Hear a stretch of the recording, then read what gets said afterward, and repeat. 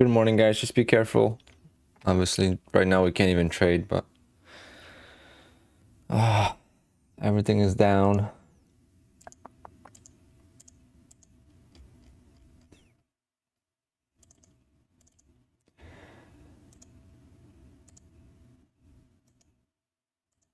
On Bullnox, it's working, but the latency is crazy.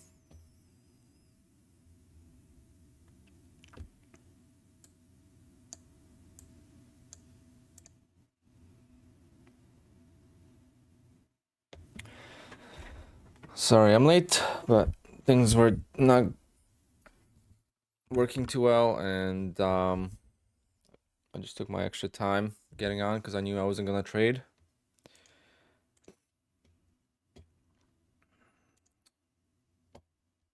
And we'll see how long that takes to get fixed. But in the meantime, we can watch my real account. So this is a real account, so the data is working fine. The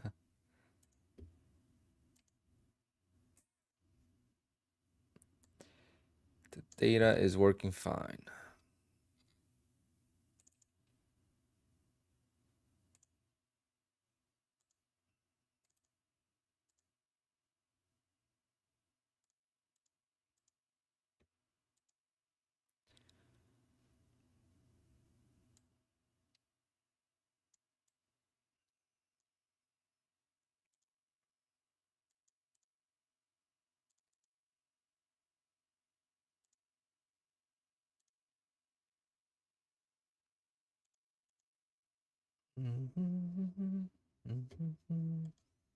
Yeah, let me know when it's back, guys.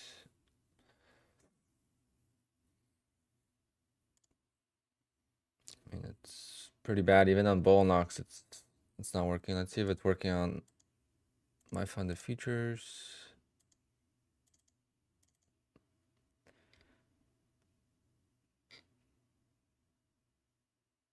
All right, so it looks like all of paper trading Rhythmic is acting up, not just Apex.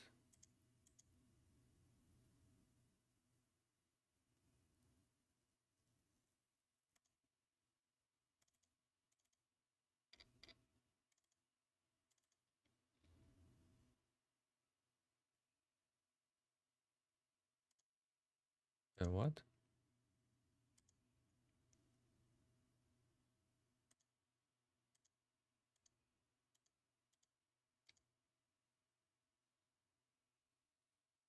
Yeah.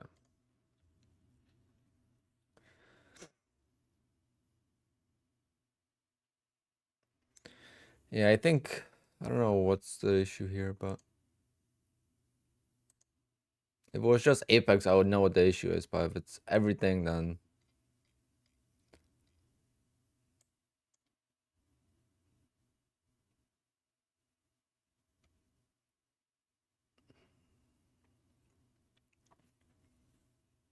yeah.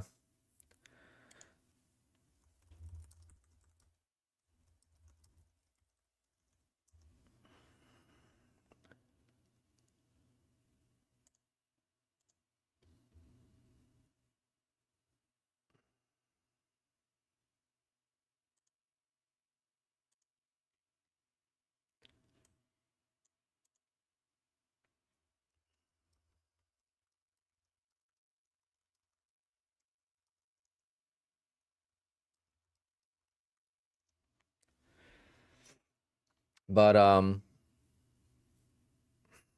this is my live account, and the Rhythmic is working just fine,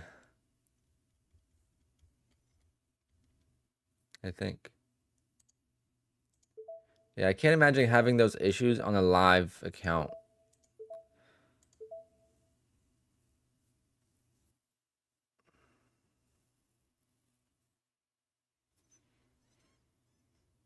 No issue with Top Step Rhythmic. Let's see.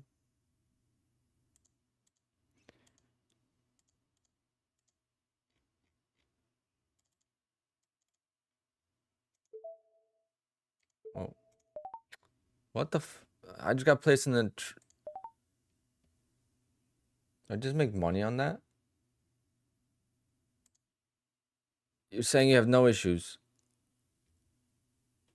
Oh. Sure.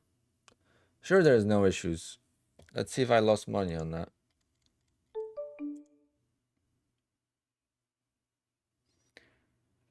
I don't know if I lost money on it. Jesus. Oh.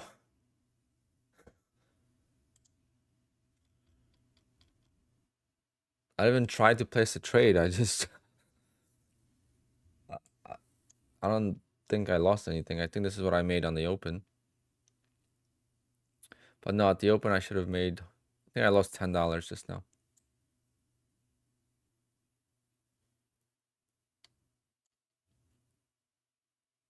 So I should have made 220 at the open. Because I made... On one contract, I made 110. So on two contracts, I should have made 220. But that's okay.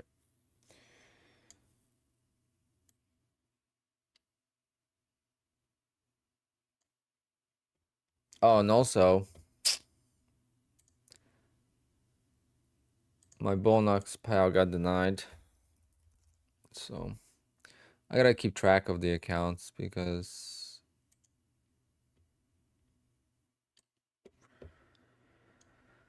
Because this sucks.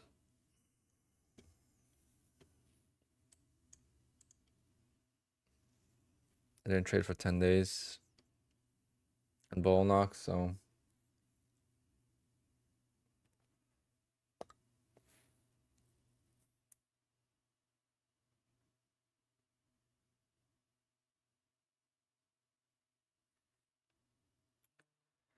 So this will not count for February, so that's gonna take out the 1500. And I am waiting for the approval from my funded futures. So unfortunately,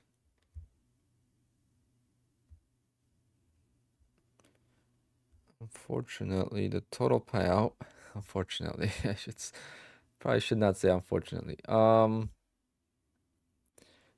48 plus 15 plus 1250 plus 3000.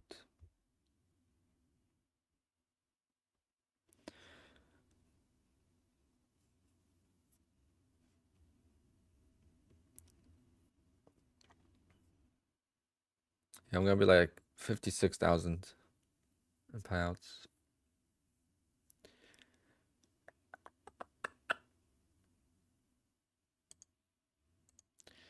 But it is what it is.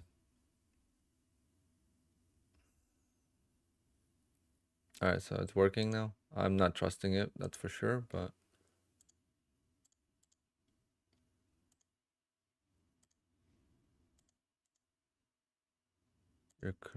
how come my top step is not working?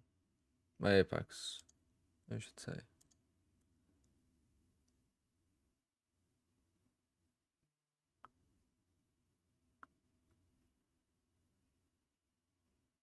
All right, just guys, be very careful. Trading.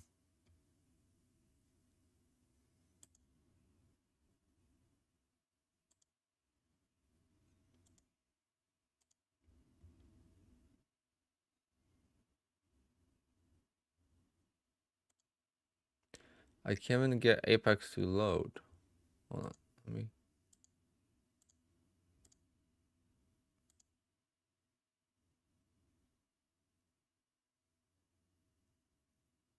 Yeah, I'm not taking a trade. I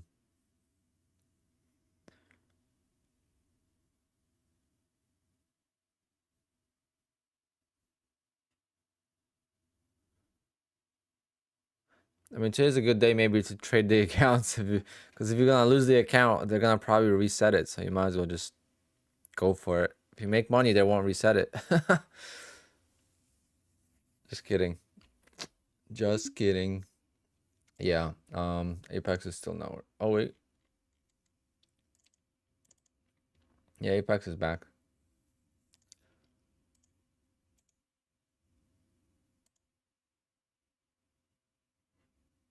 But we will not get this data, I don't think.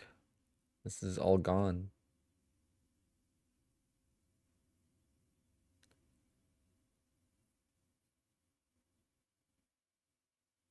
Yeah, Quant Tower. Just reset your Quant Tower connection with Apex, and it's back on. But I'm not taking a trade for at least another 15-20 minutes till the issues get resolved. Sometimes the issues come back.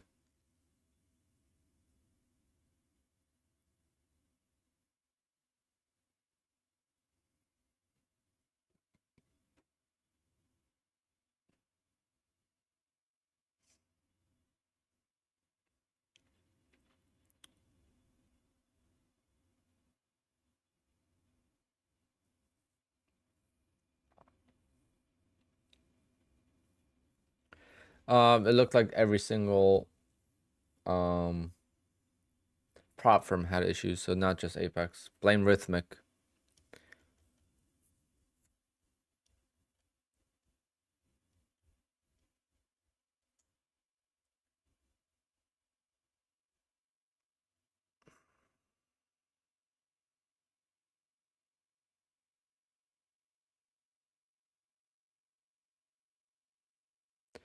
Yeah, I would assume they're gonna reset the accounts.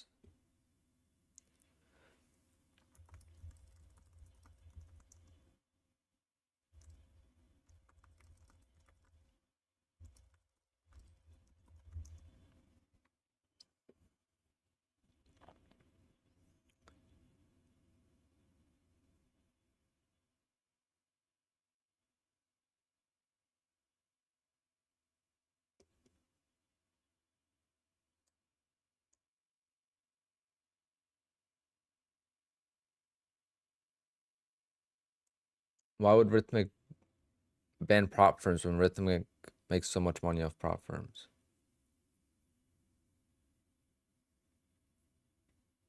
This has happened. I don't know if you guys haven't been around. This happened last year many times, like maybe 3-4 times in a year.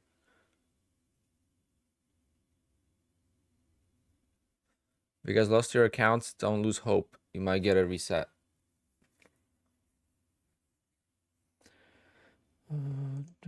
Did they ever reset my evals? I don't think they ever reset my evals from Monday.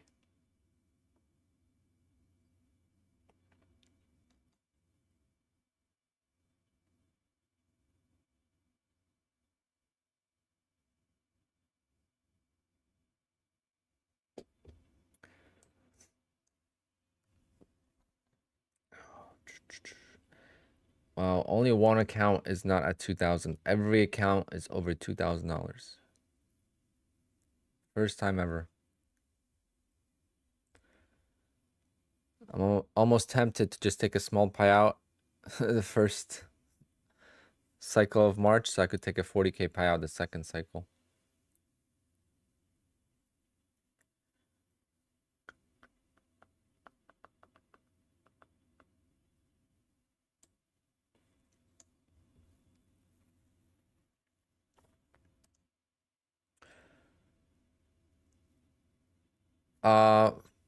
We hope that Apex resets the accounts. I would assume, but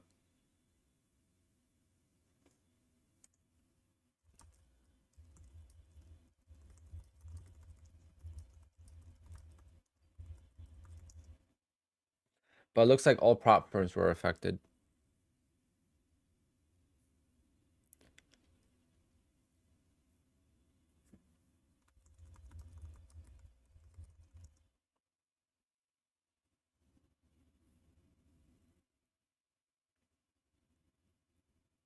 Yep, 1-day pass is valid till Monday.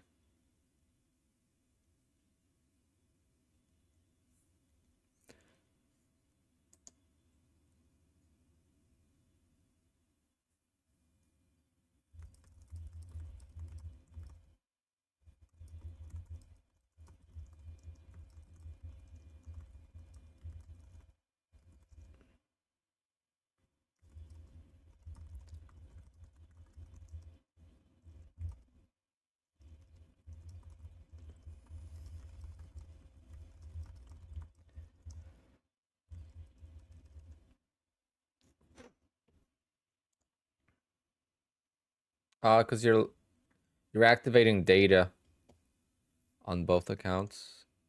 So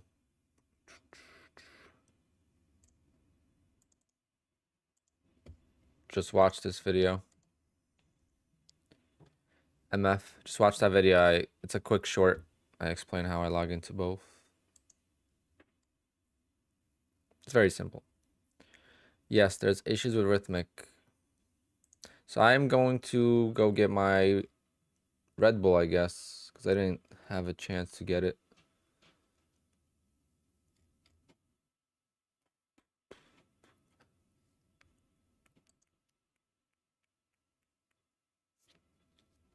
Alright guys, I'll be right back. I'm gonna go get my Red Bull, since I'm not gonna trade till they actually are confirmed fixed issues.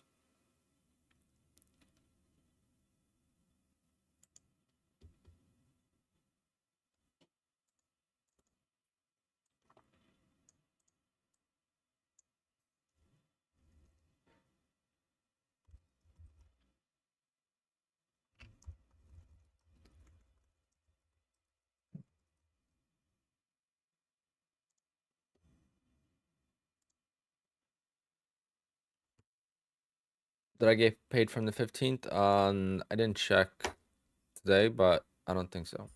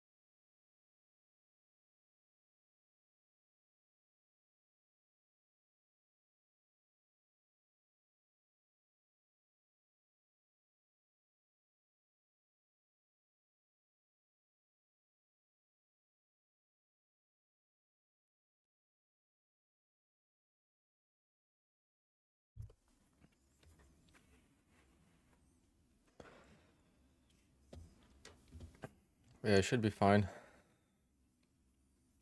I was lurking on the Discord when I was getting my Red Bull. It seems like things are fine, but I'm gonna test it on an eval.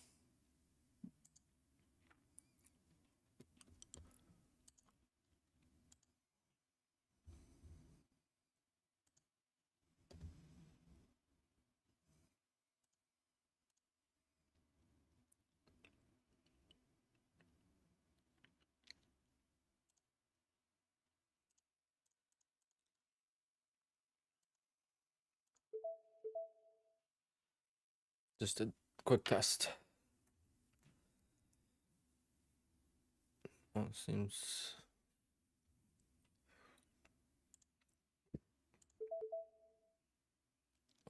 to be filling fine. The only thing is, there's always a chance of it happening again. Did I even try a trade? I just did a random trade here and then won. That's why I tell when people ask me how to scalp, like I tell them, go on the demo and start trying to get 6 ticks. Don't overthink, don't overanalyze. Just try to get, 6 ticks. See how many times you could get 6 ticks.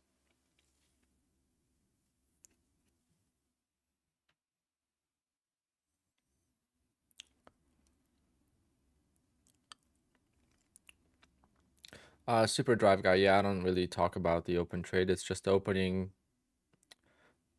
range break, but I don't really talk about it because I don't want it banned.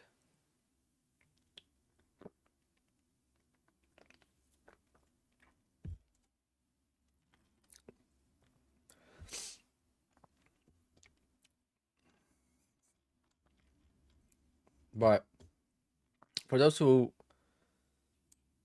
wonder how much money I make on the open, this is how much money I make at the open. $110. This is one contract at the open. What you see here is 37 contracts traded, or 36, whatever. So don't forget that. It's a big risk.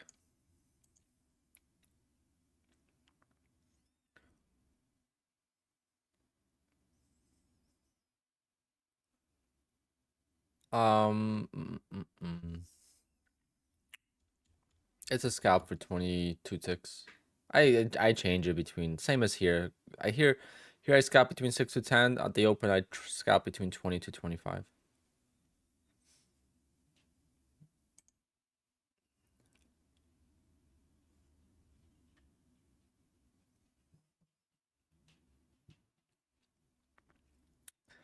How did I not get caught on a short? That's where the experience comes in.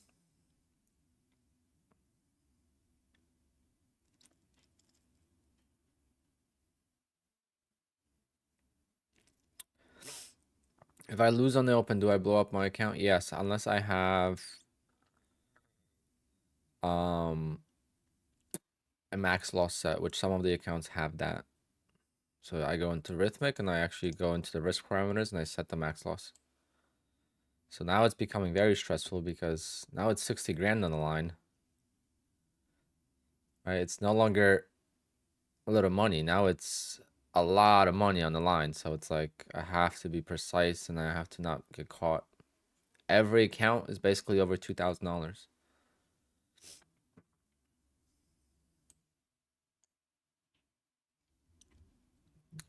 But the reason why I'm trading so many accounts, I never did that.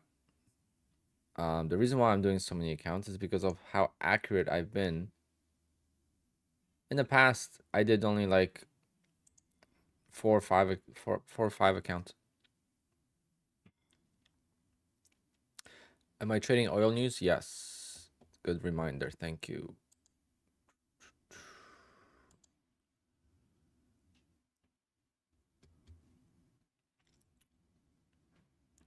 It's a very good reminder to trade oil news.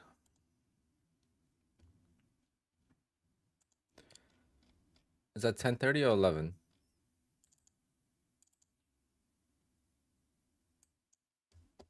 Forget. I think it's 10:30, but yes, 10:30.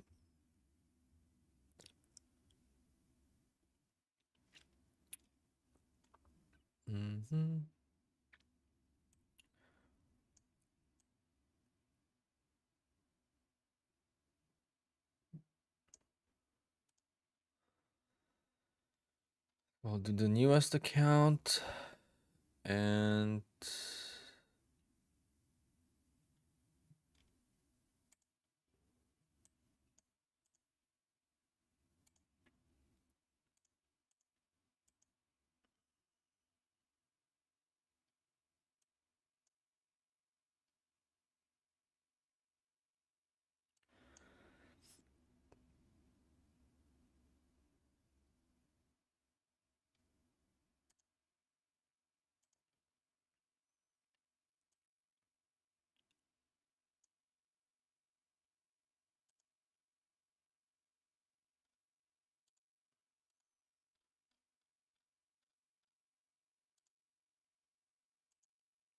I was long at the open.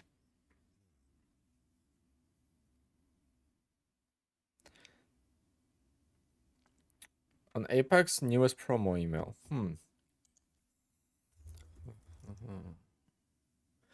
I tried 8:30, didn't work for me.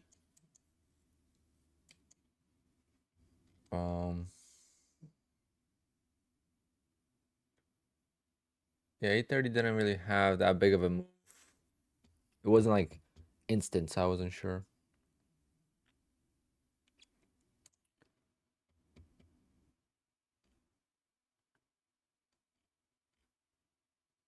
Where do you see the flipping is allowed? You can only allow 2 days.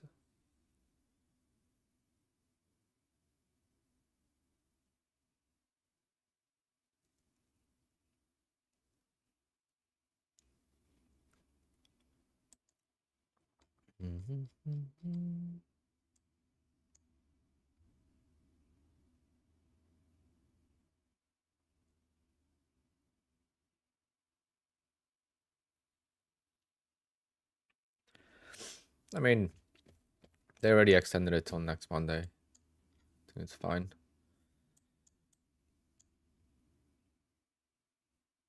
Oh, my overlays probably say that I never change my overlays. What do my overlays say?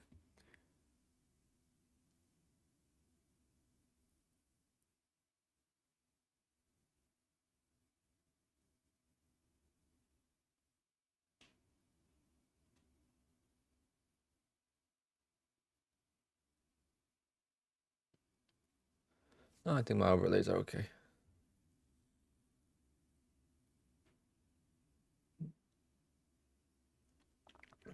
Well, flipping, yeah. Flipping evals, you don't have to do that. You're gonna pass them anyway.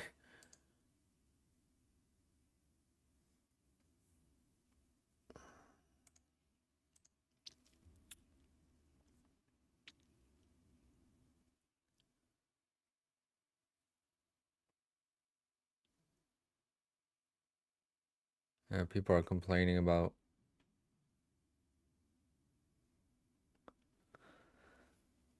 It's funny how no one ever makes money with technical issues. Everyone loses money. How is that possible?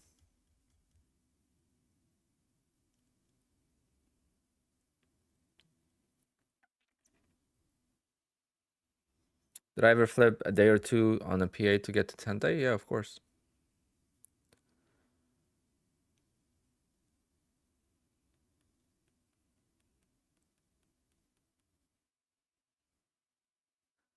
Those who make aren't complaining. I don't know. I feel like I've never made money when there's those issues.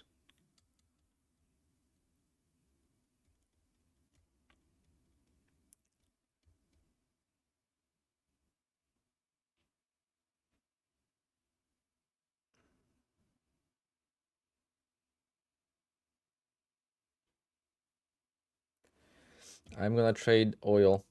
Should be oil news in 2 minutes.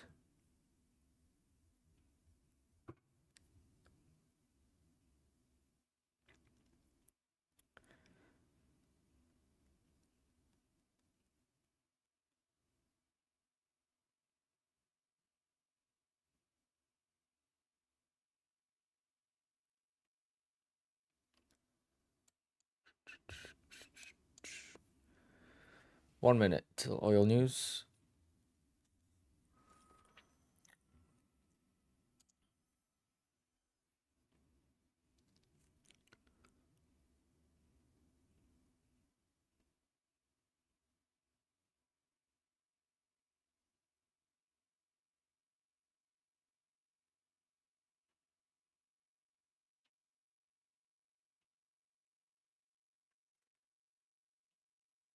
MNQ scalper, that's correct. So when you request a payout with Apex, the day you request a payout, it's gonna log how many days you have on that account, and then starting from the next day will be basically restarting of the cycle.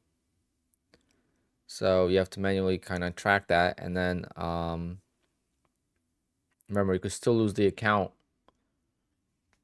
You could still lose the account if it's not approved, but you don't have to wait till approval to count the days. That's a cool thing about it.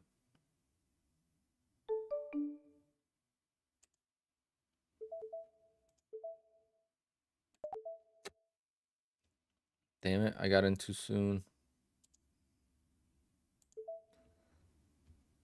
I got in too soon. I gotta get out. Come on, pop, pop, pop.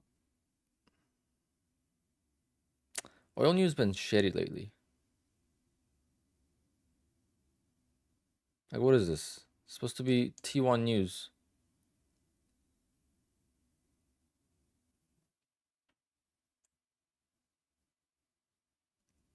Come on.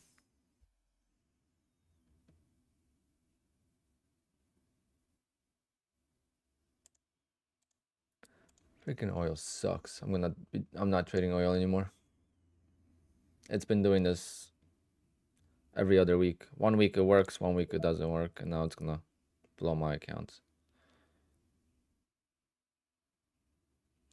Stupid oil.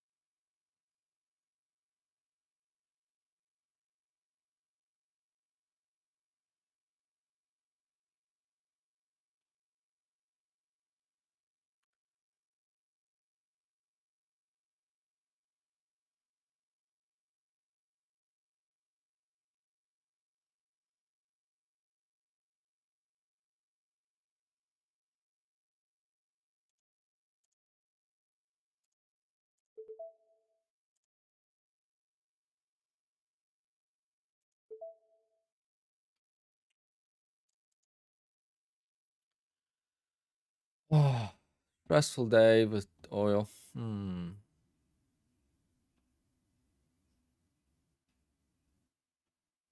Just so disappointing in the news.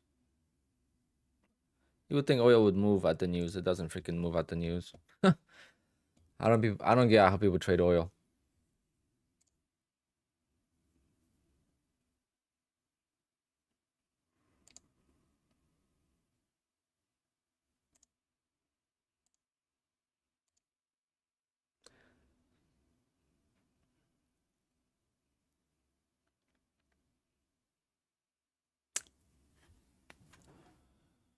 Oh.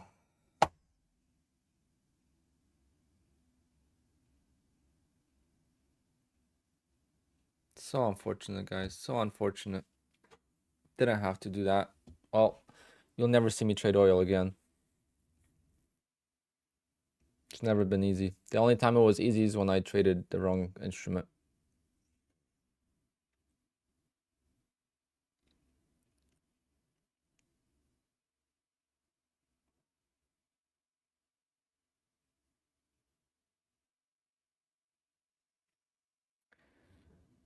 Unbelievable. To lose funded account on oil news sucks the most because I never trade it. Oh. Stick to what you guys know the best. Lesson learned. I'm just trying to maximize the potential here, so I took a little more risk, but Not to get 10 ticks. I mean, I got 9. On the most important oil news, that's just strange. But can't blame the market. Just gotta blame myself.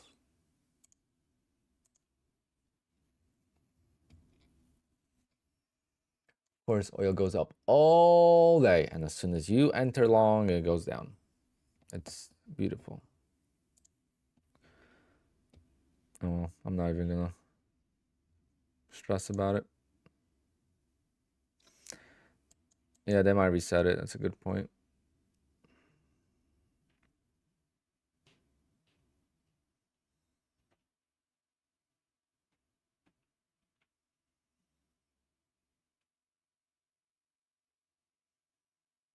Yeah, I don't know how people trade this trash. There's no volatility in it. It's like it's barely moving. But yeah, might as well blow the account faster, because if it takes too long, they might not reset my account.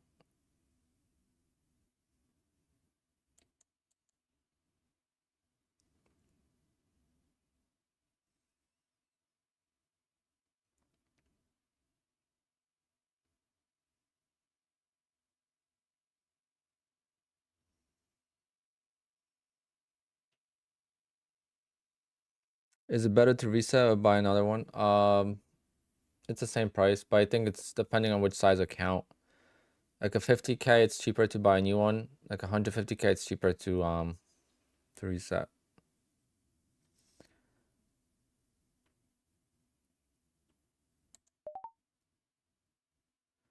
We're still in this, still fighting.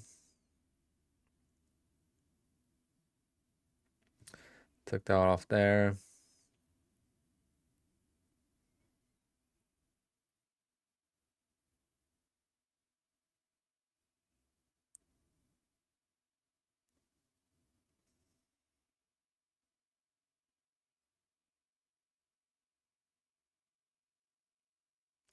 But oil inventories have nothing to do with the war, no?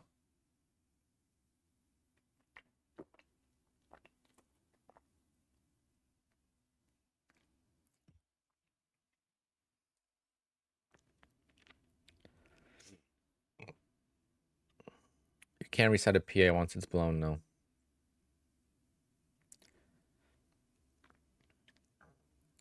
I'm hoping that that Rhythmic will reset these accounts. But I doubt it. They might check the time.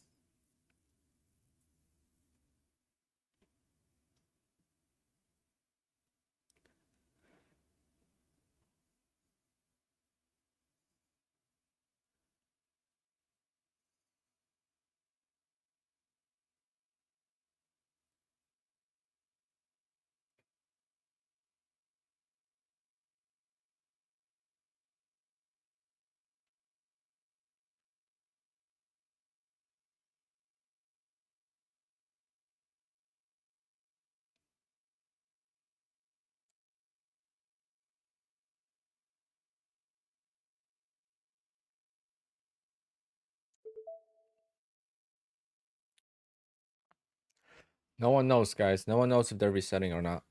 We could just assume.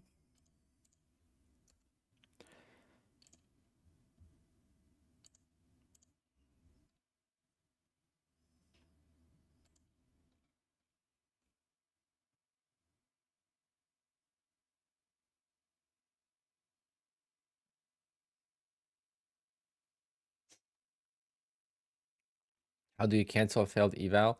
If you failed an eval today, you don't want to cancel it.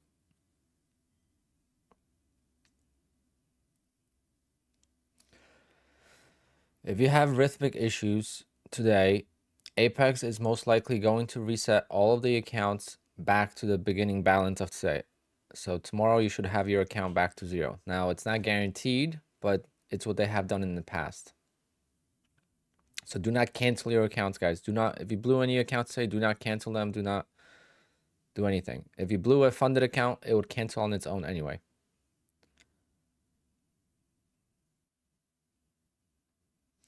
Trader Strict, there's nothing in the Discord that you need to know. The only thing that they say is that they're working on it and not to trade until they say so. So there's really not much there. They actually blocked the Discord for a bit. We couldn't type anything. Trade of 8s are fine, yes. Trade of 8 accounts are fine.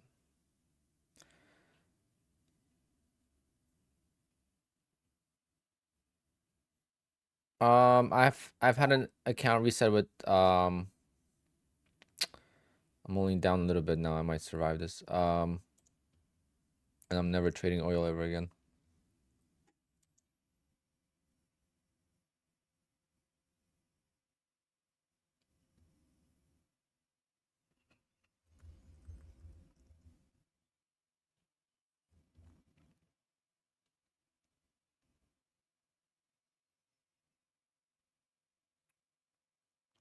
Do we have to contact them? No. If everyone contacted them, they would just, they'll get basically drowned in the emails. Did you update your Quant Tower case, Stella? That's fairly new.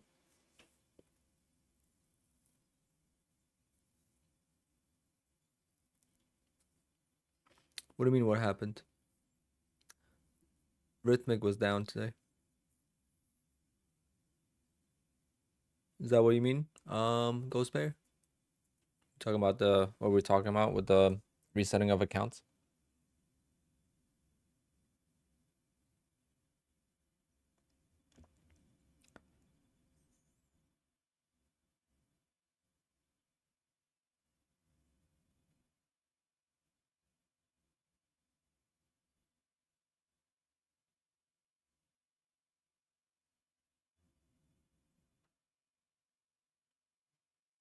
Come on, oil, just a little bit more.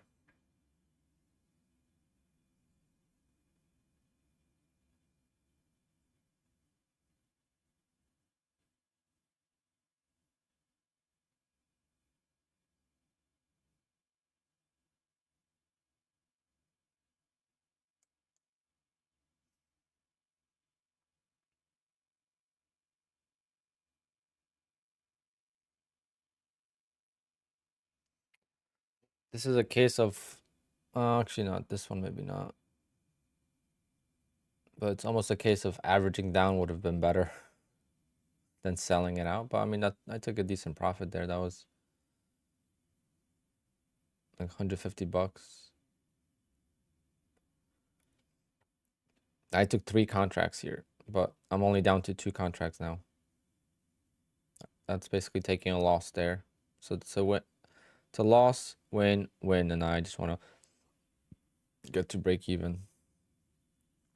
So this account that I'm down $28 on, I was up $300 on that account at the open. And I'm down 406 on this trade. So when this gets to 0, that's how you know I'm green on the trade.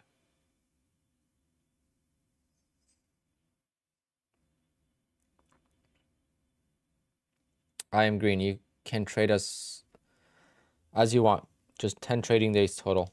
Not in a row, not consecutive, just 10 trading days total. No, if you have no issues, they're not going to reset your account. If your account's green, they're not going to reset even if you had issues.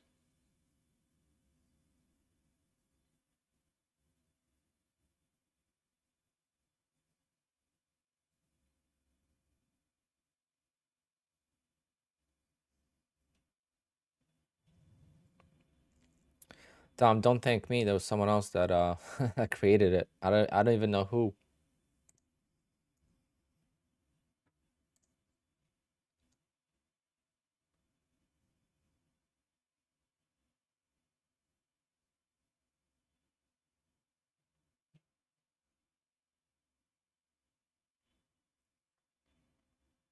Come on, save us here, oil, please.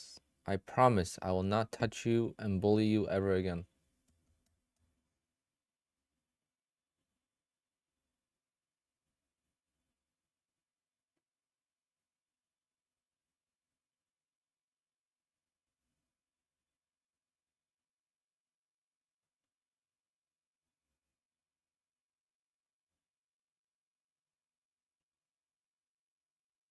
What a snooze fest. Holy crap. How do people trade this? Like, even not being in this, how do people trade this? It's like trading overnight session on Nasdaq.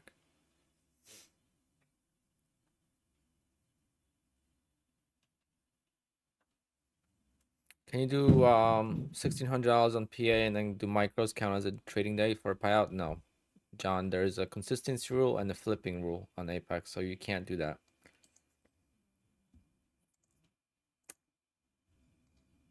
Fortunately, they don't want that. That would be too easy to get to payout.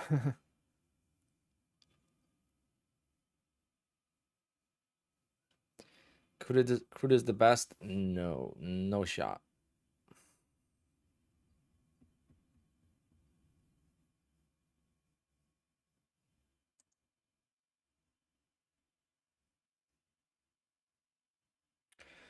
Tech 22. Not if crude had actual news and moved like it's supposed to move.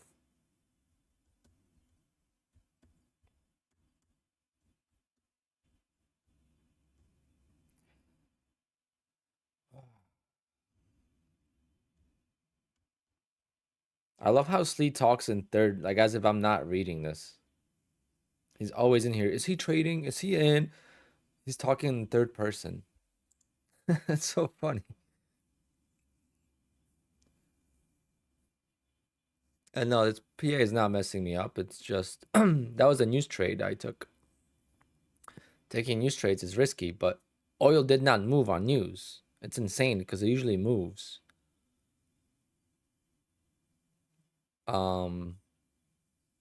Like, was it last week that I took gold? No, last week I took oil.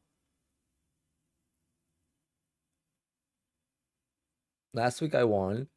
2 weeks ago it would have been the easiest win ever, but I pulled up the gold chart instead of.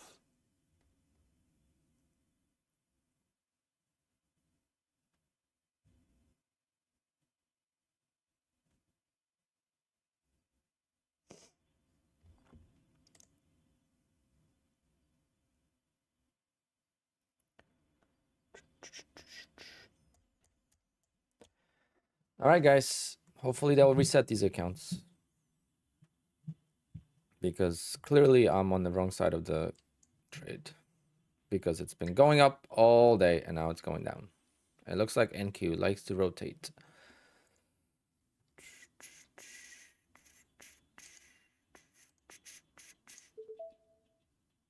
I'm gonna go trade NQ.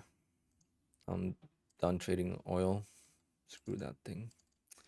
Screw that thing. And just pray that Apex resets the accounts. If not, whatever.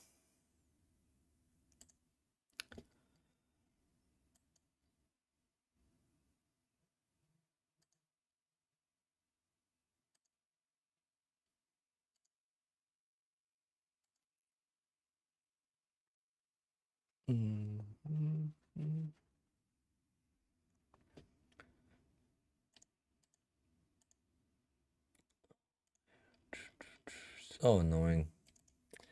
Stick to what you know, Chris. Just stick to what you know and just keep making money with what you know. When you try to push things, that's when you get in trouble. Like, I just want to lose on trades that I'm supposed to take.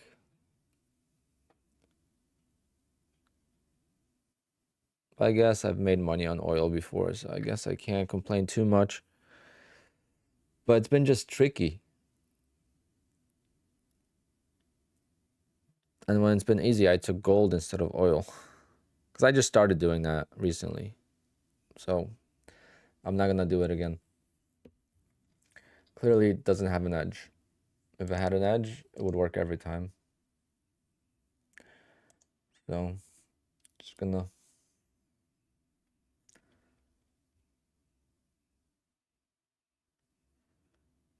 move on.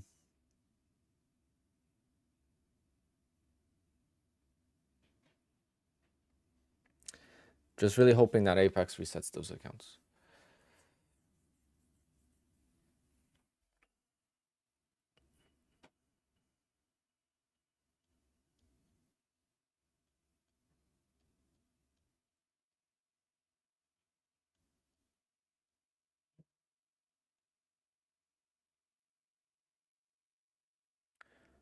It's going up again.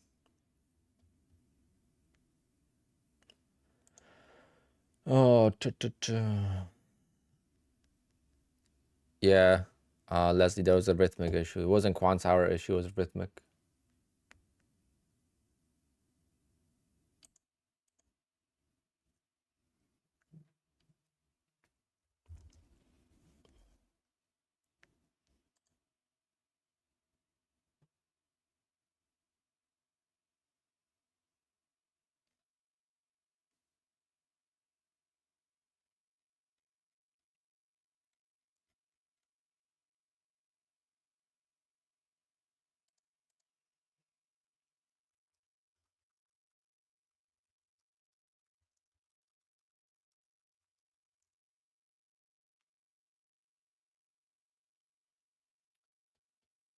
Yeah, ATR is super low on NQ. I don't know what's going on.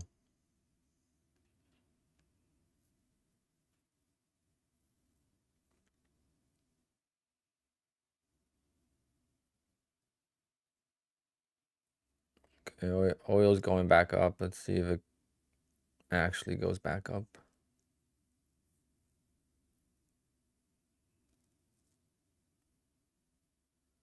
Leslie, they might reset the accounts.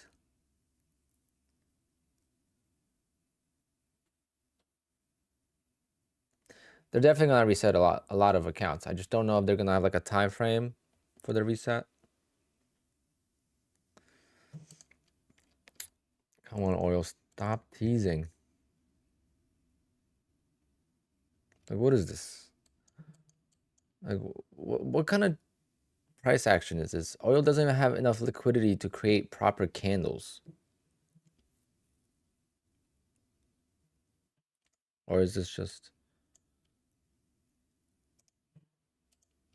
Yeah, does it look, what is these gaps between candles? You don't get that on liquid instruments.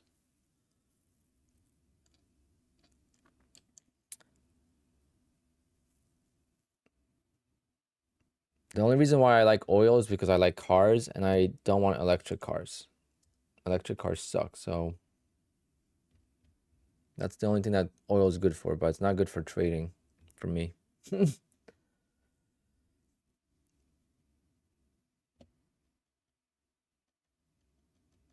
What an annoying trade.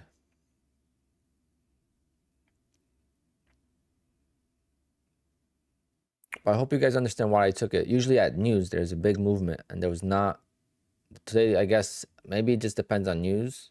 If it's good news, it moves. I mean, if it's bad news, it moves. If it's like, you know, estimated news, I don't know if it's like earnings. I don't know how it even works. Because, you know, like sometimes earnings, it's like, if their earnings come out the way they're supposed to, the market doesn't move that much.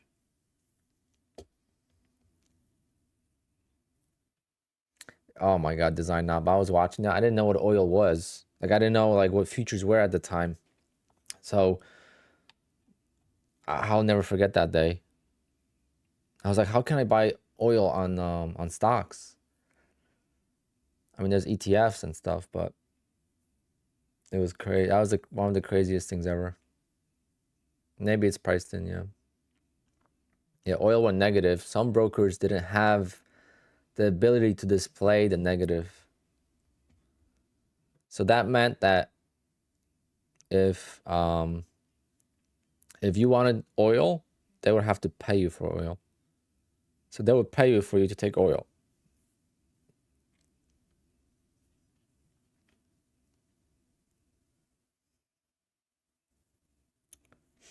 All right, we're getting very close to break even here at least.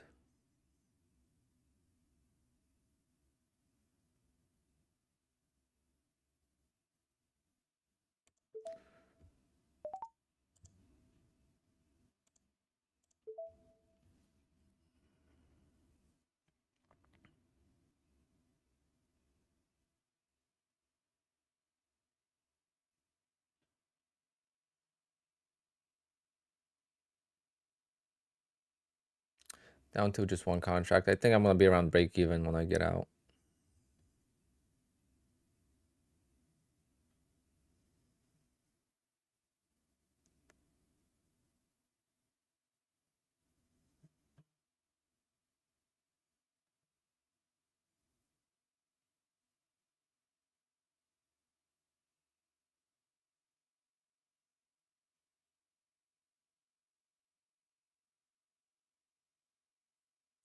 Tempted to close it, but I know what's gonna happen. As soon as I close it, it's gonna explode. The same way as NQ did yesterday.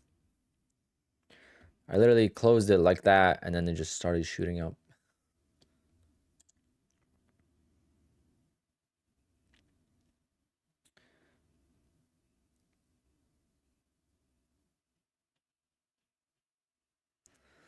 Smoke and ghost. The oil went negative. Didn't just go to 1. It went to negative.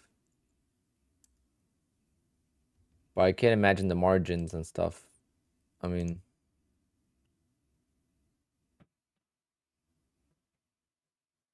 I didn't know what futures were back then.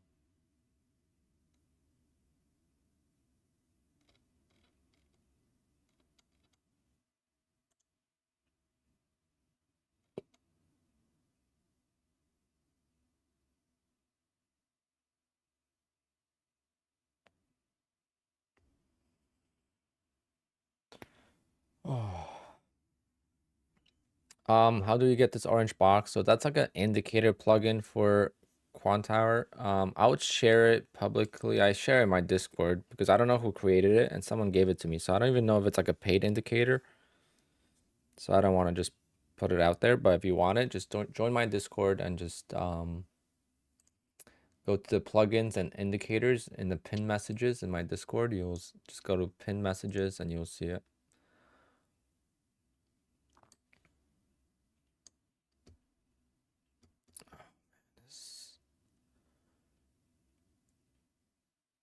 I think it's gonna work out slowly.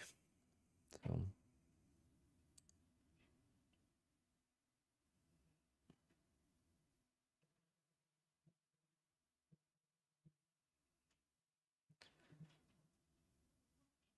Maybe I should close this account. That's green.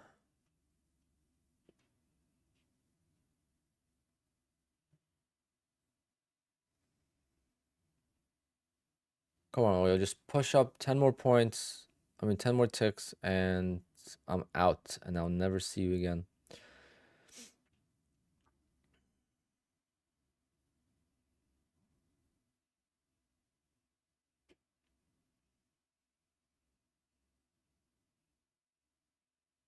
Yep, Chuck, that was crazy. But the crazy part is like a lot of brokers did not have the charts at negative, right? So people thought it stopped at 0. They didn't know it was going down. Maybe you just installed it the wrong way. Oops. I'm not sure.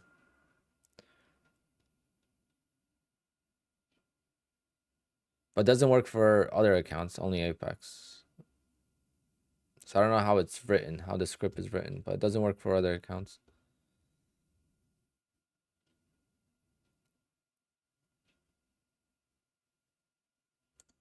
All right, I'm gonna close this account.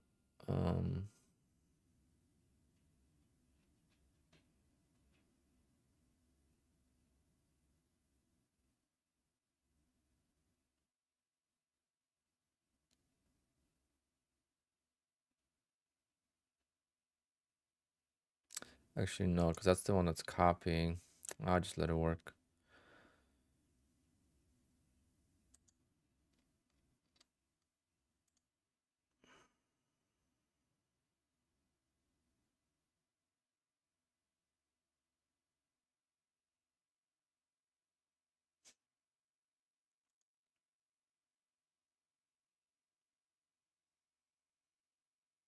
Polish power in the house. That's right.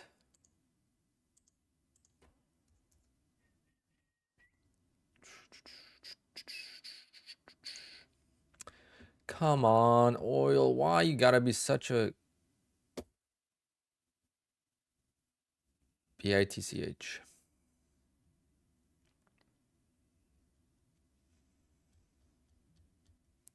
Check my thumbnail. It says Scalping NQ for Payout, not CL. Why am I trading this crap?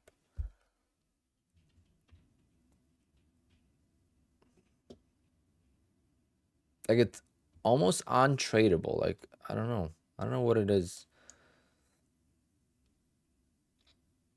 Like, I feel like I'm trading NQ on a holiday. I know one tick is 10, you know, one tick is actually $10, so it does move quite a lot, but there's not enough price movement within.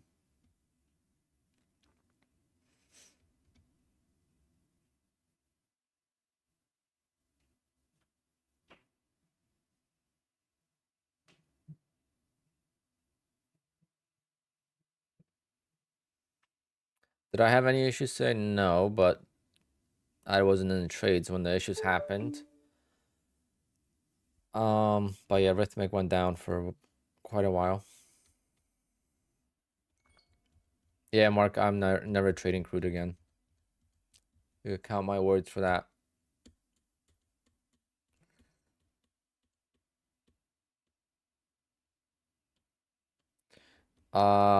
Chad, that's not good, but I hope that they fix it for you. Yeah, NQ is ripping. Can oil follow through?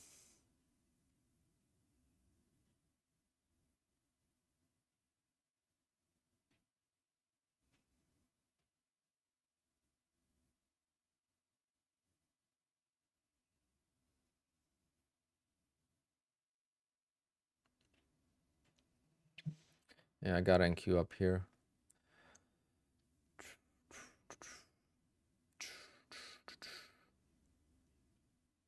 I'm gonna just close this and just freaking call it on that. And just scalp my way back out of the loss.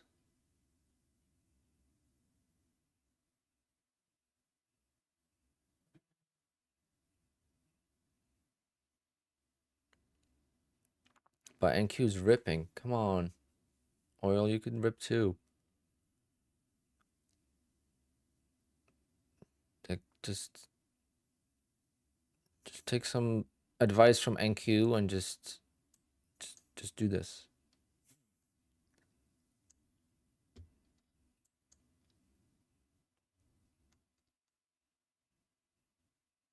I think crude's gonna make a new high by the end of the day anyway.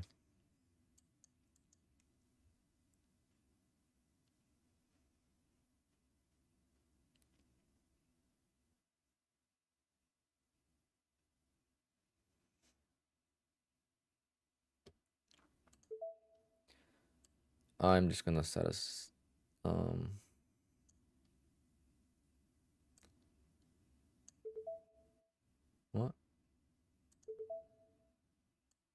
I'm just gonna set a stop here, guys. Let it dictate what it wants to do. I'm gonna count on Apex resetting the accounts anyway.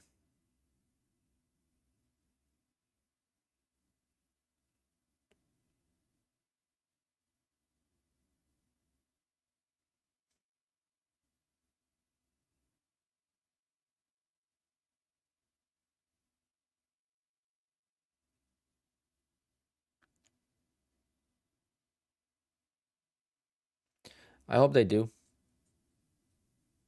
Am I scalping on the real account? Not yet. I'm just doing my opening trade so far on it. All right, crude, you are a piece of crap. Yep. Well, crude, I hope you burn in hell.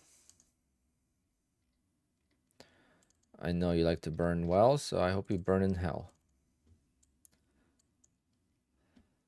Oh, God. Never want to see crude ever again. Survive that. Small loss. Let it be.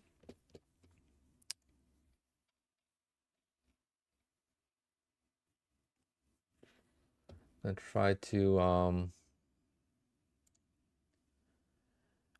make it back.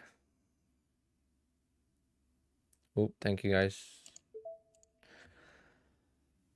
Thank you guys for that. I would have forgotten and I would have been pissed.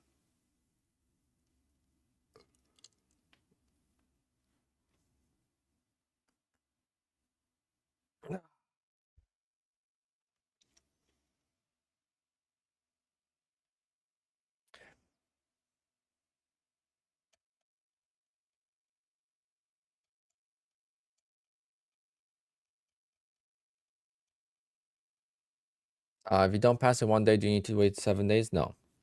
As long as you pass in one day by Monday, you're good.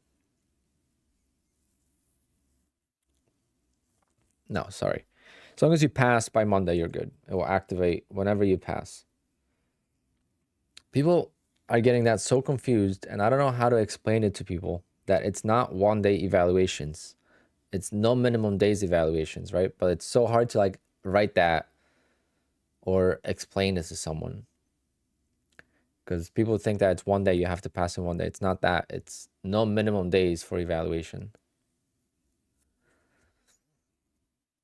Just blew up a PA account. Well, I hope that they reset it for you.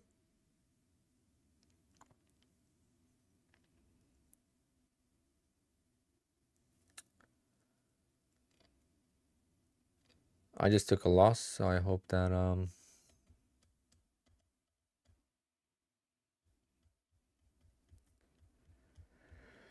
I could recover it. If not, oh well.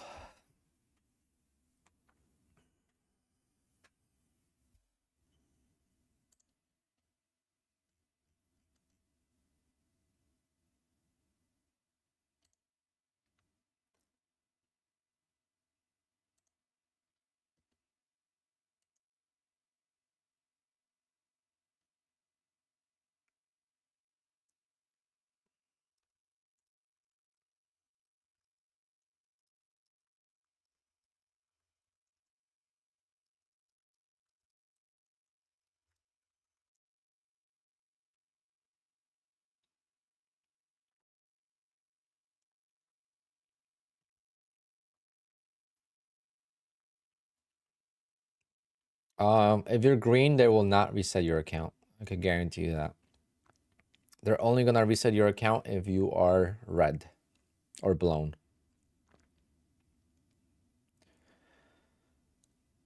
What is the average you take out from a PA before you're comfortable blowing it? I don't have to take anything out. Because I already took a lot out, right? So it's different. But I would like to take out at least one payout from each account. That's the goal. Because once one payout is taken out of the account, the account's paid for, and I had a crazy risk to reward. I risked $150 to make 2,000. That's a great risk to reward. I'm happy with that, but it's not always going to happen. Using my strategy in scalping.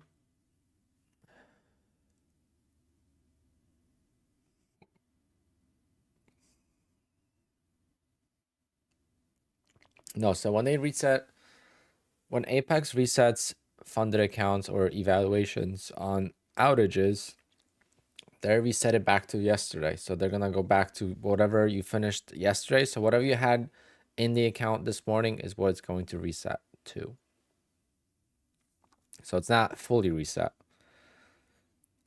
They're just going to eliminate today. They're going to take today out and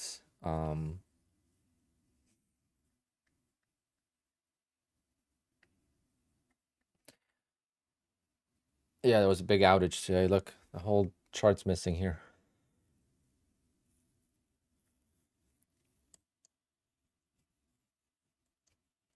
Well, I'm glad I took the loss on crude because it's going back down. I'm going to take it off my screen because I don't want to look at it.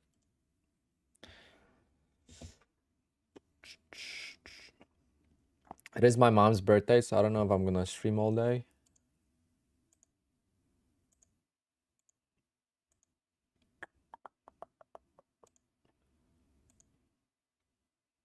Take profit trader. The no fee is ending soon. I feel like I've been getting that email for the last 2 months.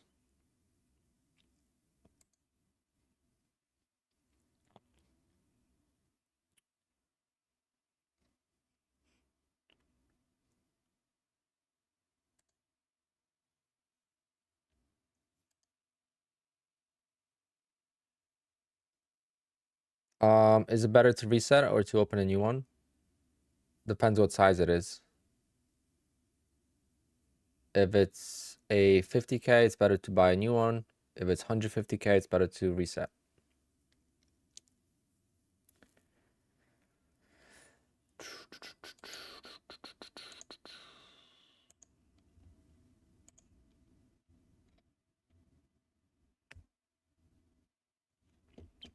All right, NQ. There was some news at 11, so that's why this spike happened. I'm going to scalp NQ in a little bit.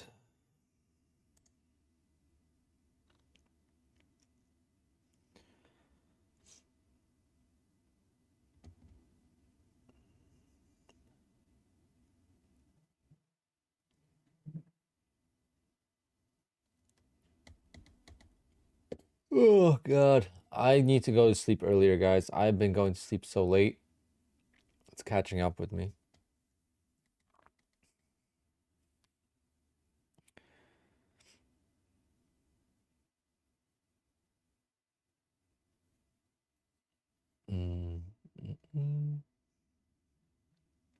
I am using Quant Tower.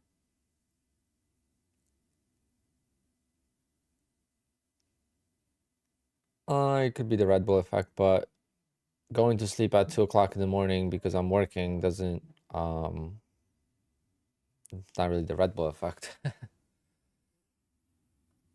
Going to sleep late is my decision. It's not Red Bull. It's not like I can't sleep. I don't actually go to sleep. But yeah, caffeine is not good for you guys. What time was the outage? 9:45.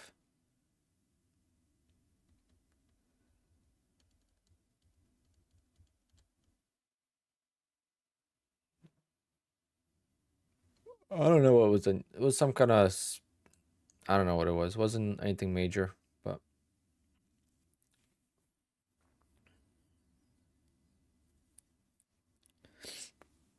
Johnny B, damn.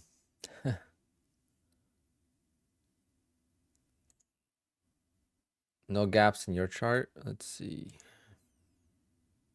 Do you guys have gap in your chart, or is it just me? Do I need to reset my Quant Tower?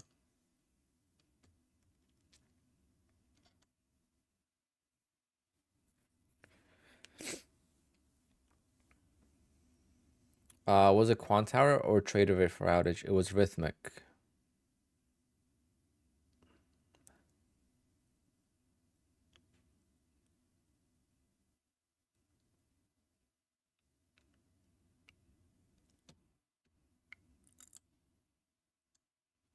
Oh, sorry guys.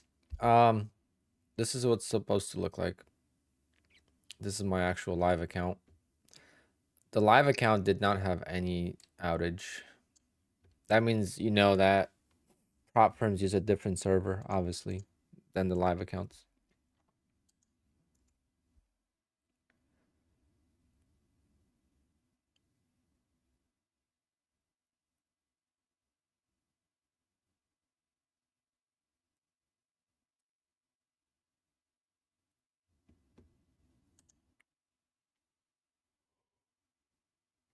Am I affected on the outage? No. Nope, I noticed it right away, and I did not trade.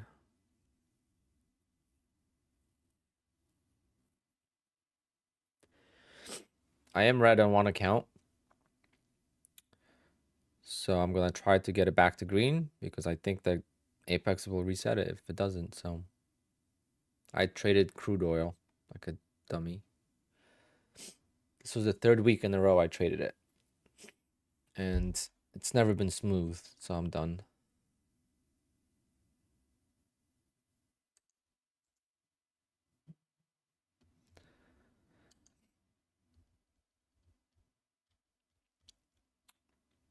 Do you stream for additional income source? Yeah. I mean, I've always liked YouTube. I've been doing YouTube. I've had my YouTube channel for since 2016, so I've been doing live streams since then, but I'm just not consistent.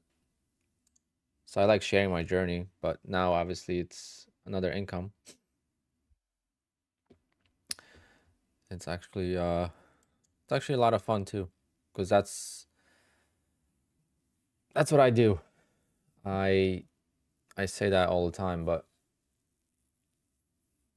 I watch streamers. That's my entertainment.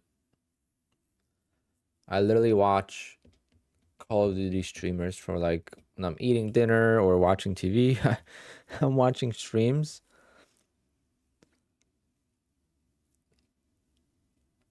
and I just enjoy it. And I trade all day pretty much. Not all day.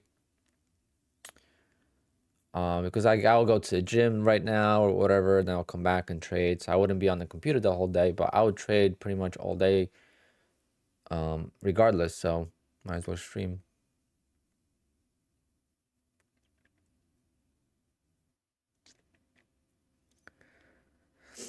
The top fives, I don't think it's gonna matter too much. If you're red, say, then hold on, guys. Come on.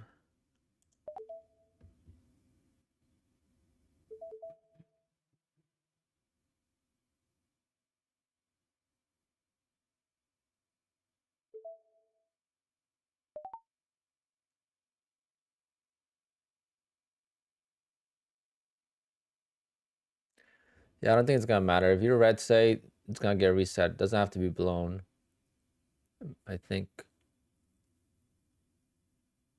So they're gonna bring it back to the previous end of day. Yep, this was a big outage. This wasn't some like random spotty outage.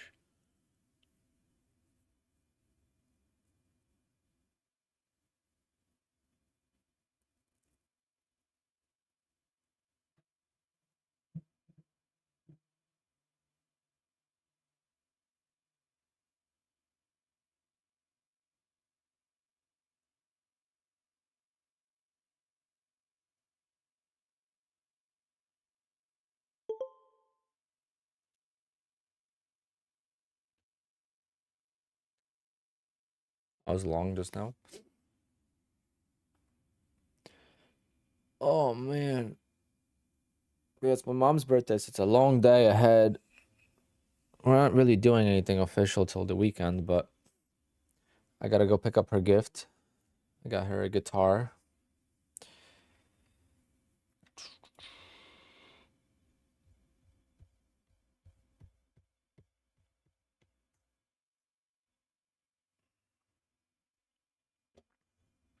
I got a haircut appointment at 6. I got an appointment with a client at 5. Just got a busy day.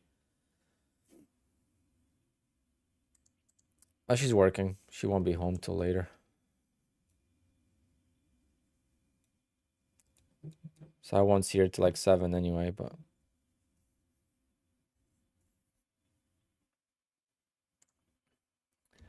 she hates my Cayman.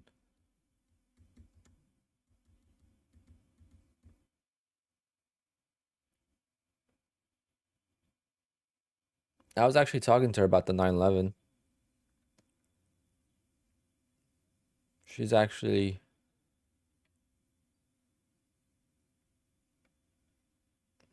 not very against it. It's pretty funny.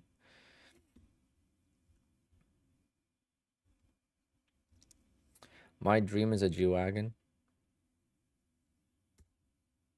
I'm not into luxury cars, so I think luxury gets boring for me personally. So, but to each their own, right? I'm a purist, so I like sports cars. Luxury, my Jeep is luxurious enough.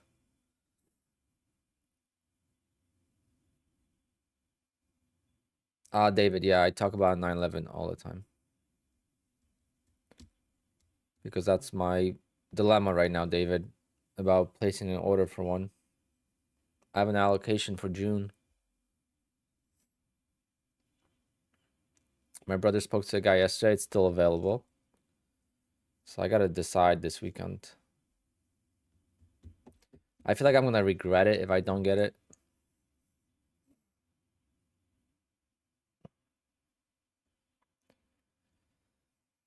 I did not confirm it yet. Still debating.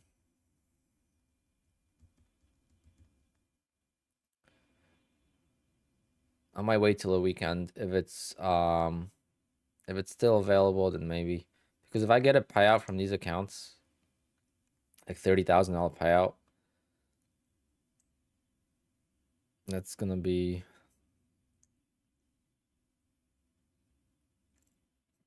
It's gonna kind of prove to me that I'm making money consistently. The 2 months where I'm just lucky, you know?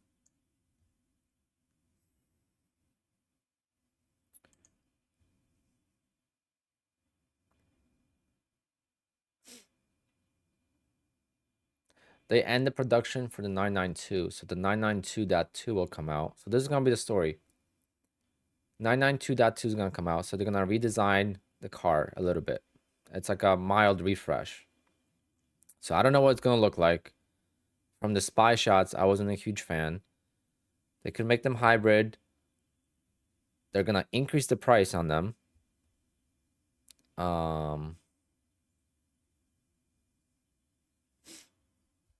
And the Carrera T is like a special edition in a sense. That doesn't come out till 2 or 3 years into the production. So like this car that I'm gonna get, if I get this one, has been out since 2020. In 2023 is when the Carrera T came out. So the last 2 years of the production. So you have Carrera, you have Carrera S, Carrera GTS. Those are like the 3 main ones, and the Carrera T comes out. But they're gonna increase the price. It's gonna be more of a demand for the car, so I don't know when I'm gonna be able to get an allocation. Carrera S is already way more expensive than Carrera T. Carrera T is more track focused. It has like less insulation on the glass. I mean, it's got a thinner glass. It's got less insulation on the, in the car, so you hear more of the car in the road. Doesn't have back seats. There's a lot of different things about it that I really like. Isn't the 718 a better track car? Yeah, like a GT4, 718 GT4, which is the same price point or less. It's a better track car, yeah. But I've been in one since 2018, so I want to change. I only go to a track like 10 times a year, right? So it's not like I go every weekend. Not even 10 times, probably like 8 times a year.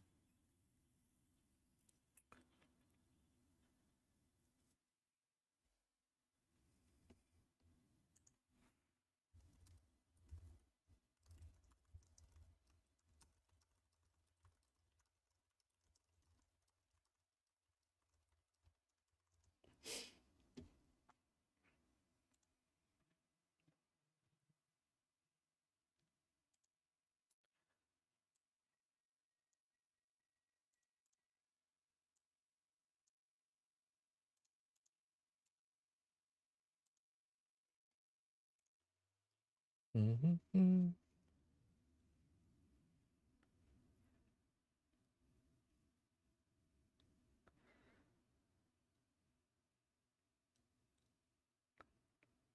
How much money do you set aside from payouts to fund more accounts? I'm past that stage, Sierra. But initially, all of it, if I needed it. So I didn't spend any of my first few payouts. I didn't really need to spend it. But so I just had an separate account, and then I had like $5,000 in there from the first 2 payouts, and I kept that, and ever since then it's just been profits. But it depends. But I definitely want to recommend getting payouts before you go to a lot of accounts, because going through a lot of accounts without getting a payout gets very expensive. It's still cheaper than real trading, but no, I started trading 2017 or 16. Like 16, I started dabbling in it, and I had no idea what the market was before then. I'll never forget, like, my boss used to talk about, like, when Disney would have earnings, because he used to go to Disney all the time, so he had a lot of shares, I guess. I don't know. I was so confused. he would always tell me like, oh, Disney just had earnings. I did this, I did that. He was investing in it. And I didn't even know what a share was of a stock. I couldn't grasp the concept. What is a share? Like, how does it work?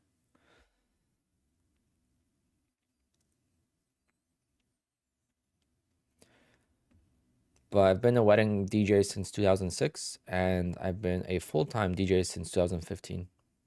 And that's when I went full-time DJing is when I started to discover the market because I had more time on my hands. If that makes sense.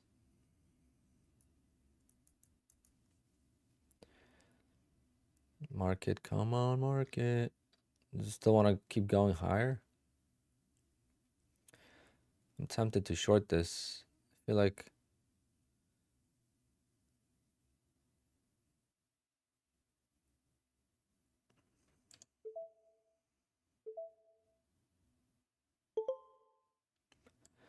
four tick.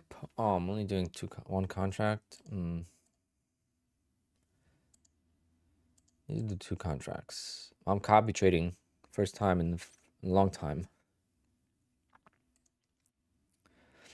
For the account that's at 54,948, are you withdrawing the whole 4,900? No, just 2,000.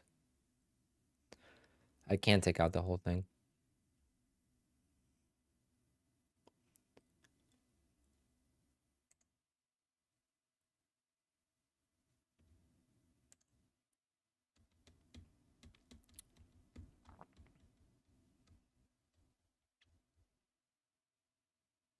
Yeah, requesting a payout is much earlier, Carolina. So you'll be able to set up your payment method after, because they don't send out the payment till way later. Like today's the 28th. It's a leap year, so we have the 29th tomorrow. And then I don't know when we're gonna get our payouts. Monday or Friday. But look, I'm gonna get a payout on Monday or Friday or Monday. So the 1st or the 4th. And then I'm requesting a payout on the 4th or the 5th. So it's like I'm getting a payout, I'm requesting a payout, I'm getting a payout, I'm requesting a payout, and it's just a constant payout cycle, you know?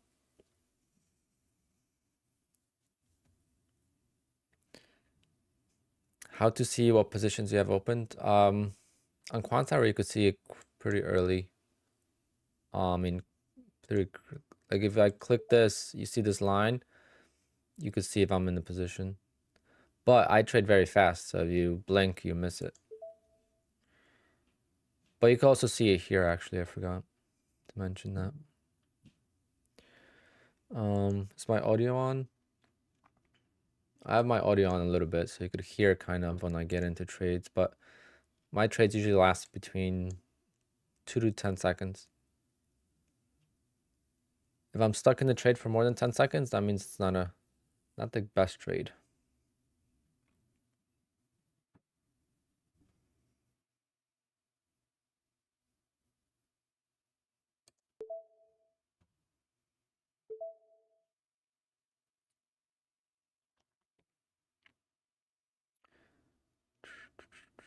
I'm betting short here.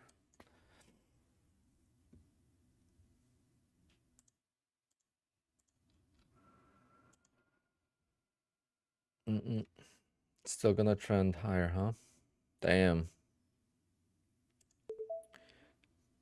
Come on, fill me.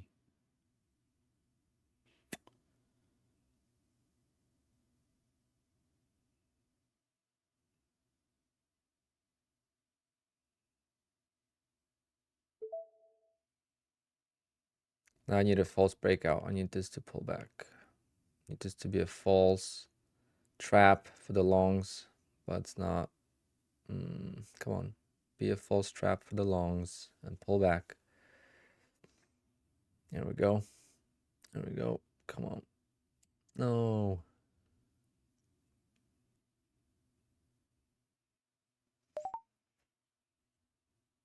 That's it. That's what we wanted.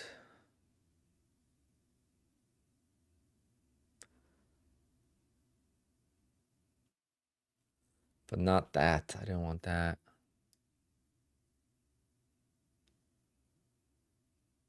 Really?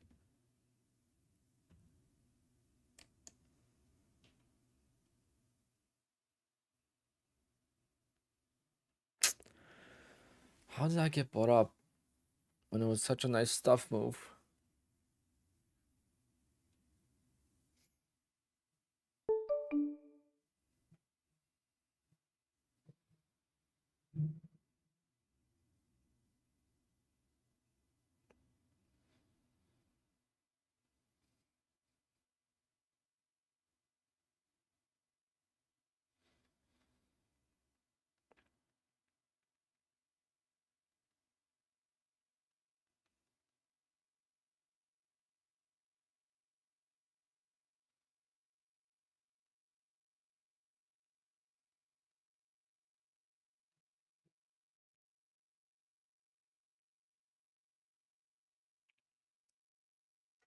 Damn it.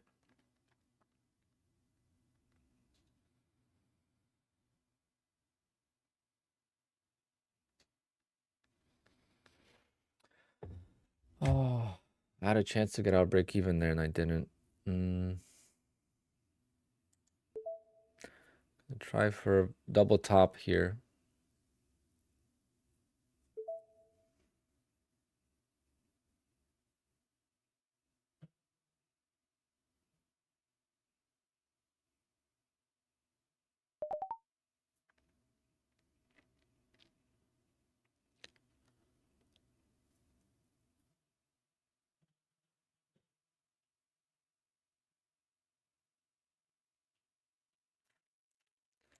Getting bought up like crazy.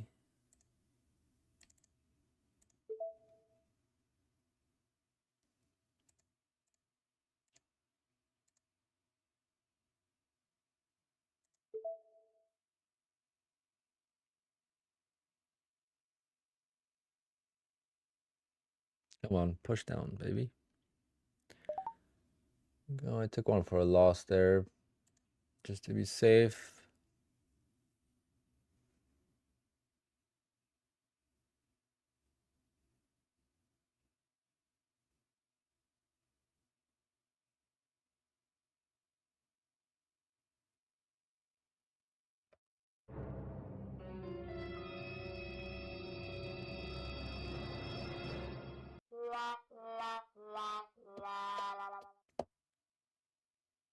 Great.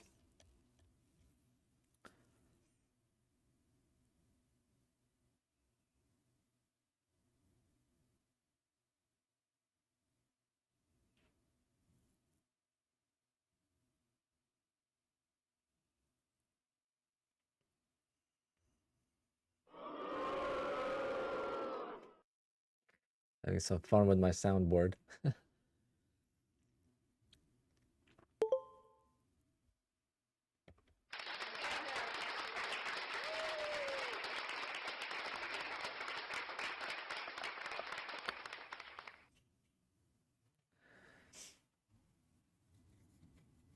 That was a pretty textbook way out of working out of a trade.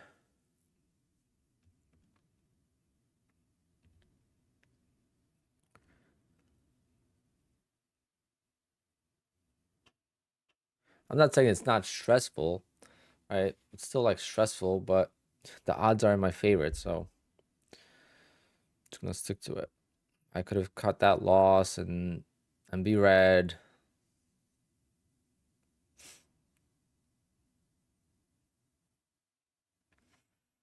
Long-term thinking. Marvin,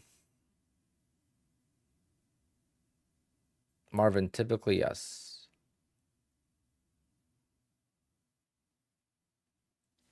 Some accounts are like not the ones I'm trading right now. But like some of the accounts that have bigger balances, I do have a stop loss on them, so they won't blow in one day, but they'll get depleted pretty badly. Like these accounts have a stop loss at 52,600, so they will always get a payout. Even like this account, I should set that. You know, just have $1,000 loss here. So I'm gonna do that. I'm gonna set this auto liquidate to minimum account balance, and I'll just do 52,700. So when I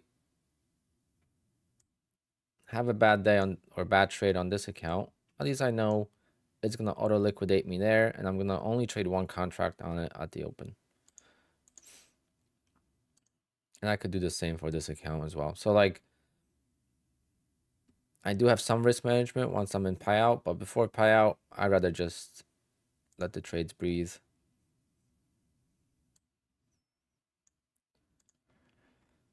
They posted on their Discord. How am I doing my live account? I am up $200 on it. $232. I started with 4,000. So in 2 days, I made $232.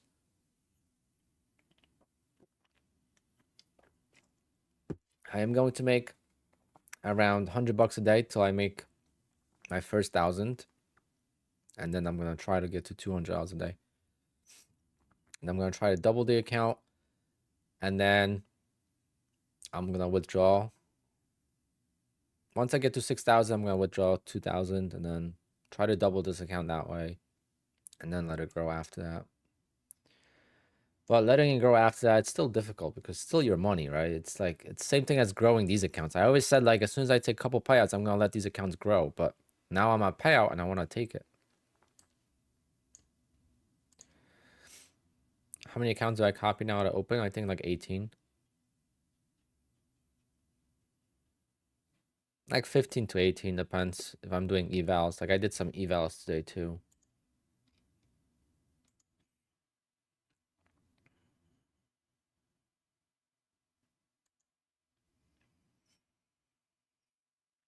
I did one.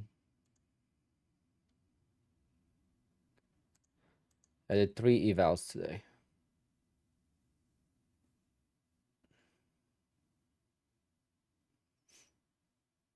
I'm at $2,400 in my 150K account.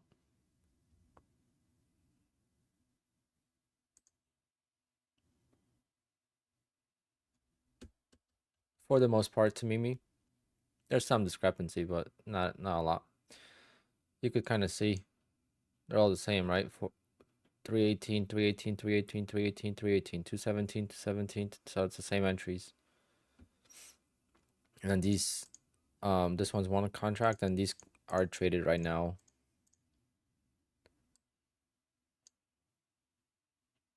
But like this account, I was up like $300 on it. Now I'm down $100 from the high.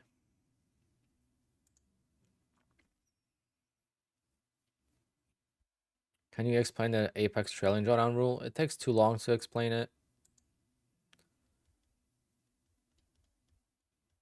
And I'm glad I'm out of this trade. I need to make a good, simple video on the trailing drawdown.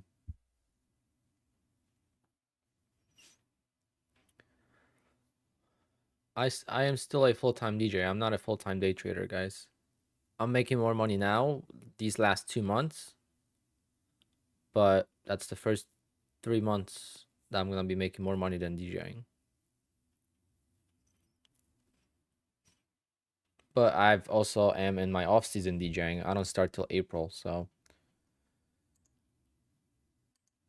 But I don't have any, like I am not going to beat.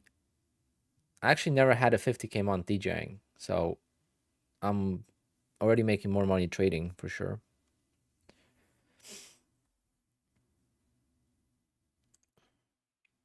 How much do I make in DJ? I'm not gonna disclose exact, but over 6 figures.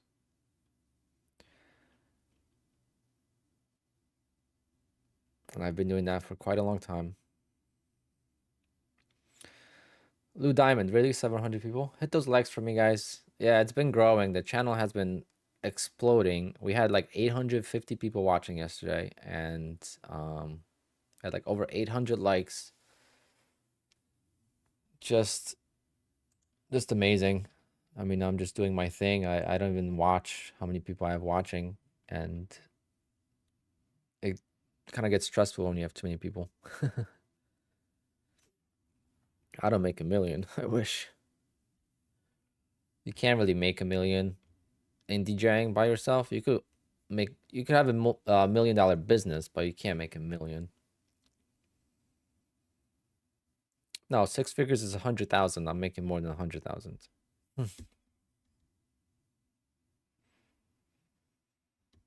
I feel like when people say 6 figures, they assume, because 6 figures could be 100,000, or it could be 999,000, right? I did get a free gift. Yes, I did not receive it yet. Let me see. When I track it, track your gift. Shipped, tracking number.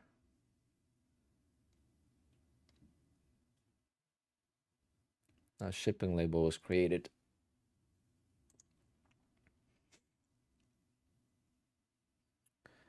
I ordered a long sleeve white, something like this, but with the Apex logo.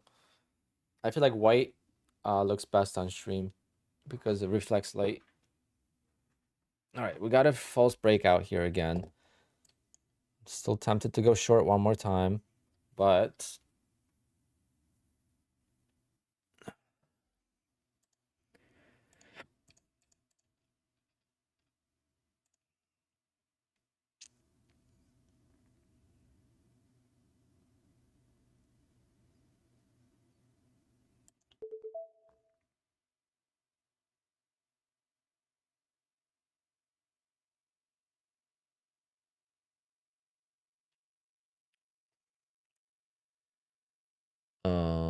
again, wrong. Alpine, what's going on over here? I got to go back to one contract. I can't keep doing 2 contracts and 2 accounts. That's too risky. See how I like adjust on the fly? So like now I'm going to go back to 1 account because I'm not scalping well. I wanted to wait for that push, and then it did that push and dump. So I just hit the button. I should have waited for that because I would have been out already. I've been impatient for waiting for that counter trend.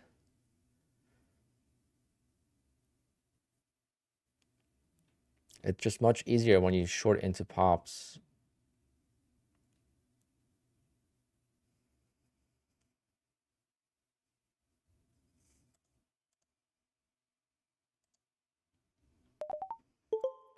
Okay, I was going to change it to 1 contract, but yeah, I'm going to trade 1 contract now. 2 contracts is just too dangerous for me.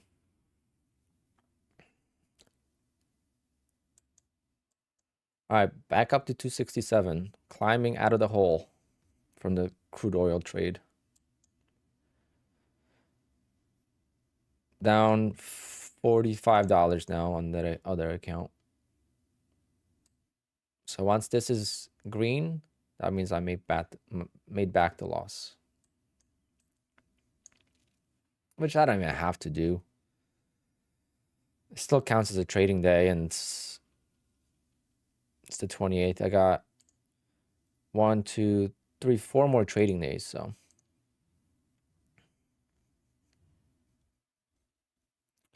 I guess my goal will be to get all the accounts over 53,000 and then see how many payouts I could get, because I don't know how many, I have no idea how many out of these accounts will actually qualify for a payout.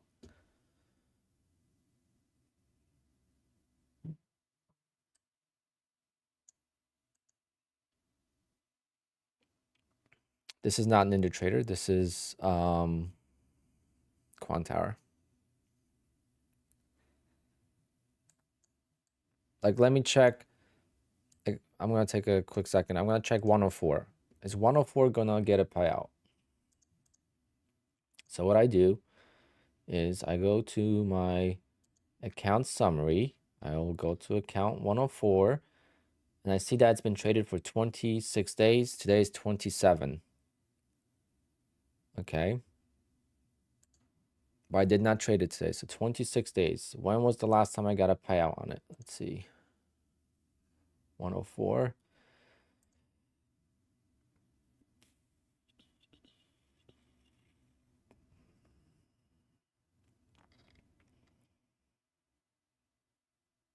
I got a payout on 12th day. So since I got a payout on the 12th day, and right now I'm on 26 days, that means I've traded for 10 days. So this is definitely a payout. I don't have to trade this account anymore.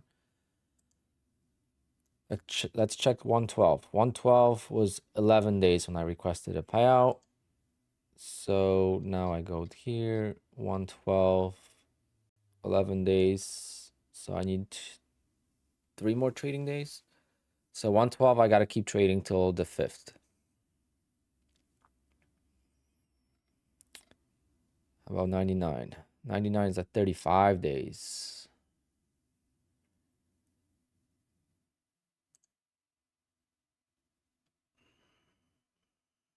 So like 112, I got to keep trading. So that account could get pretty solid balance. 99, 20.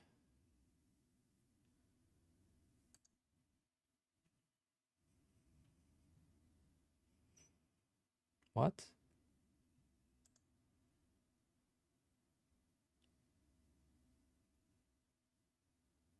30. Yes, like 99 is not going to get a payout. 99 is only on day 6 today. 7, 8. Oh no, it could get a payout. Okay. So it'll be 10 days. So I gotta trade. I basically gotta trade every single account till the 5th, just to be sure. And then what I'm gonna do is at midnight, I'm just gonna go into the payouts and see which one qualifies. So like last payout window, when I requested payouts, I requested some on the 20th, some on the 16th, some on the 15th. So see, like I spread them apart into 3 days. So 15th, 16th, and 20th. The previous payout was on the 1st, on the 2nd, and on the 5th. So whenever the account's ready for payout, I just take it. So I usually request payouts on, but you see that I request payouts on the last day, the 20th or the 15th all the time, or the 5th, I should say. 5th. So if your 10th trading day is on the 5th, you could request the payout still.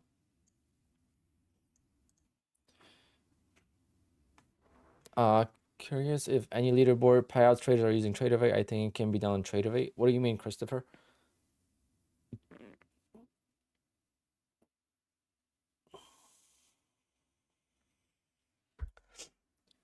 Wait, what? You can make a day column in Rhythmic, and every day you trade out. Oh,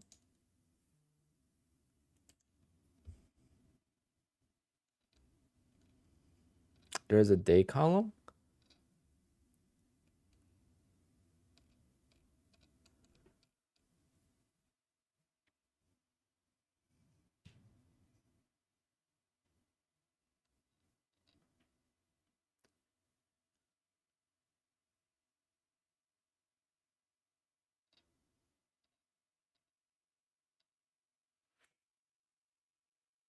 What do you mean make it? How can I make it?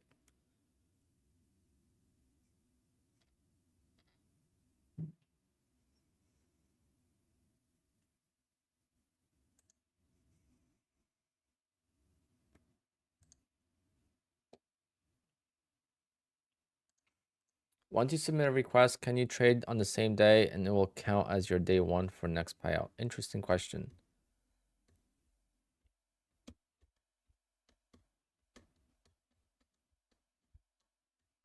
Yes, you can. If you think about it, when I request a payout today, it counts only yesterday. It doesn't count today, right? So when you request a payout, it's gonna count whatever you're on right now. So if I was on day number 14 today, and I requested this payout today, that would be number 14. But trading today itself is day 15. Obviously, it gets updated after 6 o'clock.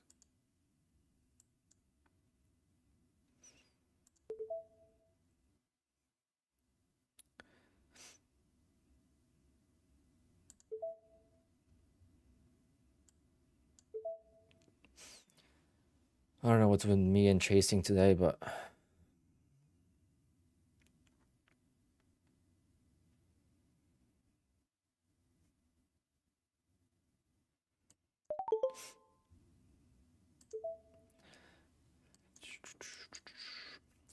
See, guys, 6 ticks, baby. I'm gonna get a license plate that says 6 ticks.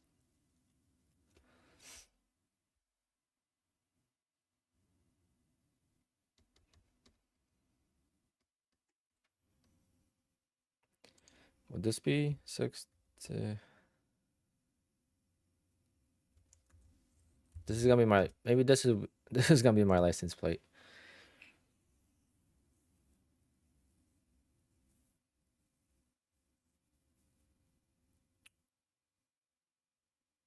What do I use to monitor the drawdown?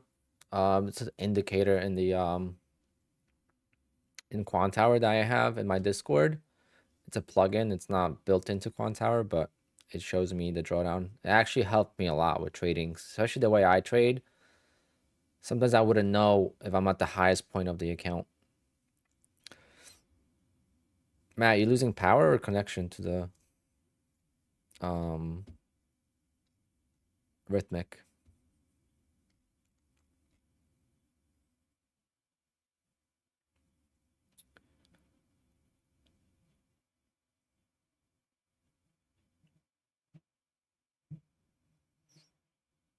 When does the trading day exactly reset? At 5 p.m. If Alpine is available for the license plate, I'll take that. That's gonna be number one. Number two, it's gonna be something related to trading.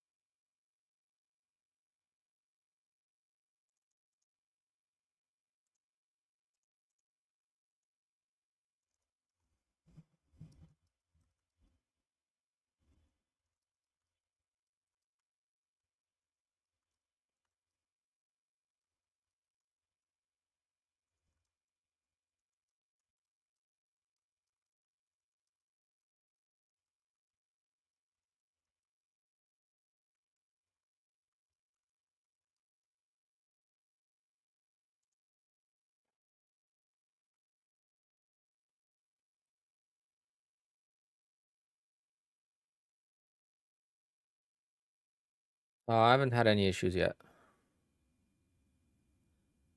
Is there any Ninja Trader add-on? Not that I know of.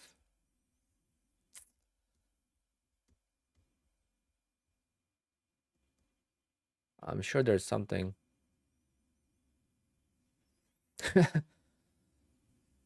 NQ Bully. I don't know. I feel like I'm chasing. Like, look, like why am I shorting this there, right? I should be shorting it up here. I'm so eager to trade and get back to green.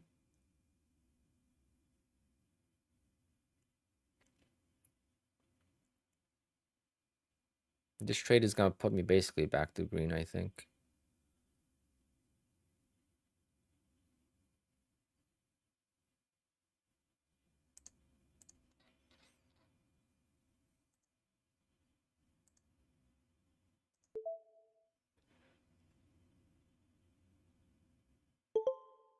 Yep, $6 in the green. Okay, Apex will not be resetting my account.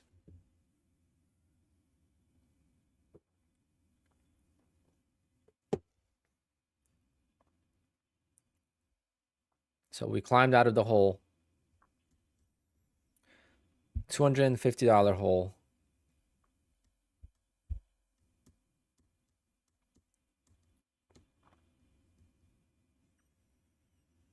Yeah, it's so tough to trade this. That's why I'm just going for 6 ticks. I mean, the ATR is at 6.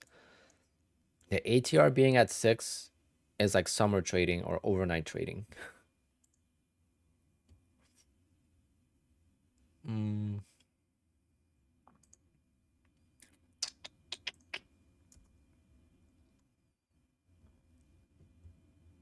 But is this gonna roll over now? What do you guys think? It's been trying to go higher. It's been suffering. I feel like it wants to roll over a little bit. Or at least trap shorts first. Before it could go higher, I think it needs to trap some shorts.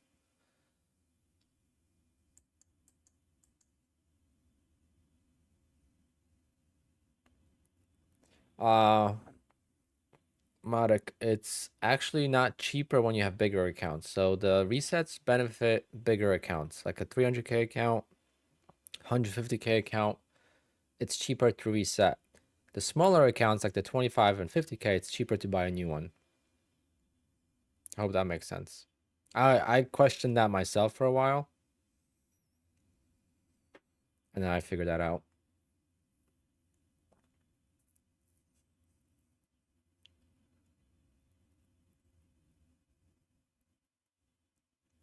My average true range is only last 10 candles. So it's not, it's a 10 SMA, so it only counts last 10 candles for the, so it doesn't include the overnight session. If I make it longer,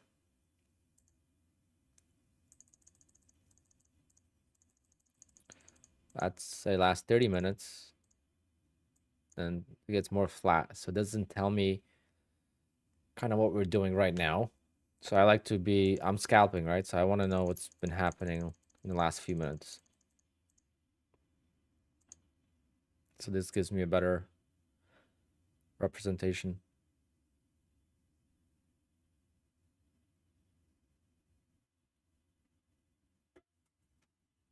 It's more so to be aware of the very volatile moments where it's like you don't realize how big of a range it really is. What's my stream number right now? What do you mean? Amount of viewers? 730. But hit those likes for me, guys. Don't forget to hit the like. That helps a lot. Tomorrow will be wild. In what sense? What we got tomorrow? What's the news tomorrow? I forgot. I checked on Sunday. I think we have 8:30. We got GDP, personal income, personal spending.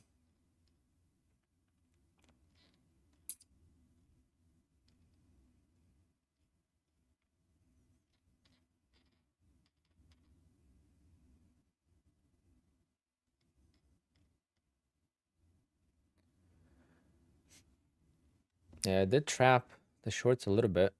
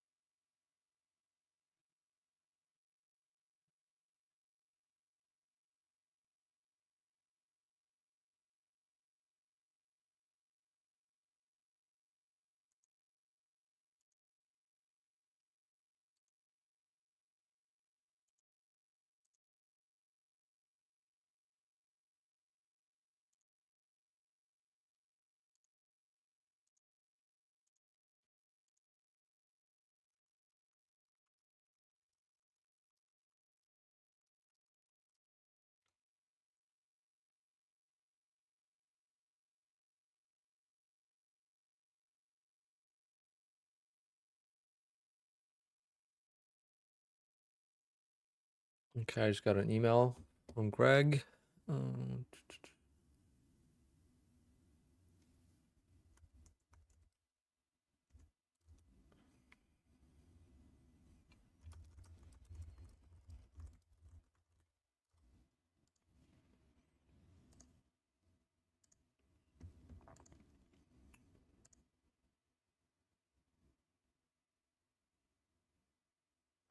Okay. Create new column. Okay, guys. I want to give a big shout out to the person that actually sent me that. Greg, did you create this indicator by any chance? You seem to know a lot of stuff. And once again, I missed a good trade. I can't chase.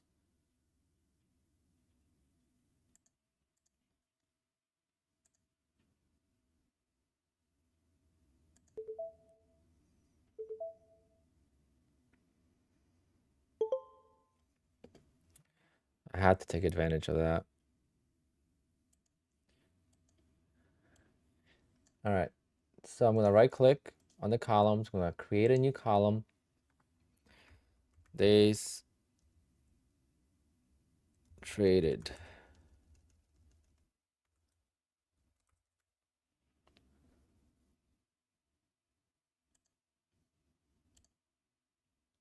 Oh, look at that. Only if I could spell right.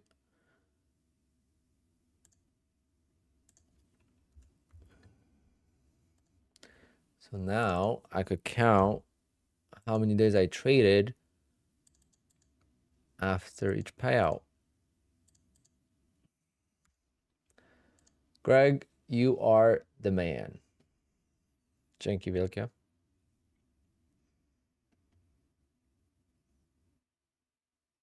Yeah, we have some smart people in this community.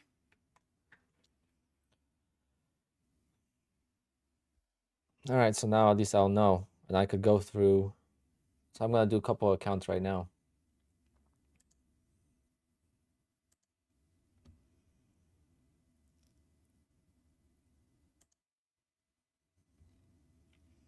So account number 92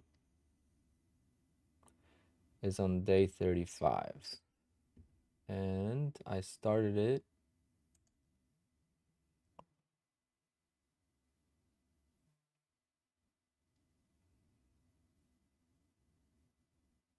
$23.35. That's 12 days.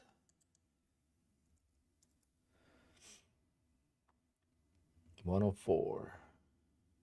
12.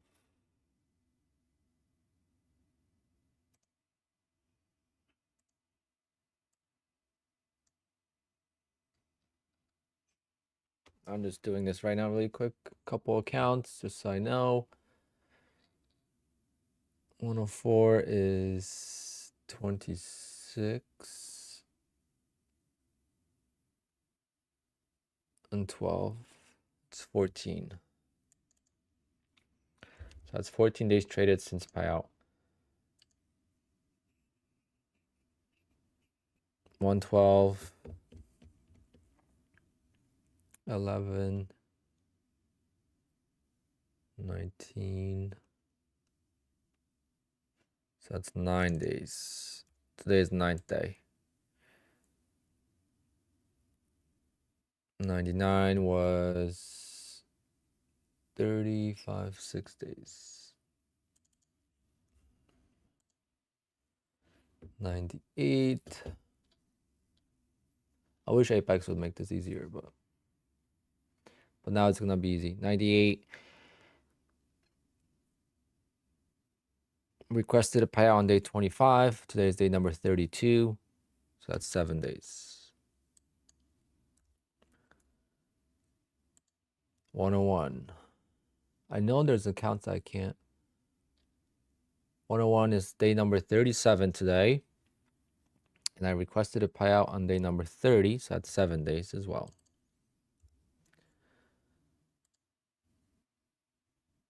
117 is day 7. So today is day number 8.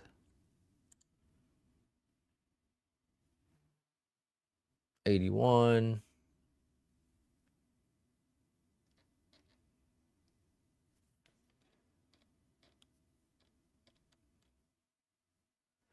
Today is day number 39. And I requested a payout on day 32.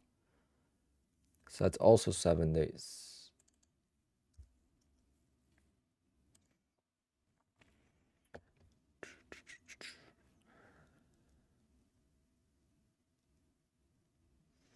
Is Apex going to do free resets on PA accounts? Most likely on Rhythmic, yes.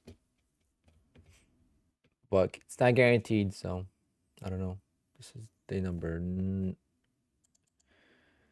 8. So I gotta trade this because this is day number 8. I didn't trade it yet. So today's day number 9. 115. Day number 6. So right now, all of these accounts could get a payout. 118. Okay, 118, 6. So if today's 6th, tomorrow will be 7, 8, 9, 10. Yeah, so all of these accounts could still get a payout, guys. Holy shit. 107. 23. Today's number 23.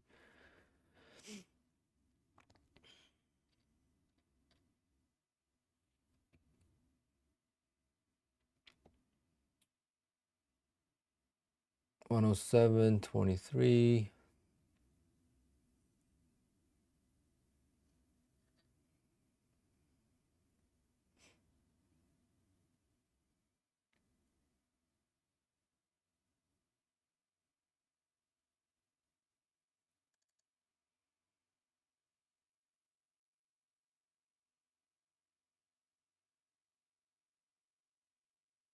That's like 13 days.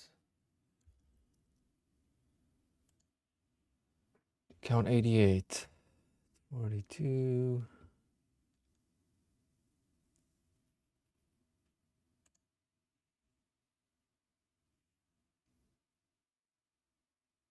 Okay, so this one will not get a payout. This is only day number 5 today. 109.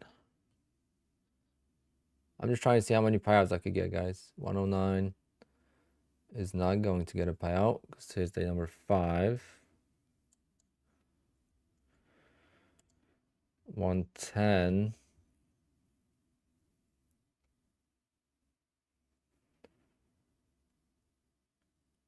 16.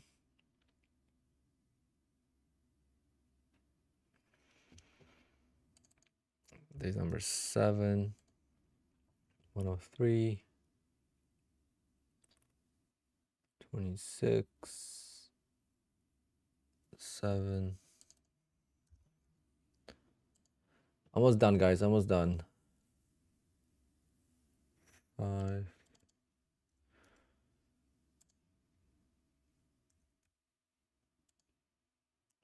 105. I know this one will not get a payout.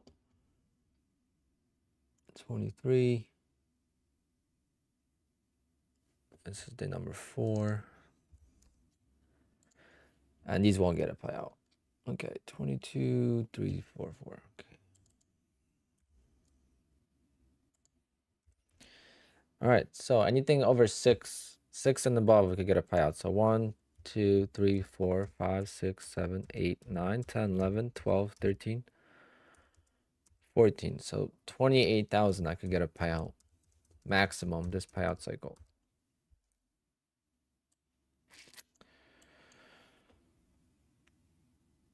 What's the lowest I got it? From 600. Oh.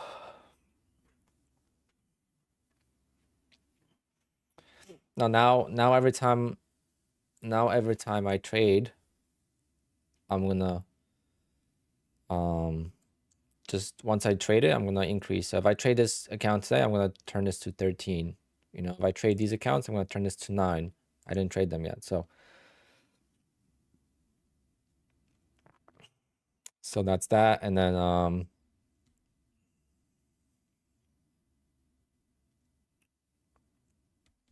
that's gonna be sweet. And then once I get a payout, I'm gonna set it to 0.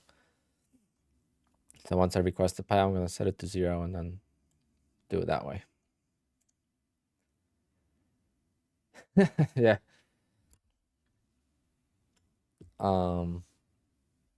I think that I have to, yeah, how do I save it? I'm going to take a picture of it so I remember.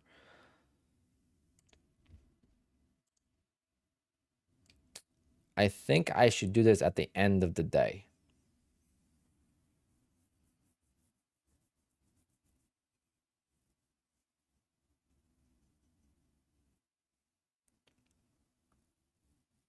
Yeah, it's still a lot better draft than doing it any other way.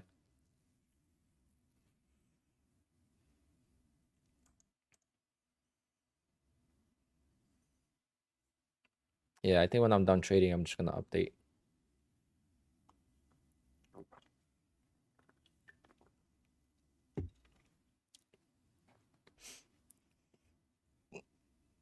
I should do it at 3 o'clock so you could see if you missed one. That's a good point.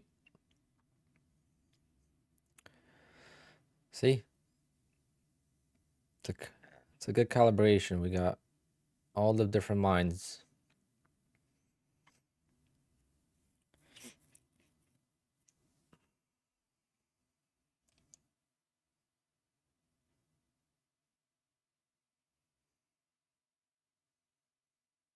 That's awesome, Giraffe. Doing way better than me. I am too disorganized to do that.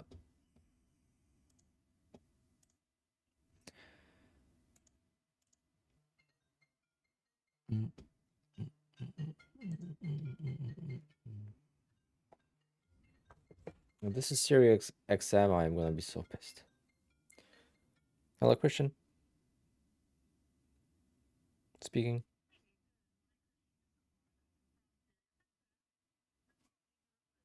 Purposes. I am calling about the satellite radio trial you had in your 2021 Jeep.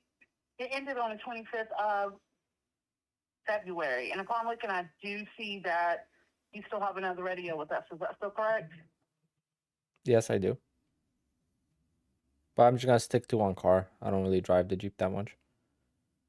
I do understand. Well, there's some amazing offers that I have for you today. I can extend the platinum service that you have in your trial for 3 months for $2 plus taxes, and this will give you from February the 25th until May the 25th. It's $2 plus taxes. I know my rate for that is $23.99 a month plus fees and taxes. If you still feel the same way, Mr. Christian, you can always cancel it out so it doesn't renew.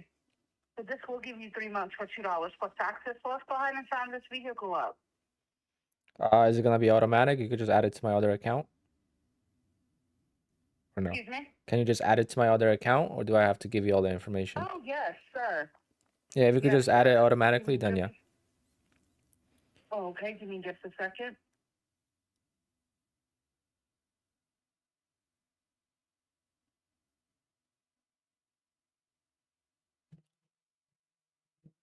It's taking us time to look it up. How's the weather out in New Jersey? It's raining today.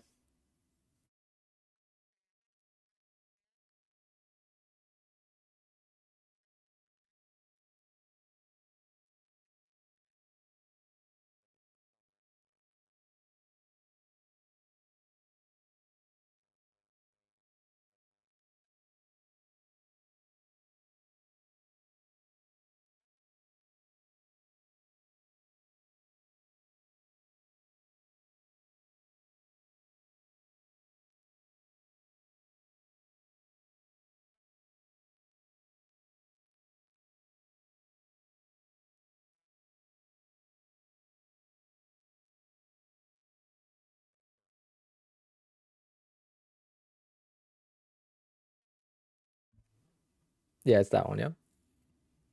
Okay. Give me just a second.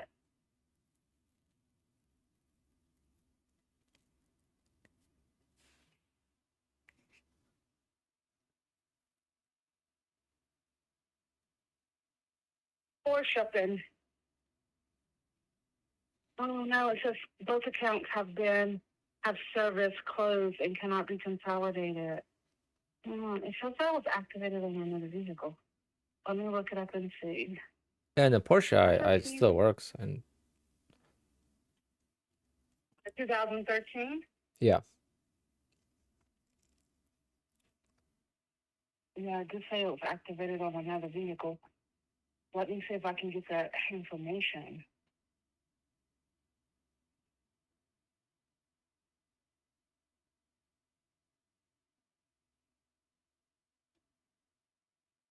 Let's see.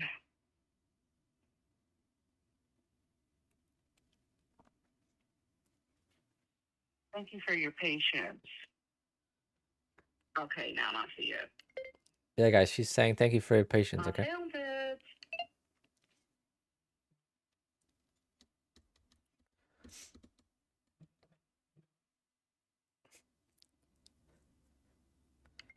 Yeah, I'm gonna tell her take $1 or I'm leaving. You guys get any snow this winter? We got one snowstorm, yeah. Nothing crazy. That's why I haven't been driving the Jeep much. That's why I don't really. Mm-hmm. Okay, I do have your card on file, ending in 7646, expiration December 2020. Is it 26? I do need the month and day you were born, not the year, just the month and a day. 12/13. Okay.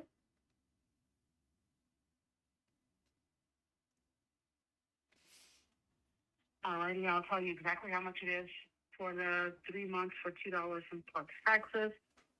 Just a second.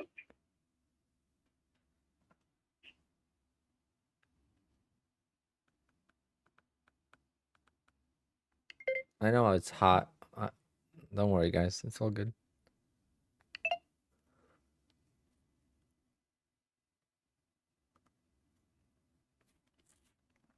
They've been calling me every single day. So for this $2, I'm gonna have plus taxes for you, sir. It is $2.14. could have done the math myself, but that's great. All right, thank you so much then. Give me just a second. I gotta read you the disclosure. Okay. And I'll be done. Yes. Just a second. I could have made more than. And you will get a copy of this to your email address. Besides, let's go over the details. The 3-month SiriusXM Platinum plan you chose starts today. Your bill is $2.14 for the initial period, which includes fees and taxes. Subscription fees for audio plans are non-refundable. Your first renewal, you will be charged $22.21, which includes fees and taxes. This charge may be prorated to align with the billing date on your account. Your service will automatically renew on May 28, 2024, and renew each month at the current rates. You may cancel at any time to stop future renewals by calling us at 866-635-2349 or through online means described in our customer agreement. Your customer agreement, including the refund policy, can be found on our website at SiriusXM.com, and you can request a copy at any time by phone.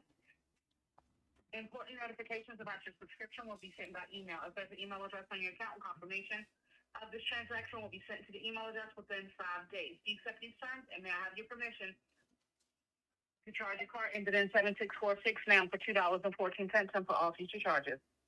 Yes, you do. Okay, give me just a second, and I'm almost done with you. I might have to file bankruptcy after that, but. I do understand. Alrighty, sir. You have a blessed rest of the week. All right, thank you so much. Thank you. Yeah, Bye-bye. Man, that could have been a. That could have been a.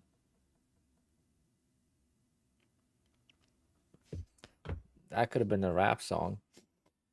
Guys, that was for $2. I got peace. Okay, they called me every single day since it expired.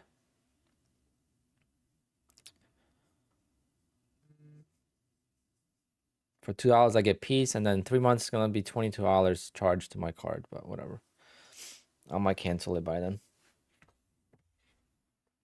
But she's like, I can't. She was like, I can't. I muted it, and I was like, damn, I wish I didn't mute it. But she was like, I can't find you on file, because it says there's a Porsche, that the other account's on the Porsche. I'm like, yeah, that's mine. It's like, oh.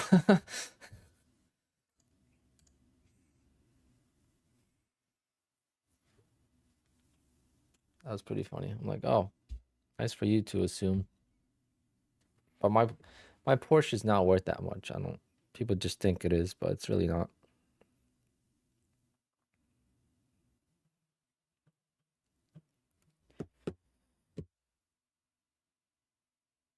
How many contracts? I was using 2 just before, but been getting caught a little bit.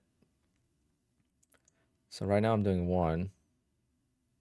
Sometimes I do 3. Depends how I feel. And right now I wish I was taking 10.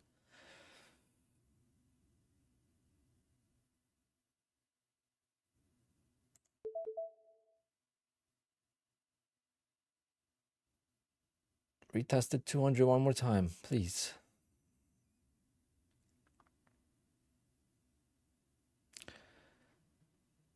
No. See, I've just not been getting good entries.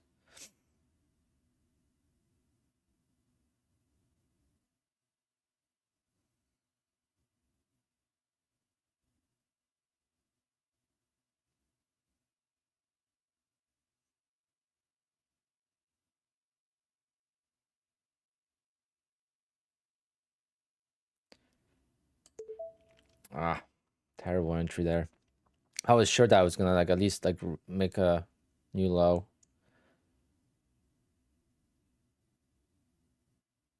That was so violent that you would think that would continue, but that's what I'm saying. Like I just don't read the market well, so that's why I just take 1 contract. And I'm gonna fight it. I'm only down 8 points or something. Come on.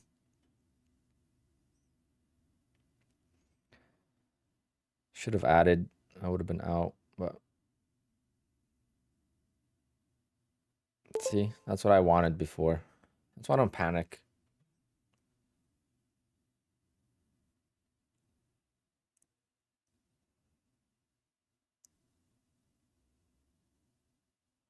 I don't add to losers. I trade new trades. That's how I call it. You guys see me take other trades. When I'm down on the trade, I take all their trades. So like here's a perfect example. When I took this short here, I took another short here, covered. Took a short here, covered. And then this cover was here and here. So I took 2 contracts short. I ignored that. I take other trades in between.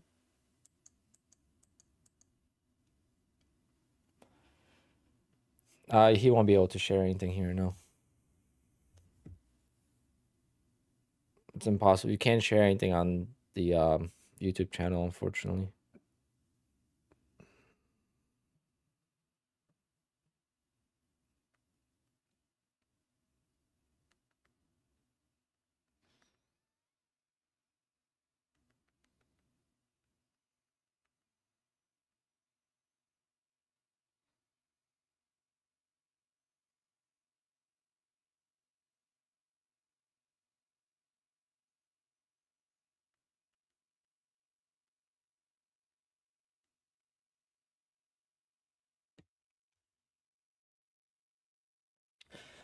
Do I trade the same on evals and PAs? Not really. I mean, sometimes I do, but if I scalp on evals, I scalp a lot more aggressively. So I'll take 3 contracts. I'll take the trades a lot more often.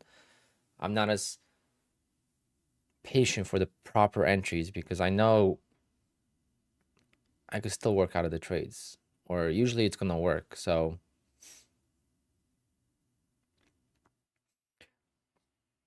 right now I prefer long. So now I'm gonna be looking for a long here. I'm gonna see if it could retest, but at the same time, it looks like a good short. So it's like, I don't know what it's gonna do, right? So it could go both ways. That's why I'm just gonna wait for a trap, either a long trap and then sell off like this.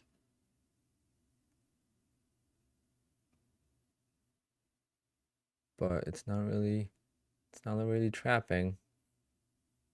Usually when it breaks the highs, it will sell off right away. This is basically bouncing off the 200. So that's not a trap. That's why I don't put the order out anticipating the trap. I anticipate it, but I don't actually place the order because this didn't reject. So now I'm gonna wait. That was a terrible trade. Now in hindsight. But see how scalping saved me? Like doing 7 ticks got me out of the trade. If I was looking for a bigger trade, I would be stuck in the trade.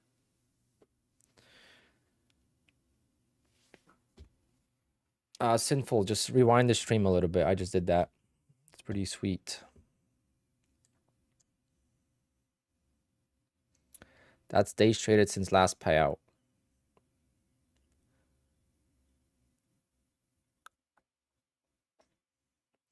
Okay, well, I'm going to be done with this account. I'm up 382. I don't need to trade this account anymore. So I'm going to move on to another one that I need to trade. This one. 115.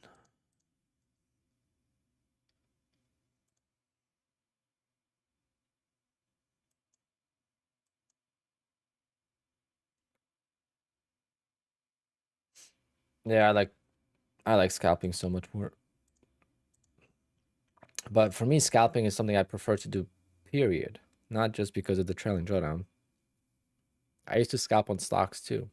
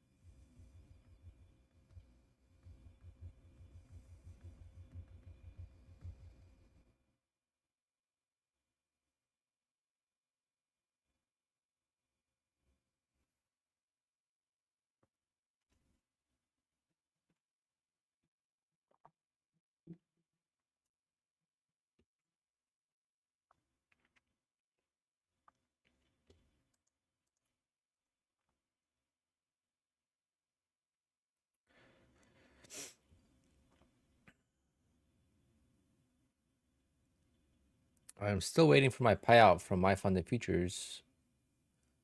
Let's see.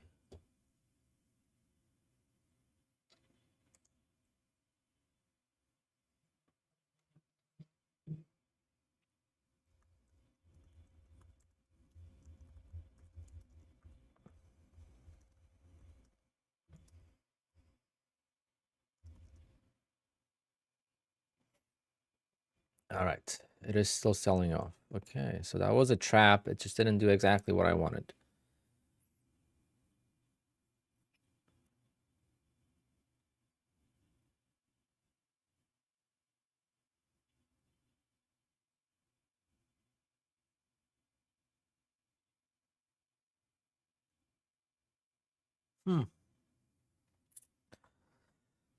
Yeah, it did exactly what I wanted, just not fast enough. So I wanted this to go up and reject right away.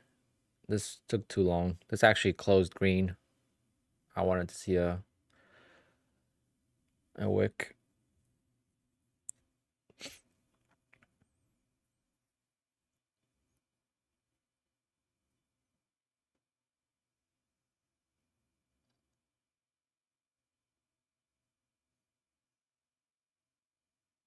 Hmm.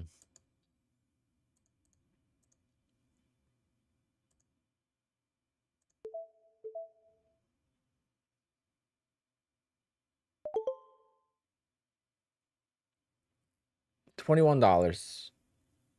Pays for my haircut later. Well, half of it. So this account's at payout, so I'm gonna be careful with it.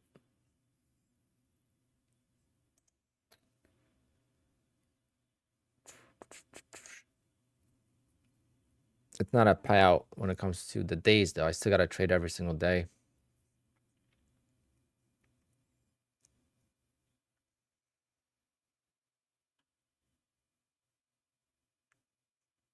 Yep, $42 for a haircut. That's cheap, no? It's $30 for the haircut, but I always tip $10.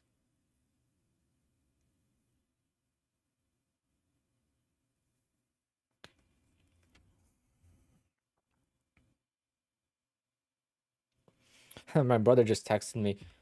He goes, the manager just asked me if you were getting the car. Oh, what do I do? I want it so bad.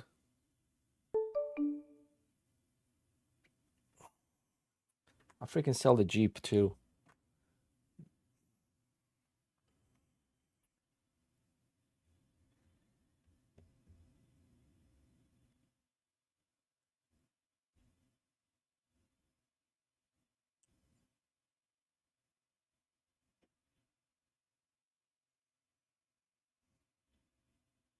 You only live once. I know that because I was an EMT, so I've seen some crazy stuff in my life. As an EMT, kind of changed my life and made me pursue my DJ business full time.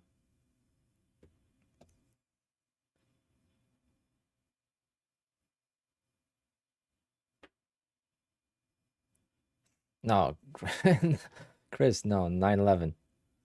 The Grand Cherokee I got in November. I got a Grand Cherokee, just I had an old Honda Pilot that was kind of breaking down, so we fixed it. But I don't like driving my Porsche in the winter when there's a lot of salt on the ground, and having a remote start also is nice. So you've been in an army? Nice. Thank you for your service.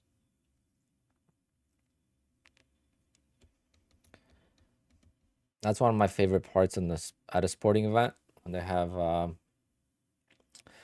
someone from the military being honored during like a commercial break, because that's where all the fans from both teams stand up and give an ovation. It's awesome.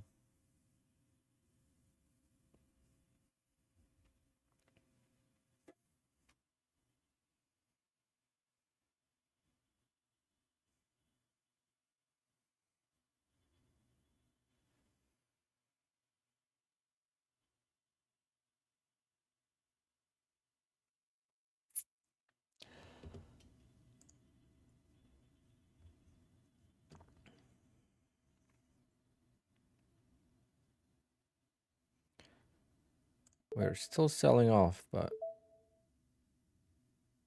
it's getting bought up at this support slowly, I think. I'm gonna spread my orders out at least 10 points. So 927, so 917. This one will do 10 ticks.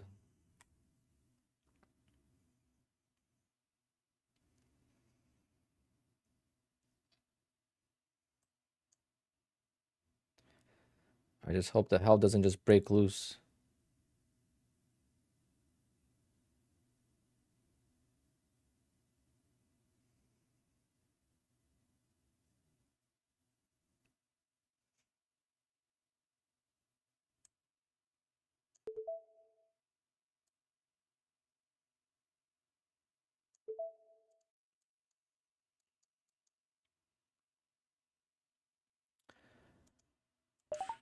Uh-oh. The hell is breaking loose? Like I said, I didn't want to happen.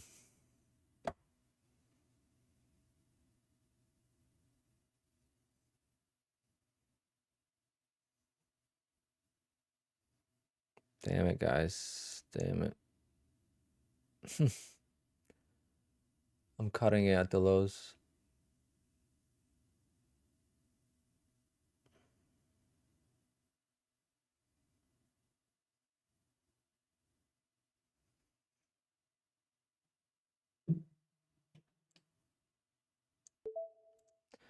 Cutting that loss for sure.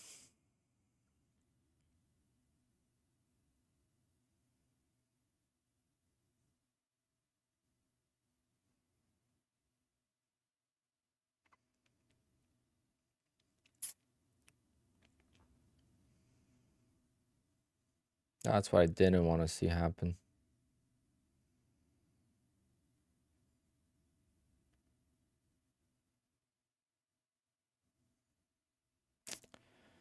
But it happened, so that's what happens when you go counter trend sometimes. When you go counter trend, things could just break apart and and could get ugly really quick. So just gonna hope that it doesn't make a new low and it gets me out of one contract. This is almost a break even here too. So, but nope, it's gonna continue lower. So.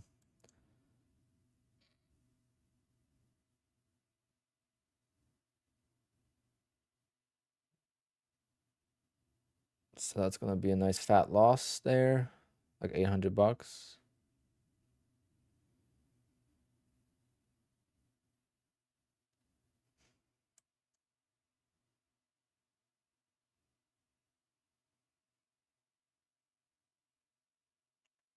Come on, market.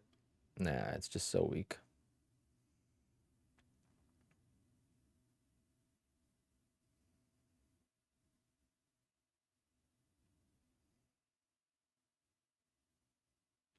It's gonna have to make at least one more low and trap shorts. There's no way it could just bounce off that, right? Can it? It's been doing like this rotational thing for like yesterday did the up and down. Today's doing the reverse. But I'm accepting this loss. It's okay. I gotta trade this account till the 5th anyway, so. But can we get lucky here? Can we get lucky?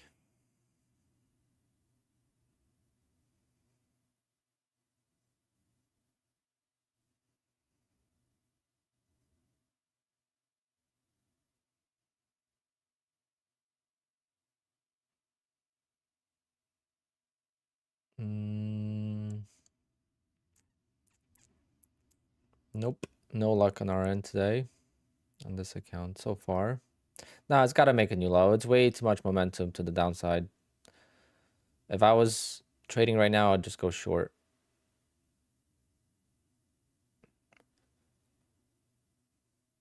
But I just hope I would get trapped. Maybe I'll get trapped if I went short. Come on. Every time it goes up, it gives me a little bit of hope. Come on, market. Just another 5 points. 5 points. 918 is our sale for one contract.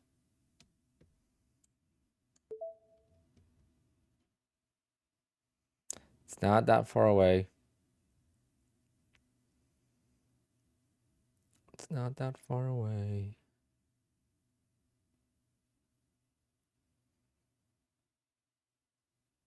Bastards. Well, I got caught in something like this yesterday during the evaluation as well. Same exact trade where it's like it's slowly grinding and then it just falls apart. I've been caught in those trades a little bit too often lately. Basically, when it wants to bounce, so when it wants to bounce, it's gonna bounce, right? It's gonna hit the lows and it's gonna bounce. When it keeps making new lows and lower highs, that's when you know it's time to be careful. I don't know how much I'm going to be down on this overall, but this trade itself is going to be 800 bucks.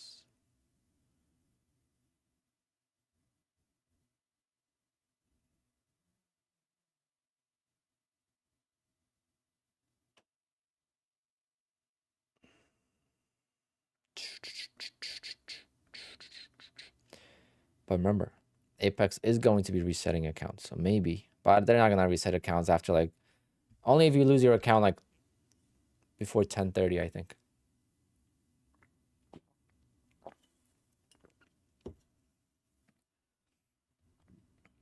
They're not going to reset accounts from the whole entire day. Yeah.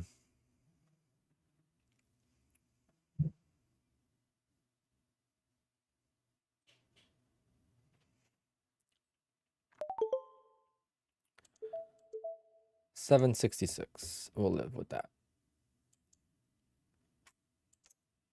All right. But it's going to be it for the day. It's one of my rules. If I take a bigger loss, I done. I'm done trading. Just gotta flip the other accounts. I don't even have to flip any accounts really. Let's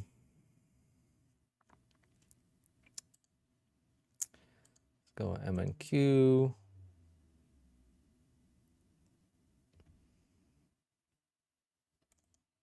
So this is day number 7 now.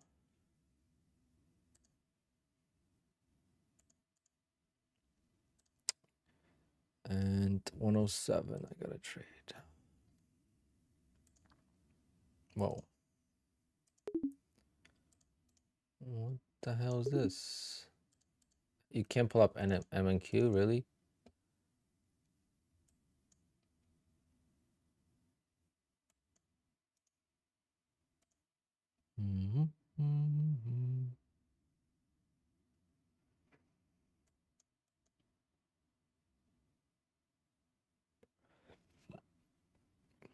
I don't really go over the strategy to pass evals because in my opinion, if you've never gotten the payout, you should be passing evals the same way you will trade your funded accounts. And the only difference maybe should be that you're going to be trading your evals a little bit more aggressive. Okay, so you could trade them a little bit more aggressive, as in, you know, on funded, you might trade 1 contract. On an eval, trade 3 contracts. But the strategy should be pretty much the same. Otherwise, how are you going to get better, you know?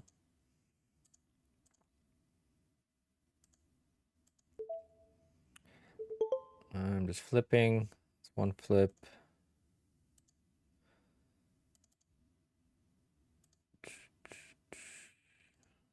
I don't even need to flip this account. It's at 14 days now. And then this one, 116.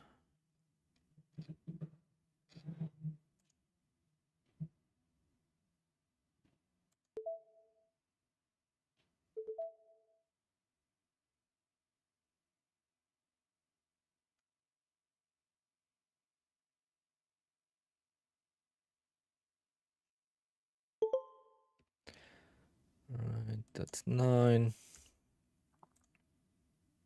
All right, so I traded all the accounts. Fortunately, took a fat loss there, but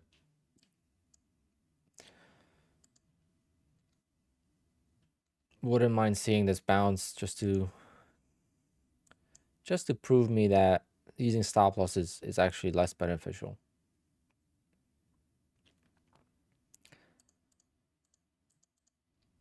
That would actually be good. So if this is the low, that means I stopped out at the lows, and it was a poor stop. Come on. Quant Tower sometimes takes forever to like reload the orders. Like they'll pop up in a second. Oh man.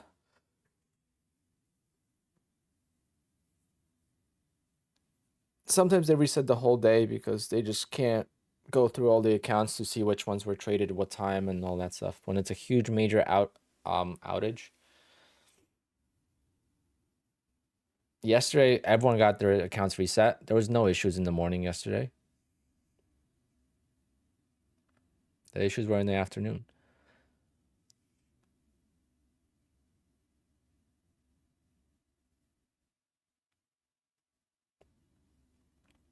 Okay.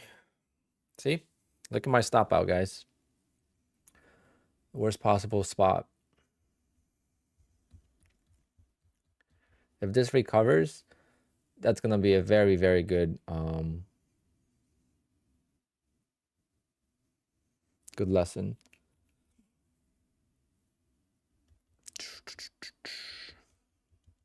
But I'm done trading for the day, guys. I might trade an eval in a bit, but I don't know. One of the things that kind of allows me to avoid tilt is when I'm up on the day and when I take a bigger loss, just don't trade anymore.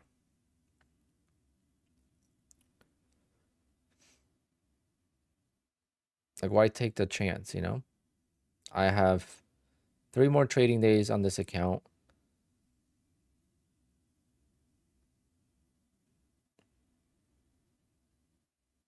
4 more even.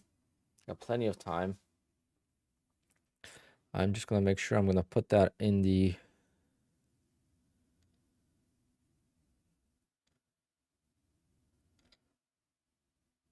um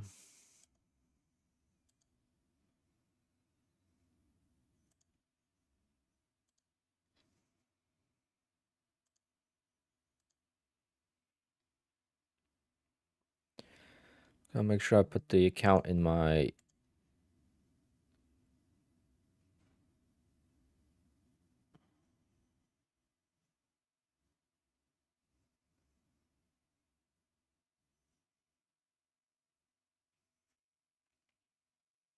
opening strat.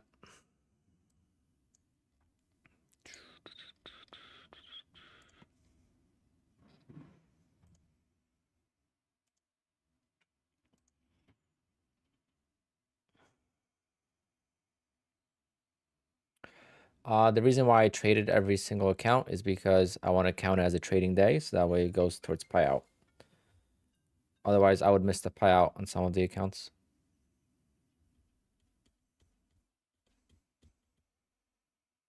And if it gets to 918, that's pretty much our first sell order. That's what we had.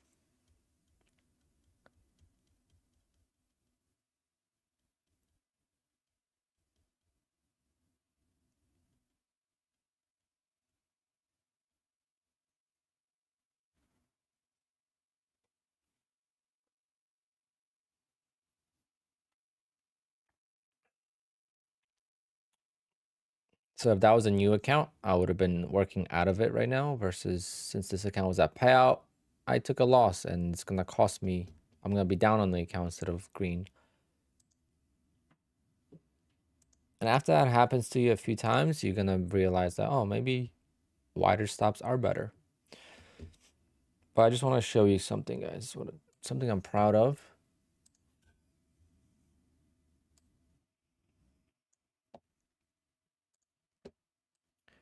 $1 million views on YouTube. Big achievement after all these years.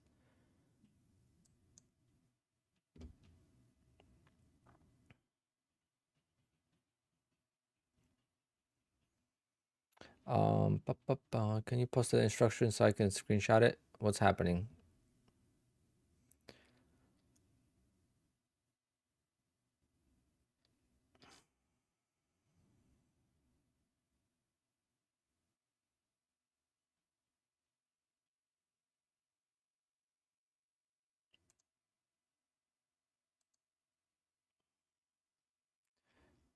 Is that what Apex said?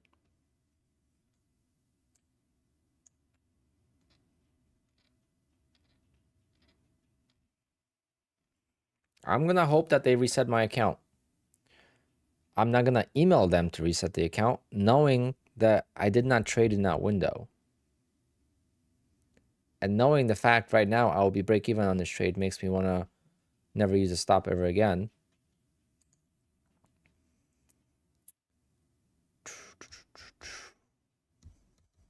Wow. Oh, that's when you get frustrated. That's when you trade like shit. That's why you gotta do what you gotta do. Which for me, you guys see what works and what doesn't work. Stops don't work. Every time I take a stop, it costs me a lot of money. I know you guys don't see it that way, but I see it. Using stops does not get me these payouts. Not using stops is what gets me these payouts. It's the reverse of what you learn in trading books.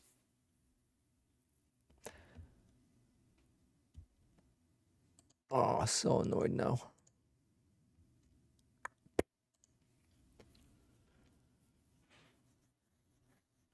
Whatever, I'll make it back. Just a lesson. It's a good lesson. It's a good lesson here not to enter, to wait for a bigger price movement first. But when I got long there, I was kind of anticipating, like it broke the lows and then was kind of holding, so I kind of anticipated. But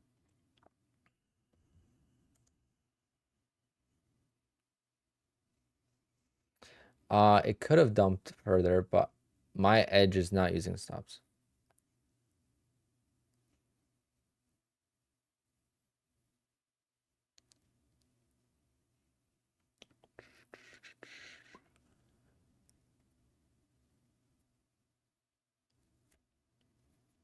Like I would have been green on this account instead of being down 767.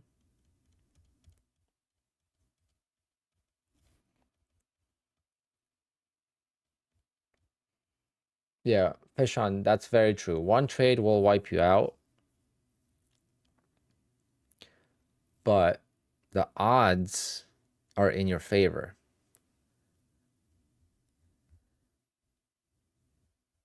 How many evals do you blow for 20 PAs?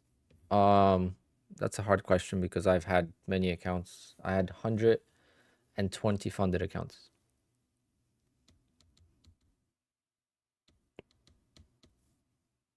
And I have 300 evals. So I have like a 35% pass ratio. Maybe closer to 40%. But obviously it's getting a lot better now. Plus I'm at 300 evals, but I have like 10 evals active. Oh, big lesson here. So the lesson here is that working out of the trade is sometimes more beneficial. And it's a perfect example of, because a lot of times I talk about stop losses and not using them, and it's like, it's hard for people to understand, but this is like a perfect example of how a stop loss preventing me, not only did it make me lose, it prevented me from winning. And when people ask me like, how are you so consistent all the time? That's kind of how I do it. But that's why I lose an account every single week.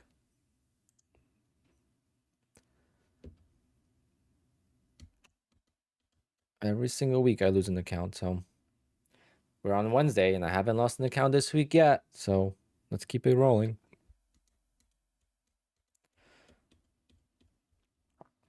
The potential for payout is pretty high. Potential for 28K payout is still there. But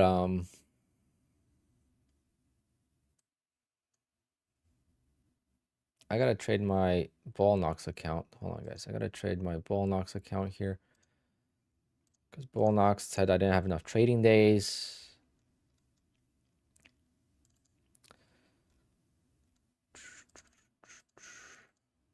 What's going on?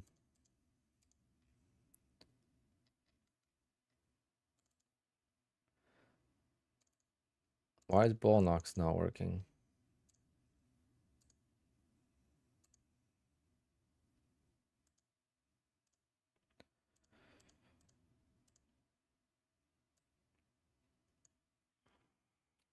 Chris, it's both ways. You could use a wider stop or you could just use your drawdown as your stop, right? It all depends on what your preferences. Like this account, like I'm down on it right now, right? But like then when I look at all the accounts, like this account is doing good and it's on exactly the same amount of days and it's the same profit. So I'm gonna forget. Once I make a couple days of profit on this account, I'm gonna forget that I lost a little bit. So it's not a big deal. I'm just actually happy that the fact that I stopped out still showed me that not using stops is actually good.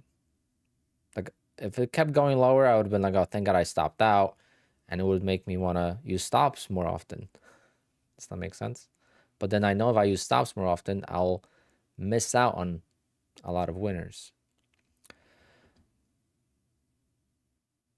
How many days do I flip out of the 10? You can't flip more than 2.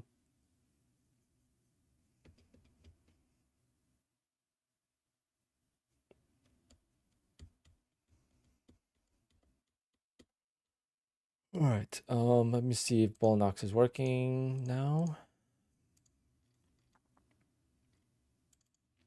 There we go. All right, which account do I gotta trade?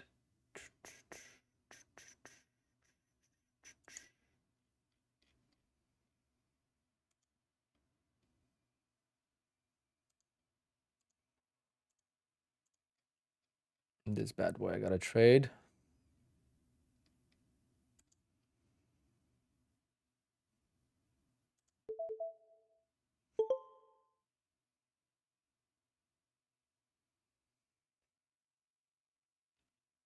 And then I also have an eval that I passed with ball knock so long ago, and I just never flipped it. Which eval was it? I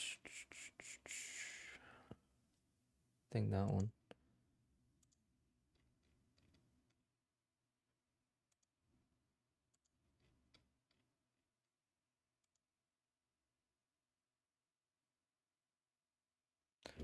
Hold on, guys. I gotta check.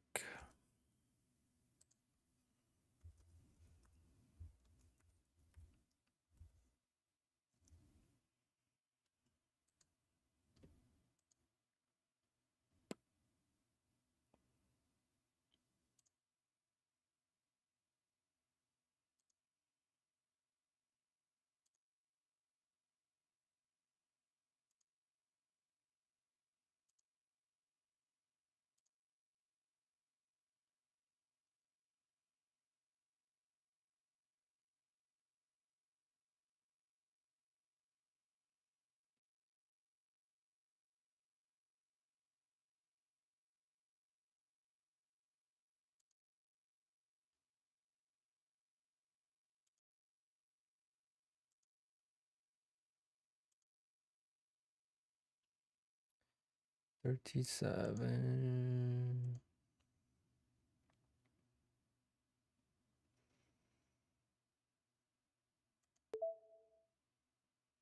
I'm just flipping accounts for days.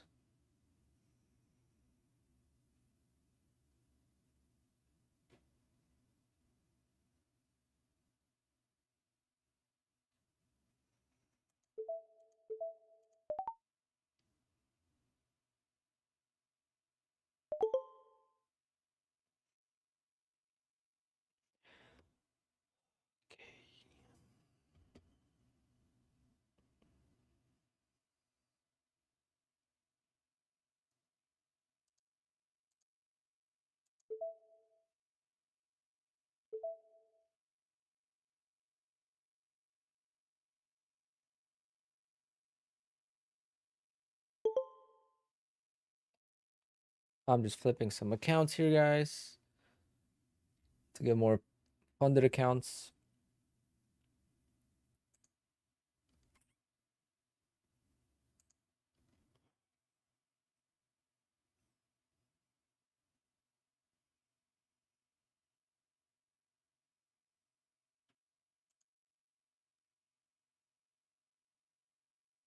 Oh, finally, Bullnox has the thing that it counts the days, but my older accounts are not showing up. Only new accounts are showing up.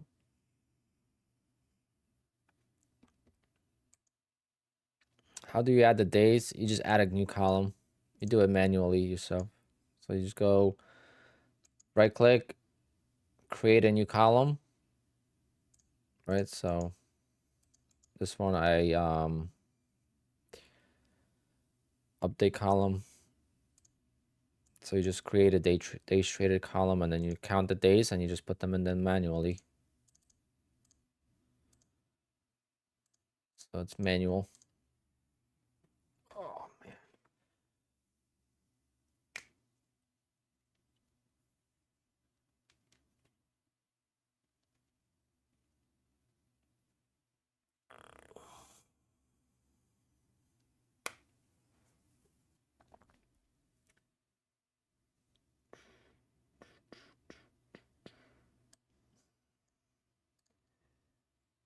You make it yourself.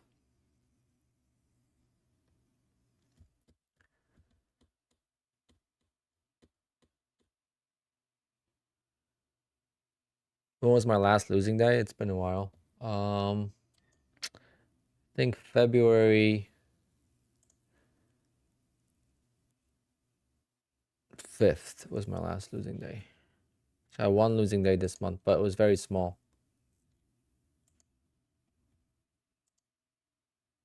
Let me see, February.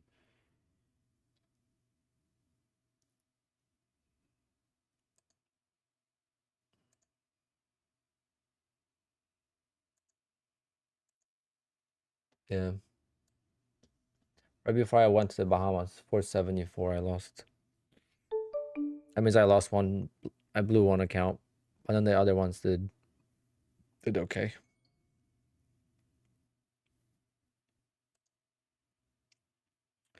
And then I was actually green because if I combine my other accounts, I was green on the day. But on Apex, I was red. Because if you're brand new to my stream, this is all you see is Apex accounts because it's hard for me to fit all the accounts in because I have Top Step, I have 3 Ball Knox accounts, I have my Funded Futures account, and now I have my personal account, Live Funded account. So there's a lot going on. I am pedal to the metal with these accounts. But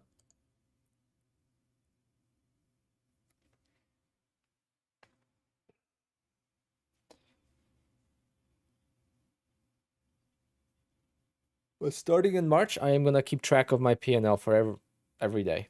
So we could actually see how much money I've made in the month because I have no idea how much money I made this month. I only count payouts as my actual money, right? So I don't keep track of my actual P&L, but it'll be interesting to see how much money I've made in the month. Because I took out over $50,000 in payouts and I have like $70,000 in my funded accounts in profit. More than 70,000.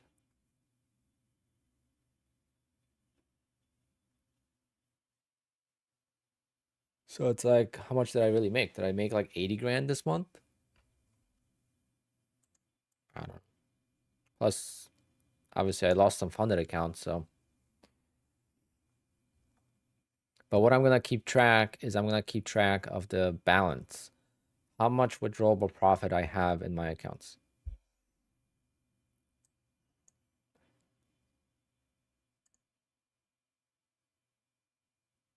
My wife needs a boyfriend.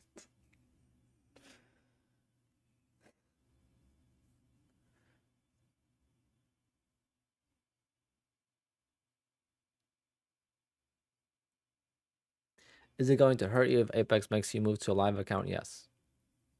Big time. My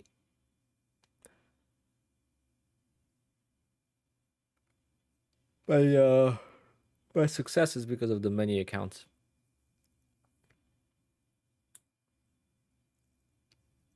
Yep, I have 120 funded accounts with Apex.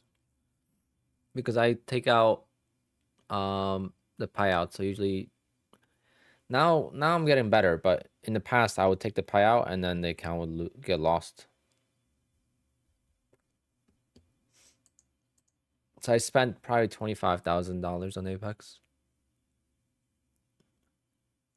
But I still have 20 funded accounts.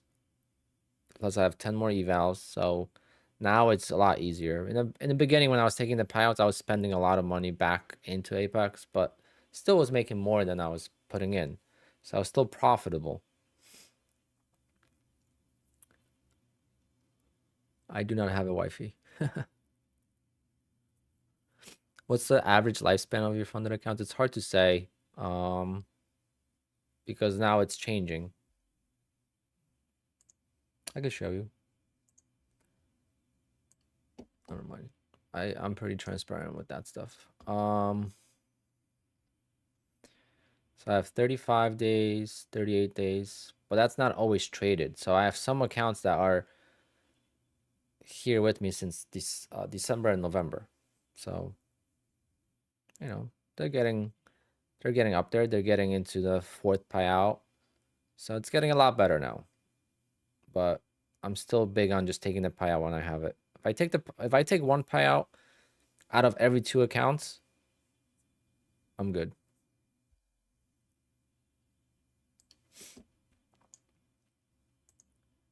Because that's what I've been doing now. I'm at 57 payouts and I have 120 funded accounts. So I'm pretty much exactly 1 payout per 2 funded accounts. That's my average, and that's how much money I've been making. So that's quite amazing.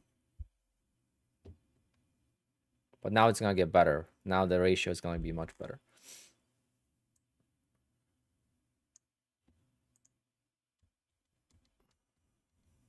Fed speakers must have started speaking right now. What's my trading style? Scalping. Live account, you need to pay for monthly data fee. Yeah, but it's only $13.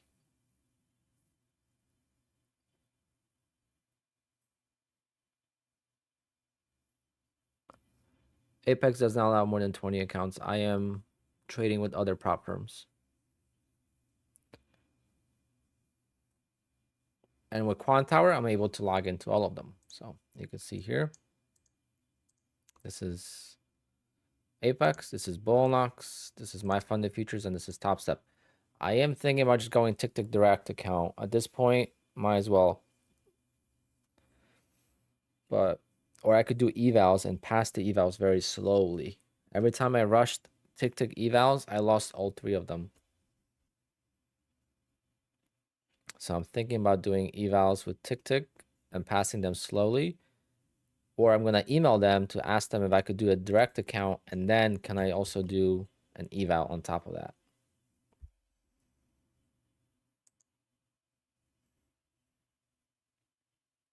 Is there any other prop firm that allows that many accounts? No.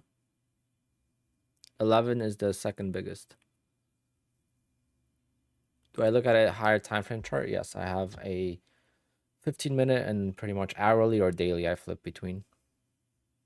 But that's just to see where I'm at in the price point. Like, don't really make a lot of quick decisions on it. It's more like you zoom out, right? So you zoom out and you're able to see support and where you are in the price. But today was a tough day on this trade and kind of makes me regret taking that stop loss. If you are just tuning in, I will show you the loss I just took.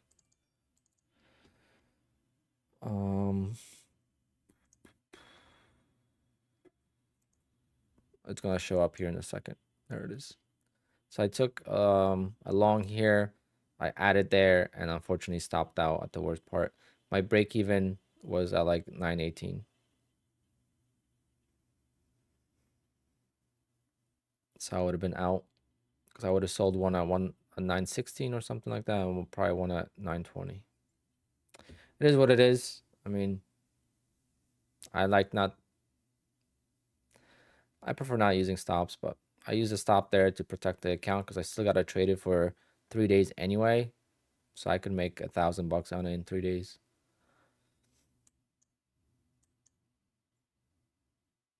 I got 4 days actually, right? Got 1, 2. Yeah, I got 4 days. So you only see me trade eval accounts? What do you mean? I don't trade eval accounts. These are all funded accounts.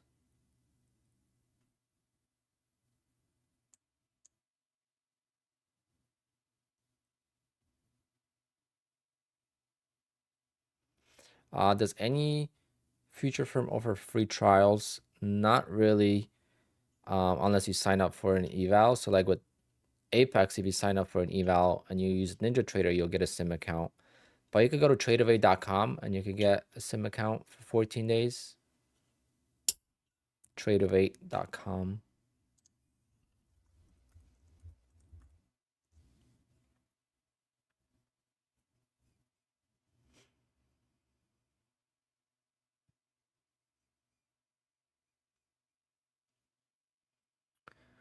Do I size up on evals with the same strat you're doing right now? Yes. I am up total today 4,400. So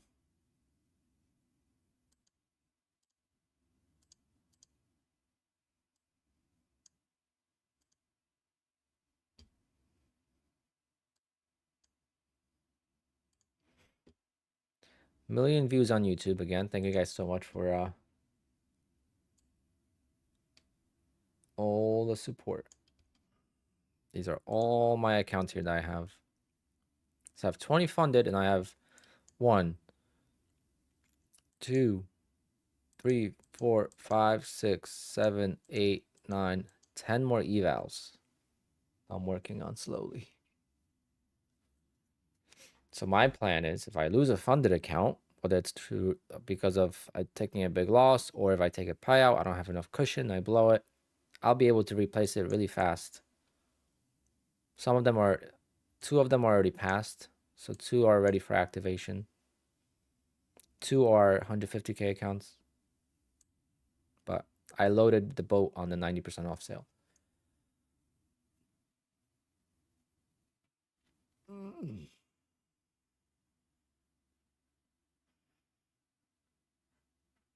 Where can I get the top indicator that shows your drawdown? It's in my Discord. Links down below. And you'll go to indicators.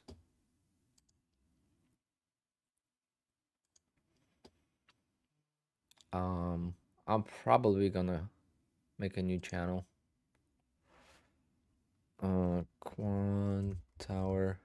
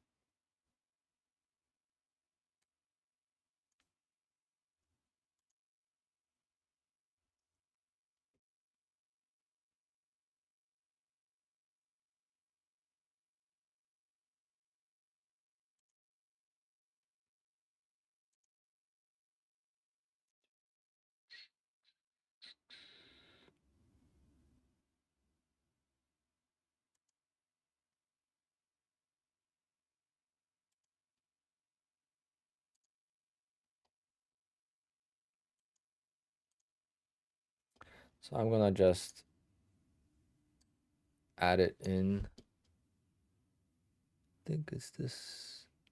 Yeah, it's this one. Invalid file type. What does that even mean? How did I do it before then?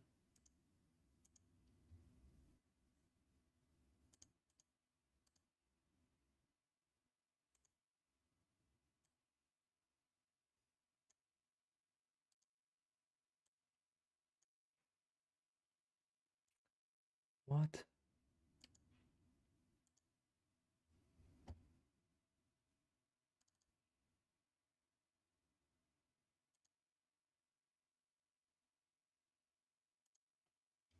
There it goes.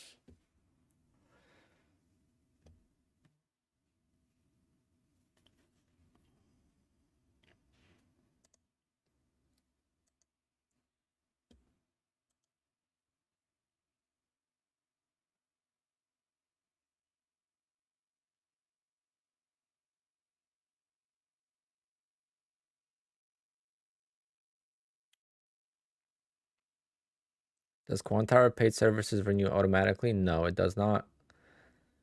It does not. So pay attention to it because one time I was ready to get trading. I got to my desk late and I didn't have my Quant Tower set up.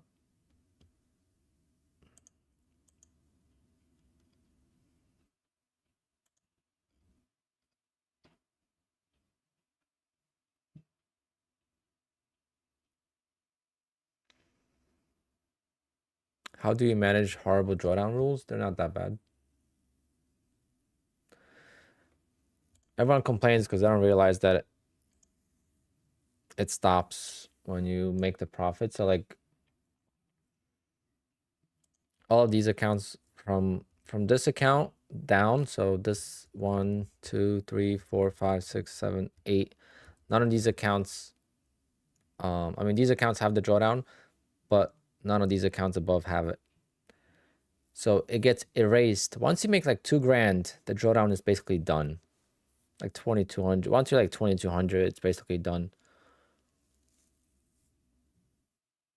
You just need 2, 3 good trades, and then you're ahead of the game. But I understand it sucks in the beginning, but it's a lot better than tight stop loss.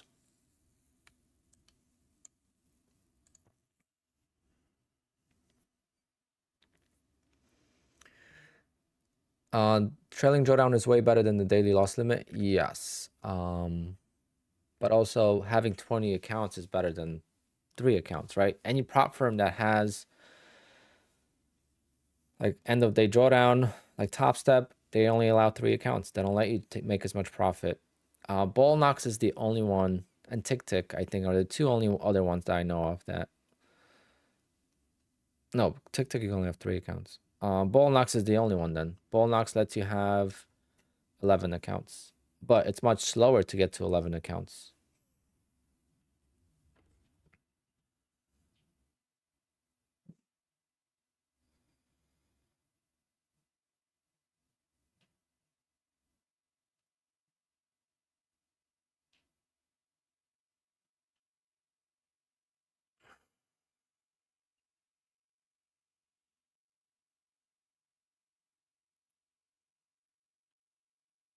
I failed a couple of PA accounts trying to rescue them from very big drawdown. Out of 15 accounts, I saved about 4 trading minis.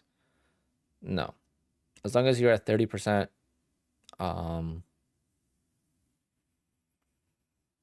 consistency, then you're fine. And we had a nice double bottom there. Oh man, I want to keep trading.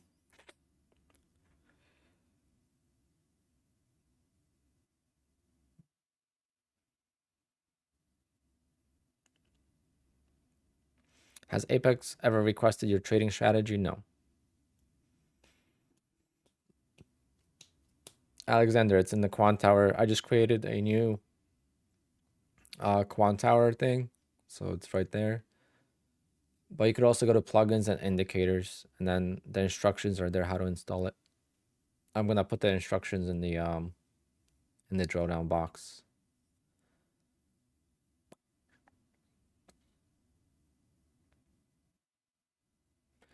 I am going to have to hire someone to run my Discord, to make it, not to run my Discord, but to make it more fancy and make it more safe. There's too many bots.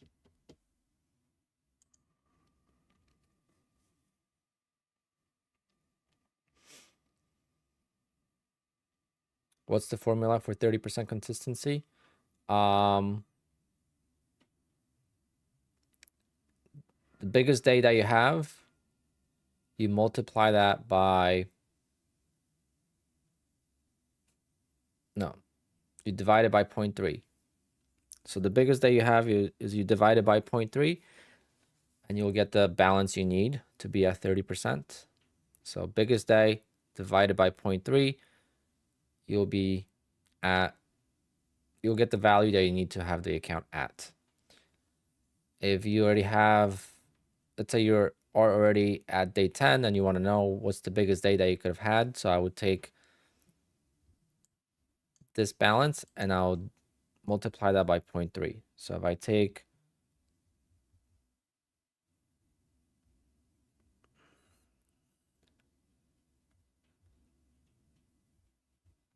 times 0.3,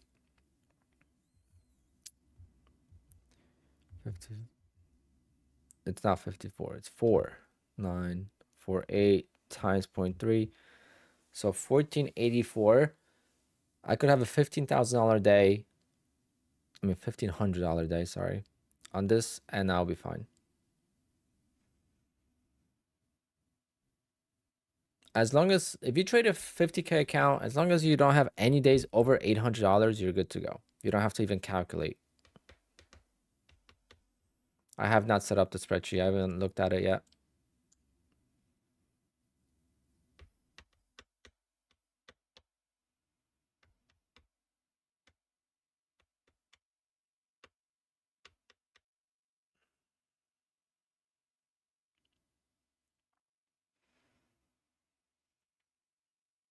Bullnox, if you go with anything bigger than 50K, you must be very rich. The activation fees on Bullnox for anything over 50K account is insane.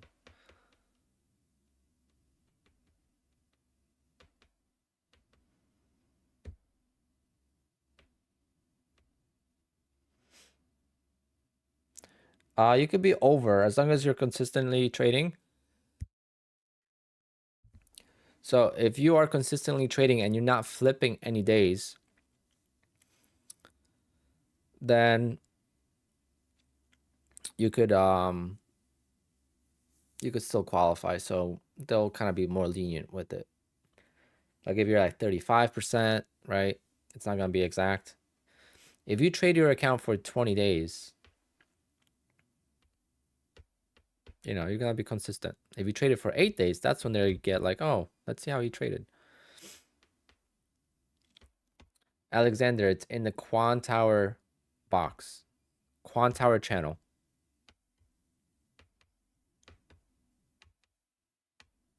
It says account status. Let me pull it up here. I just created it so it's easier to find. Right here.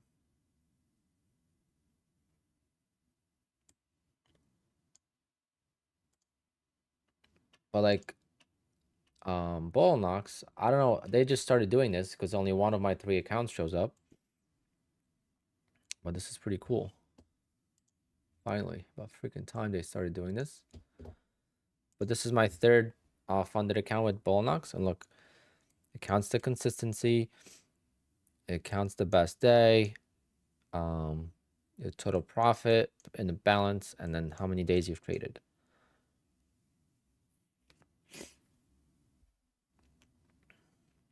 So with this account, I will not be able to get a payout till the 8th.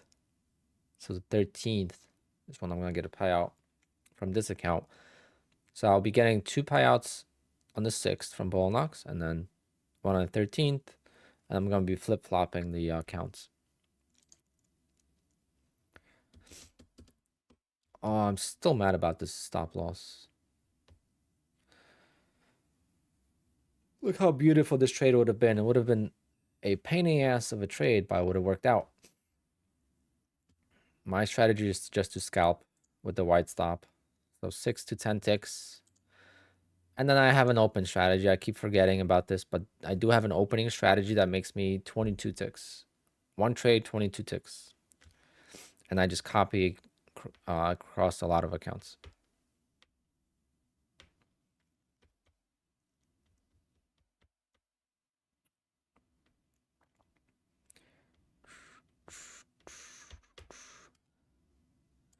I made decent money scalping today on one of the accounts because I took a loss on crude oil as well. So I took 2 losses today. But crude oil wasn't like a trade I always take. So I didn't stop trading after that. But like this loss that I just took, I kind of called it a day, even though now I'm kind of upset. Because again, it was a bad stop loss. I don't usually like using stop losses, and this is exactly why I don't like using stop losses. It's a very good lesson for myself and to show you guys why I don't like using stop losses. This happens way too often. Where you stop out and then reverses goes exactly where you wanted it. You can't outsmart the market, so it was a bad first entry in the first place, so gotta blame the first entry in the first place, but I figured I have 4 more days on this account, so I just gotta get this account to over 2,600, so plenty of time. And then the potential for payout is 28,000 still. So out of the 20 accounts, I have 14 that I could get to payout, right? 1, 2, 3, 4, 5, 6, 7, 8, 9, 10, 11, 12, 13, 14, 15, 16. Wait a minute.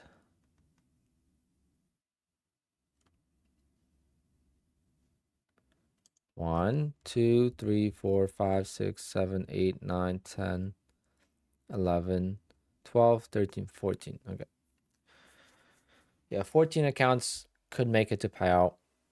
Like these accounts, 5 days. Unfortunately, I missed those accounts a couple of times. These 3 accounts, 1, 2, 3. So they will not qualify for a payout. And obviously these won't either. These will miss it by 1 day. And these will miss it by 2 days. But they'll be ready to go for March 20th.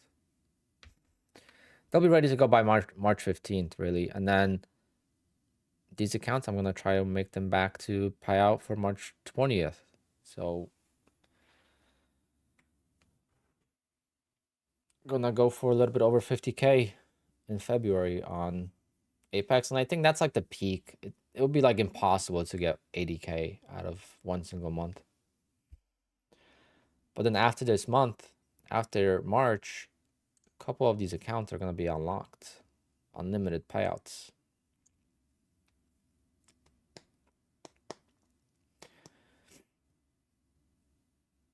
Can I teach you how to send a ticket? What do you mean? Just go to Apex help desk and send it.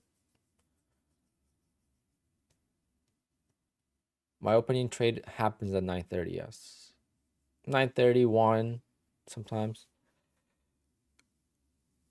Then I'm done with it within a minute, and usually a minute. That's the average time. I could show you that.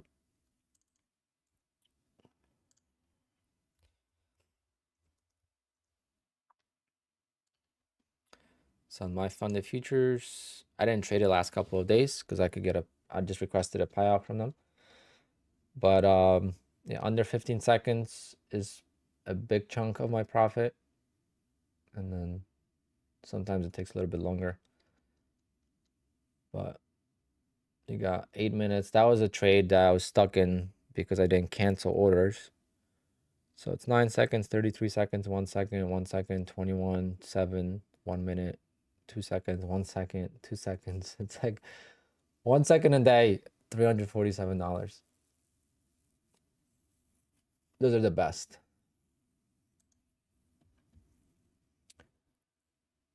And I am working on my live account because I know prop firms will try to say, oh, you can't do this on the live account. It wouldn't work. And it's clearly working on the live account so far. I'm 2 for 2 on the live account. Same exact executions, fills, everything's the same.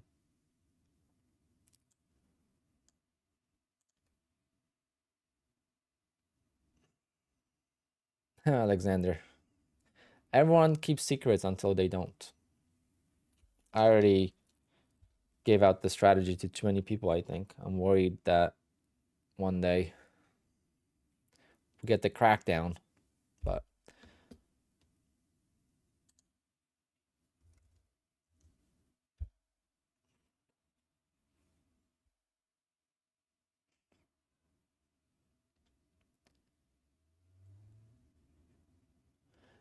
it's not. So people see the money, people see the consistency, but they see the money too, right? And they're like, oh my god, he makes so much money with it. Well, are you going to be able to trade 50 contracts with it comfortably, knowing that you could blow up? They won't ban you because you give them too much free advertising. What if I make 500 people profitable that are not able to be profitable? Then I am not going to be bringing them money.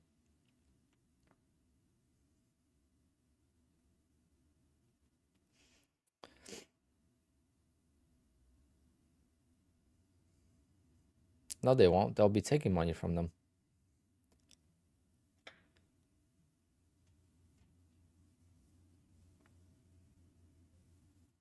Yeah, I'm still pissed about that loss. Does Quant Tower allow you to take bracket orders across all accounts? Yes, it does.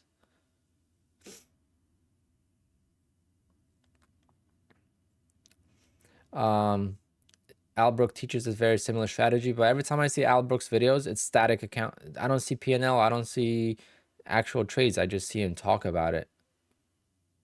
Right? I wonder if the 90% off 1 day pass is more profitable for Apex in the end. I don't think so. I think they lose money on that because more people get funded, more people get payouts.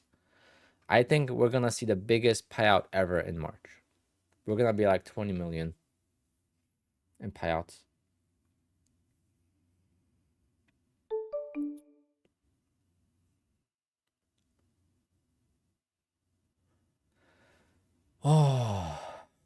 Guys, I am so pissed right now. You have no idea. See what I'm saying? You have to avoid your triggers in trading. This is what triggers me when I stop out and things go the other way, and that's why I don't use stops now. So it's not like I just randomly started doing it. I've been through the pain so many times, and every time I tried to use stops, I performed worse. I know, sounds stupid, but Andrew Aziz, yeah, he does it a little bit different, but he does it different, completely different, actually, because I know Andrew. I used to be in his chat room.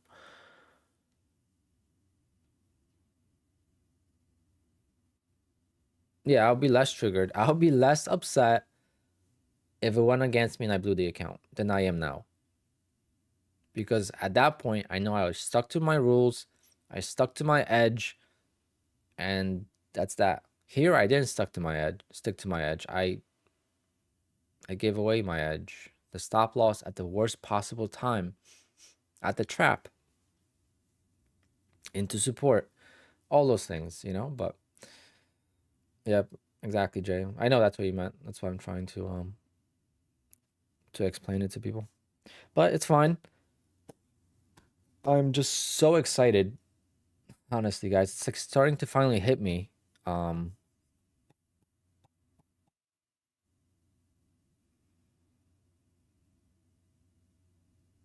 It's starting to finally hit me a little bit. Because like this is gonna be the third big payout. Well, fifth big payout, but third month in big payouts.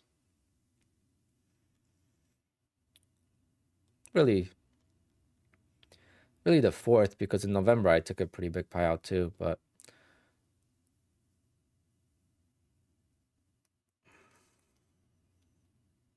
yeah, it's like I'm worried about, you know, having to go live. Like, you can't spend your money. You can't adjust your lifestyle to this money because it could be wiped away. Right? That source of income could be wiped away. I will still be able to trade. I am still going to make money. But am I going to make 50K a month? No.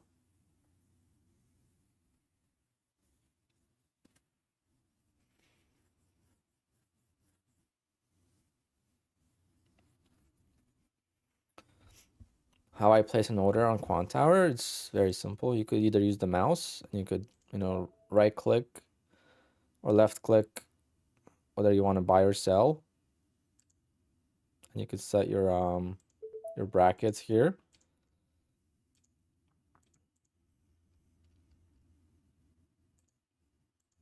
You could just place the order. So if you want to go long here, you can.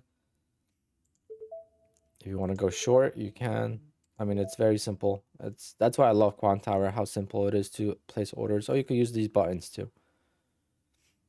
But like on Ninja, you gotta right click and then you gotta select the bracket. Here you have the mouse and you know exactly where you're placing the order.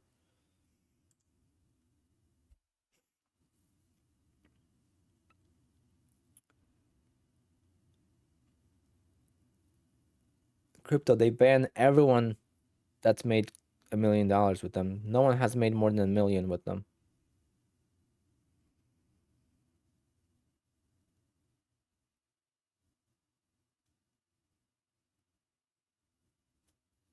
I'm not saying ban as in like ban in a bad way. I'm just saying to go live. I should start using that term. They're gonna ask me to go live. Is there a reason why you don't use Take Profit Trader? Because they take 20% of your profit. And it's a 10-day eval.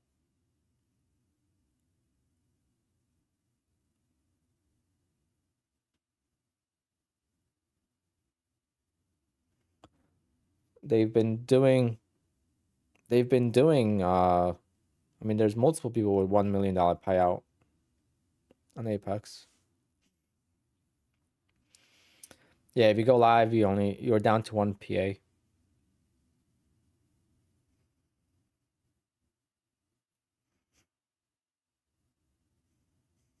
And then you can't trade on Apex for a few months. I think 6 months to a year.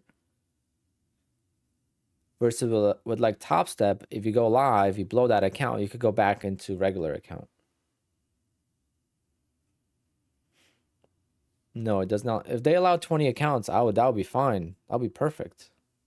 But the problem is they don't allow 20 accounts.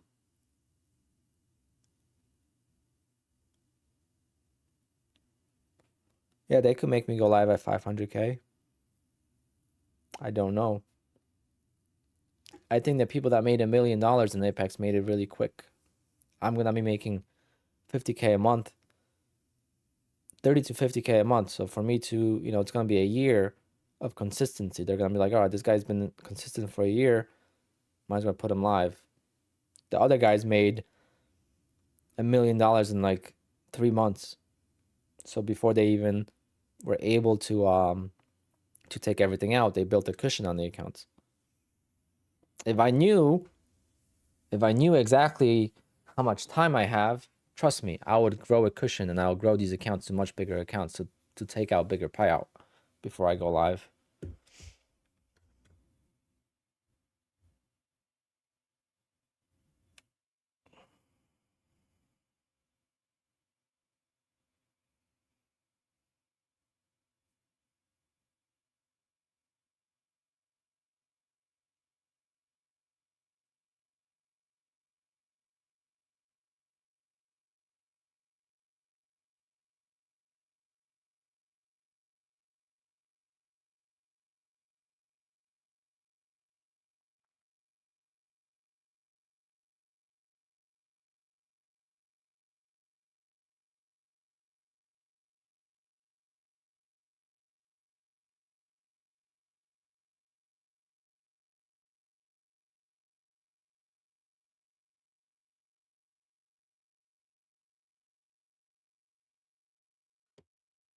Well, what a freaking squeeze.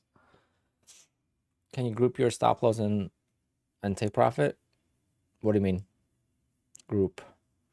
I don't know if you could group it, no. If you mean like you do on NinjaTrader, I don't think you could do that. You will have to manually do it. Which you can.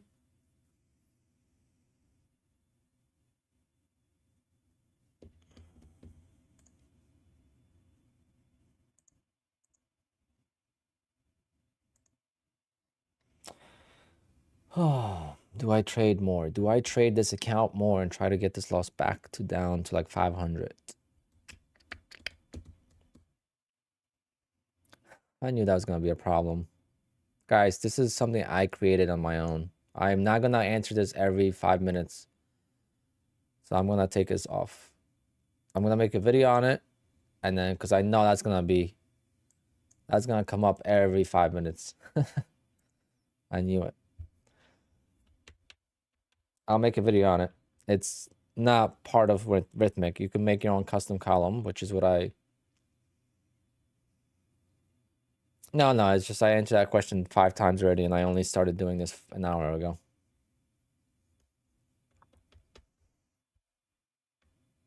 No, it's not annoying. It's just... It's annoying to you guys. It's not annoying to me. I could answer the same question all day, and it's fine. It's annoying for the people listening.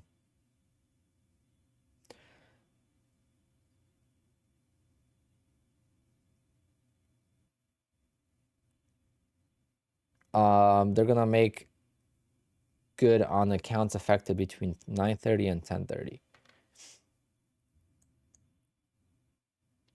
Okay. Well, I'm shit out of luck then. They're not gonna fix my account, bastards.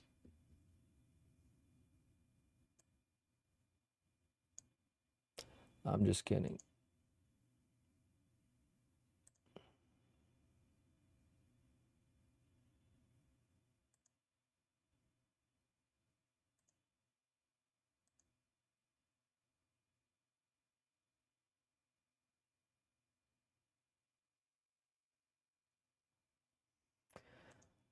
Lilu is kind of ancient and outdated. Lilu made so many bad changes lately too.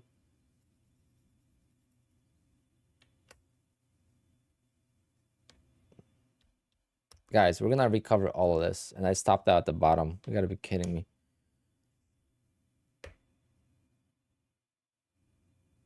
I made a lot of trades. I made a lot of trades. I just took a big loss, so I'm not. I've taken quite a lot of trades, actually.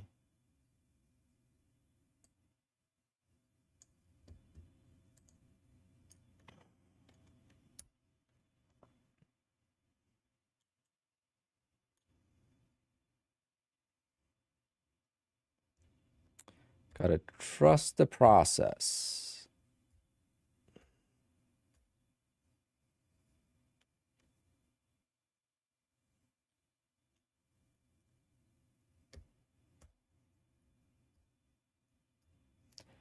This stop out right here is just haunting me right now.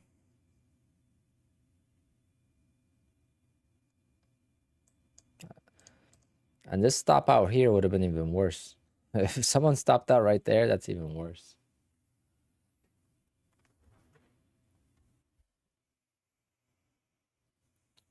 Should I get a F-150 or Dodge Ram? My brother has a Dodge Ram. I think that the Rams are better interior-wise. I like the Dodge trucks better. My back is so freaking sore from deadlifts. My lower back. I should go eat something too. 2 o'clock? What? Wait, it's 2 o'clock? Guys, I literally thought it was like 12.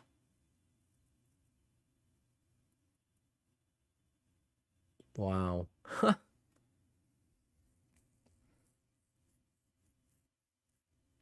That is crazy. I think when you're stuck in losing trades, time goes by way faster.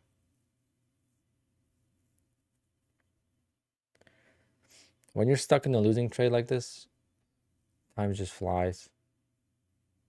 Oh, wait. It's been 2 hours since I got out of that trade. How is that even possible?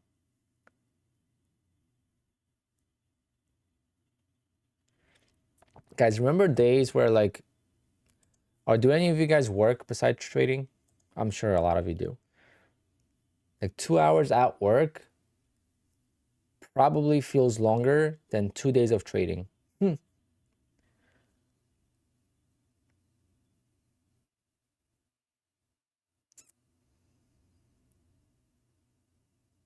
It's only been an hour? No, I got out at 12:30 and it's 1:40. Yeah, it's been an hour. All right, I'm gonna go get another Red Bull. The math is not mathing today.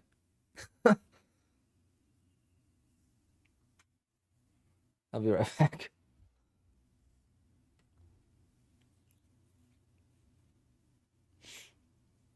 You get more money on faster on Apex. I get more money on Apex faster because it's more accounts.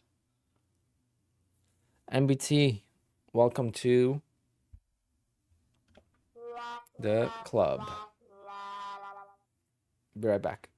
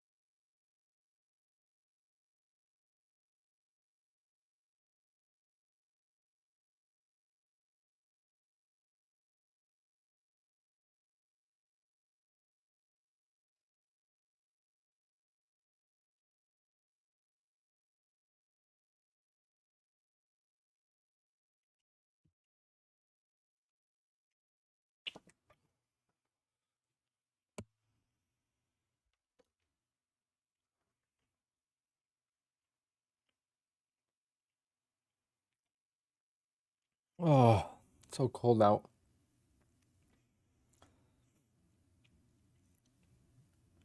A 150K account is not bad though.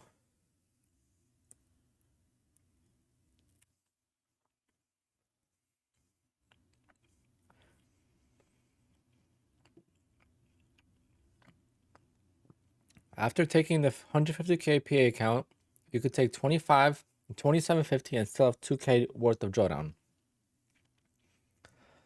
Mo, if you build a 50K account into 5,000, it's the same thing.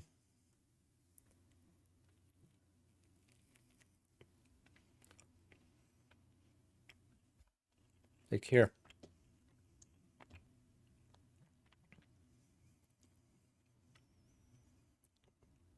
It's the same thing. So this is a 150K account now.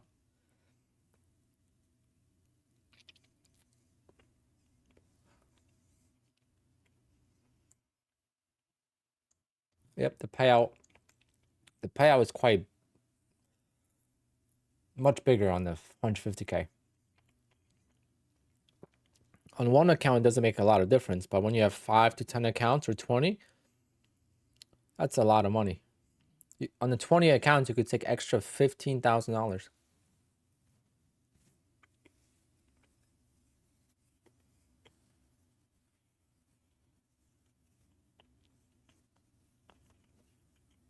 That's why I'm working on 2 of them.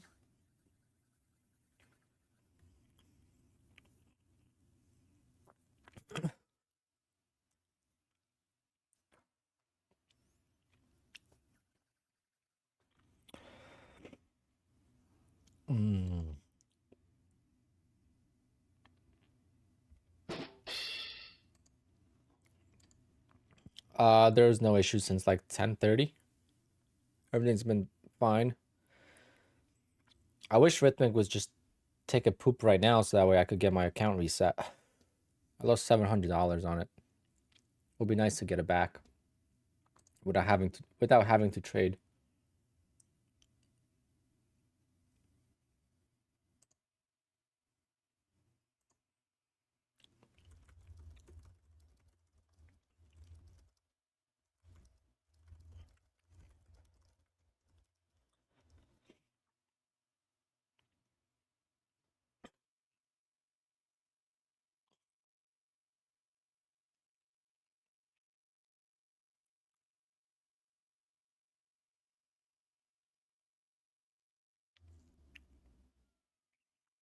Can they give us heads up before they crash?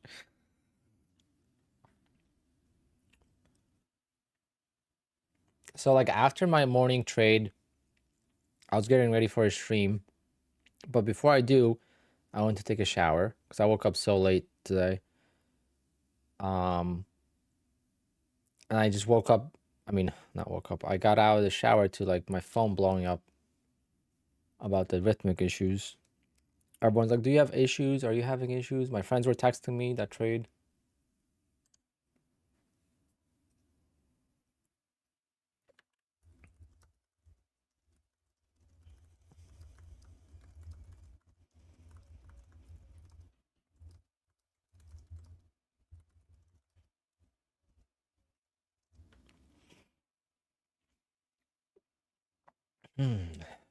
I already have too many Matts.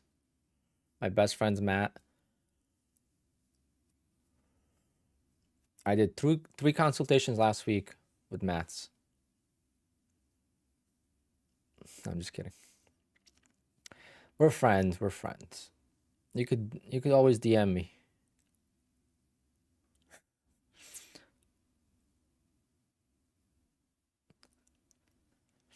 It's a very common name, and there's 2 of you. You got Maddie and a Matt, and 1 person.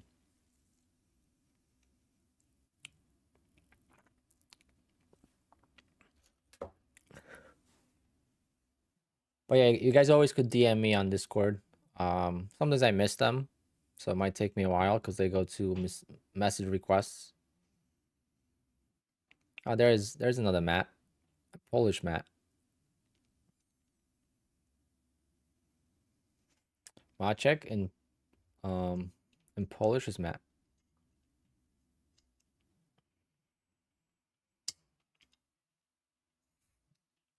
Christian Horner gets to stay at Red Bull. I mean, that whole thing was crazy.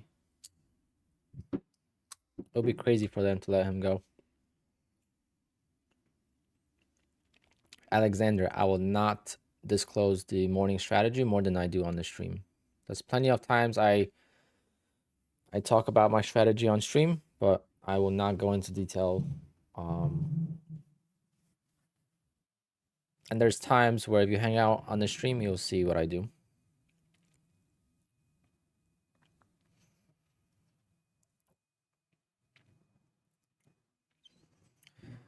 So you just passed 6 evals. I was wondering how you structure your schedule and profit targets exactly on your PA accounts. I see you go for about $300 to $400 a day.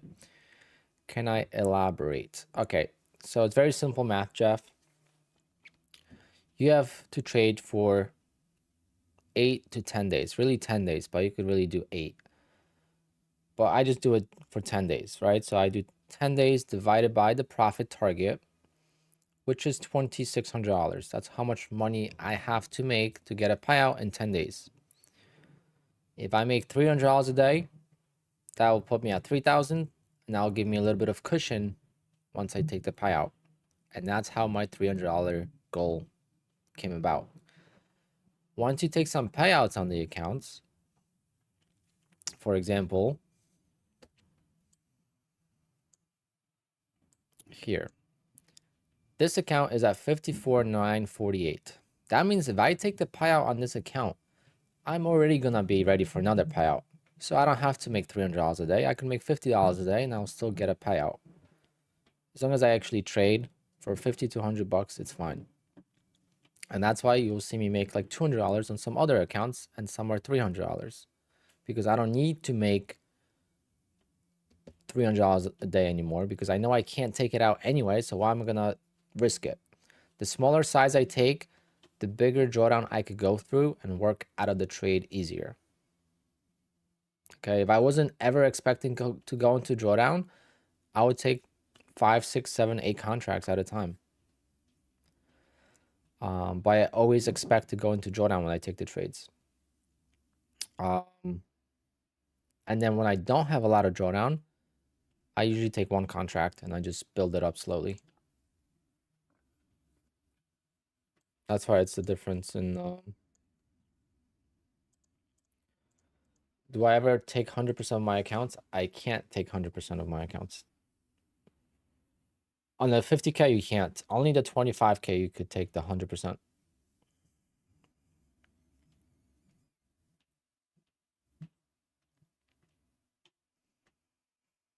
That info is golden. Need that in this short. Okay, it's 1:56 p.m. I gotta go back to the stream and edit that.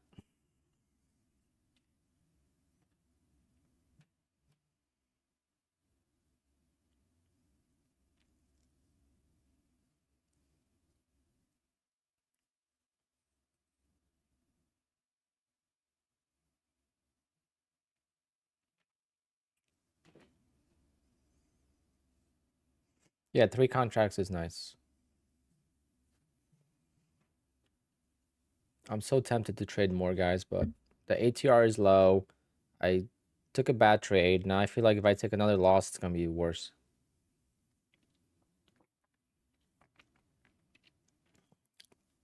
Can people make big money without trade copier? It's much more difficult.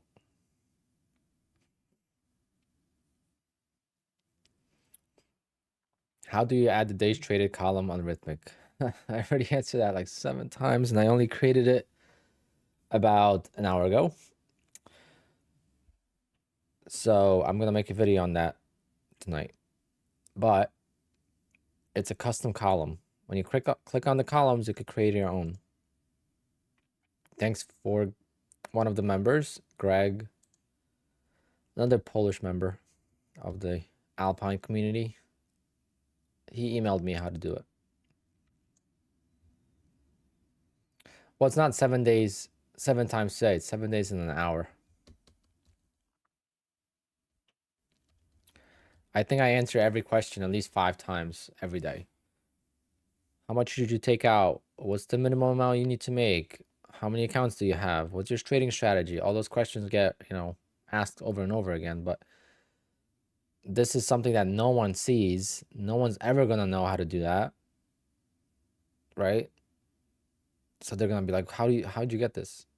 And it's not that easy to explain. You could go to it's create a new column, but you actually have to input these numbers by yourself. So I could create a new column,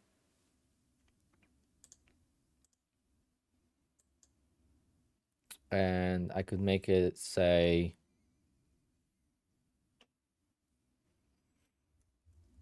whatever, I'm just gonna type Alpine.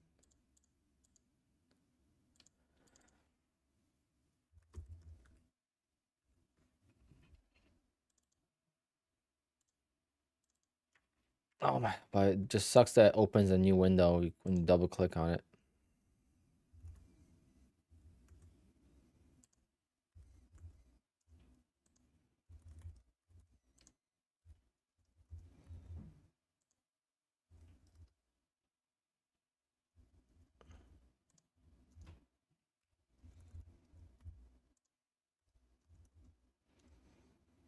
There you go. Found a solution.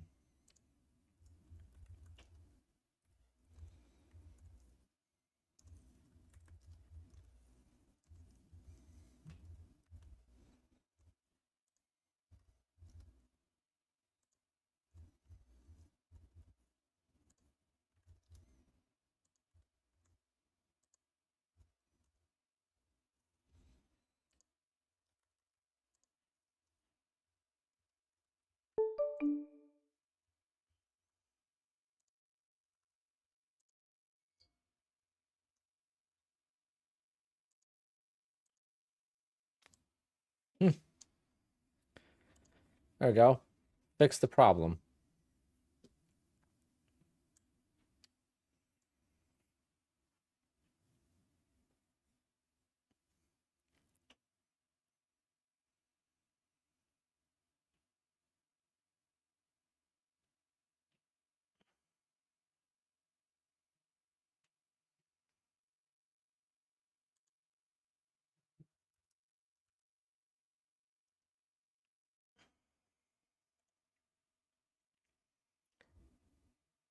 Mo.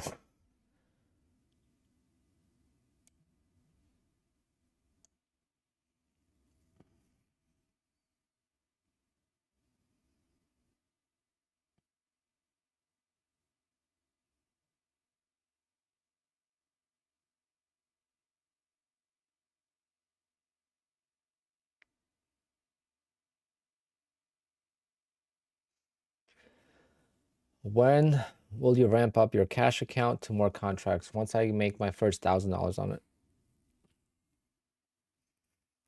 Yeah. How did you add the Alpine column?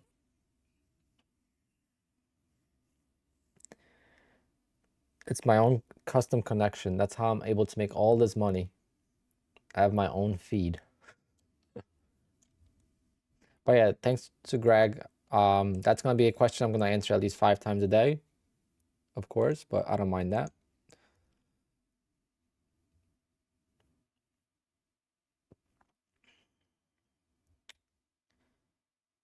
What platform do I use? I use Alpine trading. I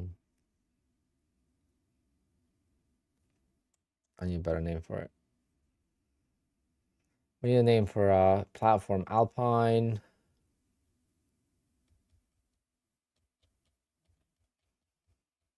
Alpine Scalper.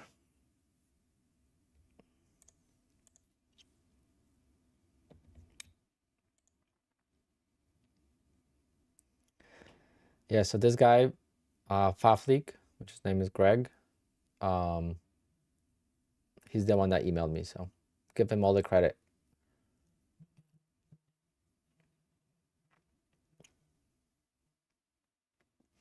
Yeah, Scalpine, someone already, that should be my nickname.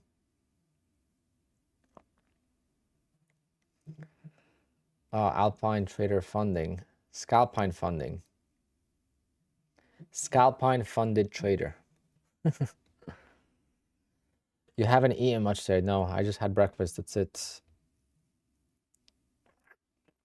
So after I took my morning trade, I ate breakfast. I had a couple of eggs and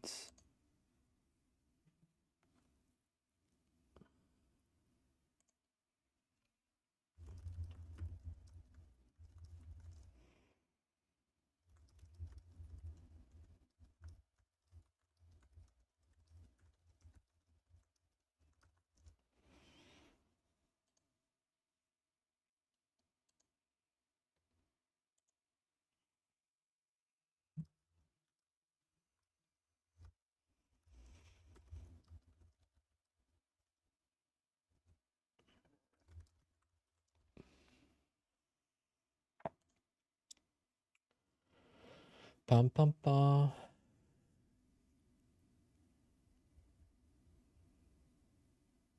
Nutty is still sick.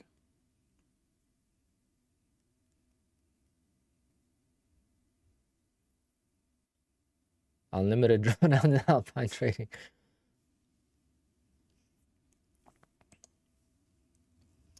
You get unlimited drawdown, but you could only take 6 ticks of profit. You can't take more than 6 ticks. That wouldn't be too bad. That would be a something.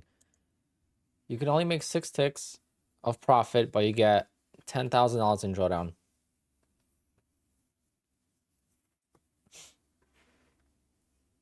And you get 5 contracts.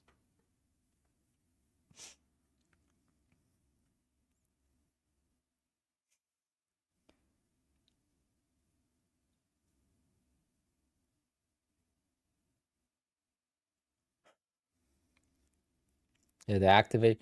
It's $69 for the eval and then $420 for $420 for the activation fee.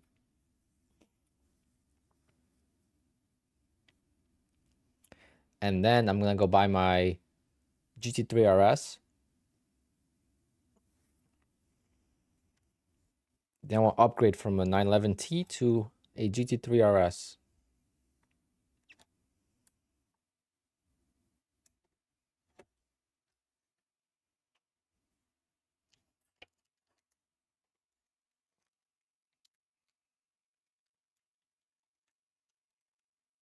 Just sell a course. I could sell a course. It's pretty funny, but I could actually do it. I could do a paid Discord. Guaranteed I would get at least 100 people to sign up. If I did it $100 a month.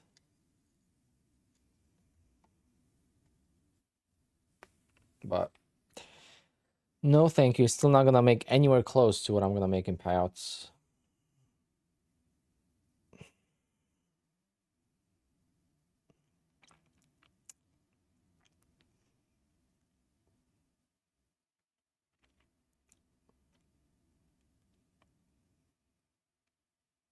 Mo, no, it would just be my opening trade.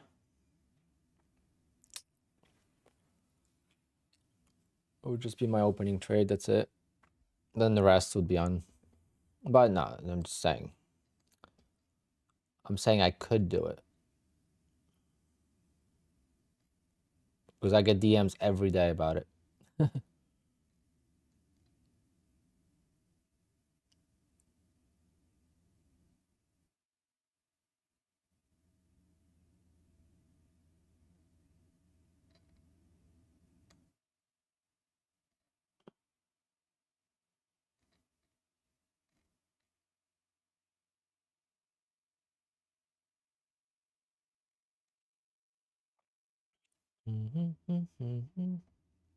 I do 3 contracts, usually.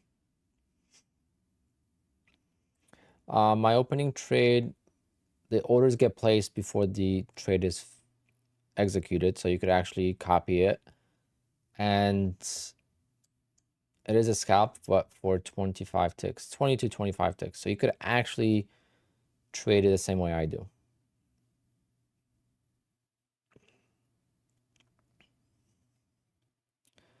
And if you have accounts still pending, that's interesting, but I guess they could be pending all the way till tomorrow.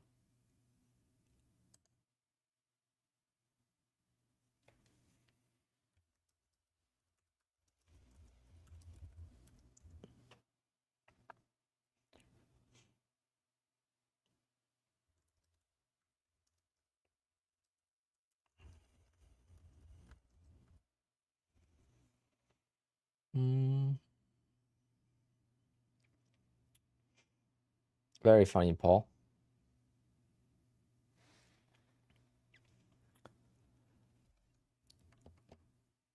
It's not as long as my payouts are.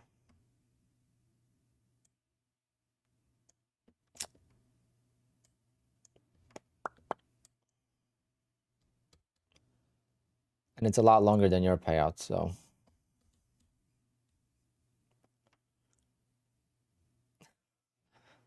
He's a loser. It doesn't bother me. I feel like my personal account just glitched connection-wise, but I wasn't paying attention. I saw it like turn back on. But yeah, if you guys were not here earlier, my connection on my AMP Features account was completely fine. So the SIM accounts definitely have different servers. So the issues would not happen on a live account. And that's understandable. Like, you can't be, you know, trading $1 million and having some random issues on Rhythmic. That just wouldn't fly.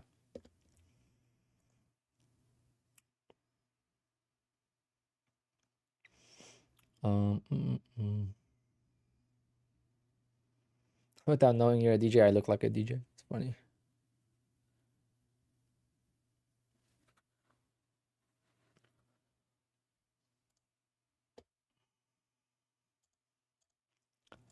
Yeah, he also doesn't realize I could just take a couple payouts, and if it bothered me, I could go fix it. Bum, bum, bum.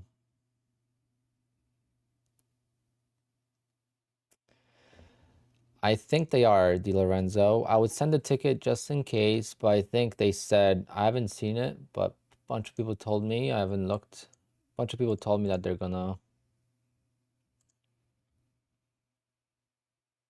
Any accounts between 9:30 and. Okay, no need for ticket.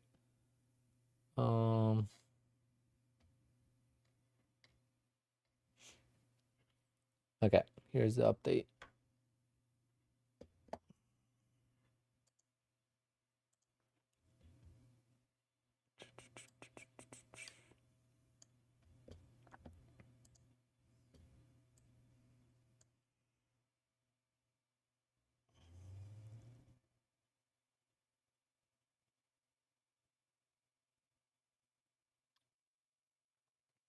(9:30 to 10:30).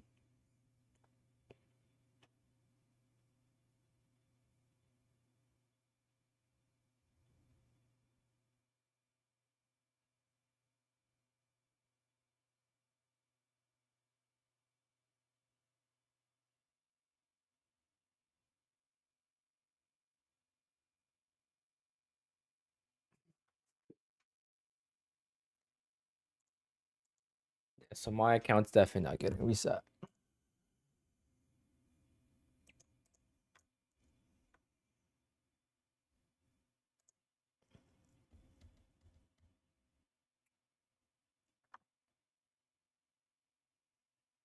How many hours a day do you trade? Pretty much, it's hard to say, but I'm here pretty much all day. But if I take a bigger loss, I'm done. So I trade and I push the limit. Some days, like, I feel like I can't lose. Like, some days I feel like I can't lose. So I keep pushing, and then some days I just. And it's been going on for the last few days. I would say since last week, where it's like I just can't seem to be very comfortable with trading. Like, there's gonna be times where you're gonna see me press this button and make money like with my eyes closed, and then some days and sometimes it continues to go because market conditions change. So like last week, the market was so volatile, so violent, that I adapted my strategy to that. And now this week is the opposite. This week is more grindy, right? So this week I'm trying to chase a little bit because last week going against the trend would kind of make me lose or make it more difficult to make profit. So this week I'm going with the trend a little bit more and still counter trend overall, but like see, like this is counter trend, but overall still a uptrend. It's hard to say, but like I changed my way I'm trading, and then the market conditions change, and then makes it all more difficult. That's why it's hard for me to explain my strategy, because to me Nasdaq is so random that you have to adapt all the time.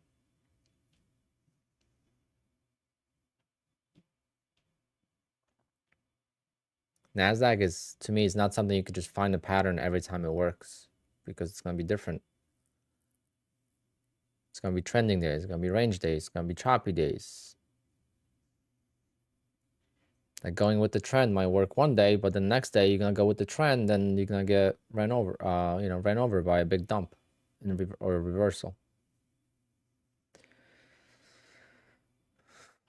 I prefer taking separate. Why do I prefer taking separate trades versus averaging? Because I know that if I average down and I get a small pop and I don't get out of that ad, I will not be able to survive a big pullback. Versus if I take the separate trades for small scalps, I'm just working out of the trade, and then it gives me the ability to work out of a big drawdown on the initial entry. So like I'm able to sometimes work out of 100 points in drawdown and actually make profit on the trade. Taking the separate trades definitely helps.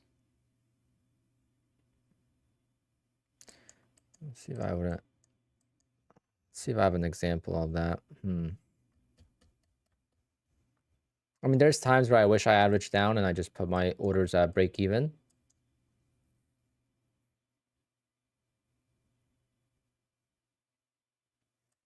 But a lot of times I'm thankful I took my small profit.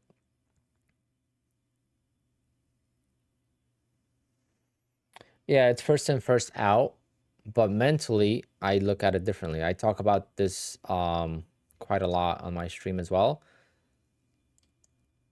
I would have to find a chart that I traded. 109. Let me see if I could find a chart. I have to make videos about this stuff. Like I've been slacking on videos.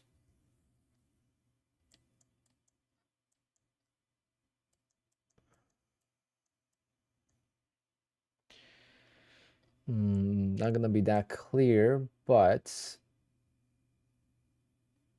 we're gonna try. Maybe if I go on like a 30-second time frame.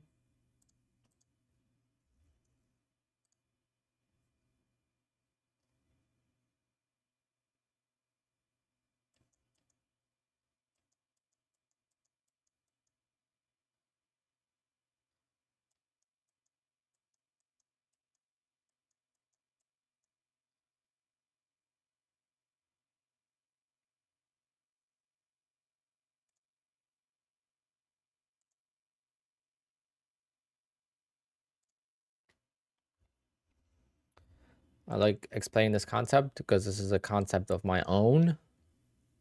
Again, everything I do, I kind of learned on my own or created on my own.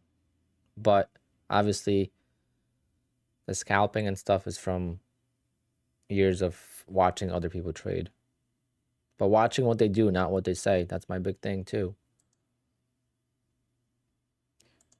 Okay, so let's see if we could do this without messing up. So my trade was here. This was my first entry, short.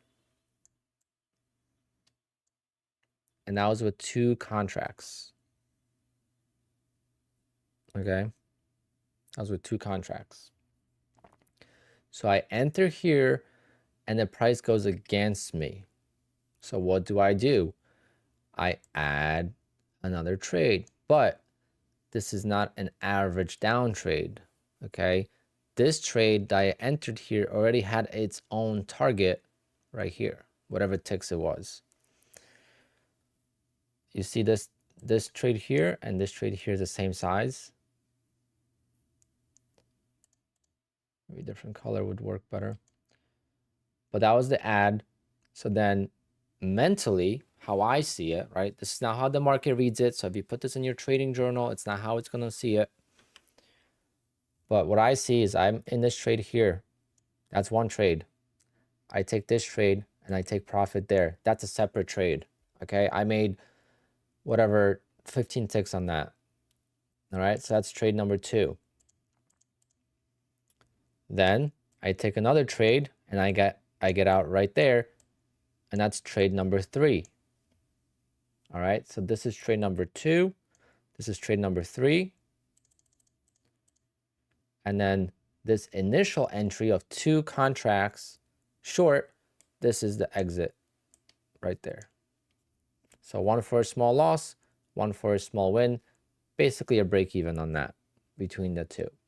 Okay, so I see this as 1 win, 2 wins, 3 wins, and 1 little loss. This is technically one trade because it's 2 contracts at once. So I would consider this a break even trade total.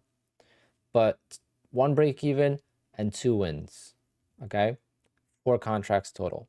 That is not how the Rhythmic, how your broker sees it, how your trading journal would see it if you input this into your, into your journal. If you look at your statistics, your winning ratio, anything like that, that automatically populates the winning ratio, it would just skew it. That's why I don't use a trading journal. How the market sees it, okay, so this is my initial entry. Okay, this is how it actually gets read in the market or in the journal. Okay, and on Tradeovate it's cool because on Tradeovate it actually draws arrows to each, which I'm just gonna do that. So this is how it actually worked. So again, me personally, I saw 2 wins and 1 break-even trade. The market saw 1 loss. So this entry, 1 contract, gets taken a loss there because it's first in, first out. So this is my first short, this is my first cover. So that's 1 cover. Then, since I had 2 contracts here, not just 1, but 2 contracts, now this is the second cover. So this is 2 losses. So I took a loss here and I took a loss there. Okay, then this contract gets covered there and this last contract gets covered there.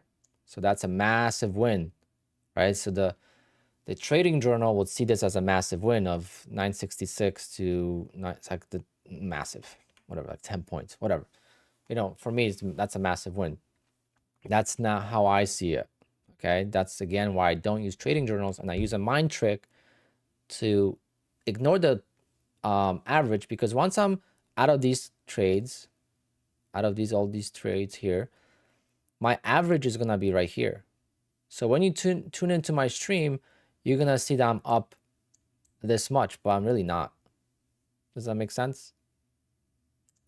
That's why I don't really focus on what my average is, the line itself on the chart, when I'm in multiple trades in one sequence. Again, since this is the first entry and this is the first exit, those are combined. So that counts as a trading loss. So if we go to this account 109,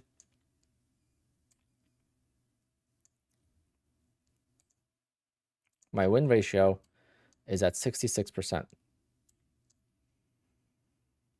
It should be way better than that. I know I took the oil loss on that, but still. I hope that makes a little bit of sense. Is that like hedging? No. It's just taking new trades. Well, it's almost like averaging down, but not really.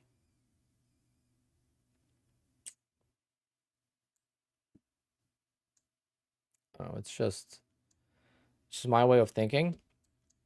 What you could also do, this is a way more complicated concept, and it's easier to show it on a live trade, but let's say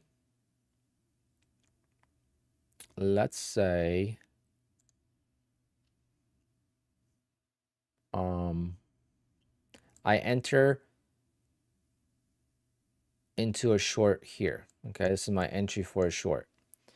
Then the price keeps going higher. Okay, so it goes against me, and I have two contracts here.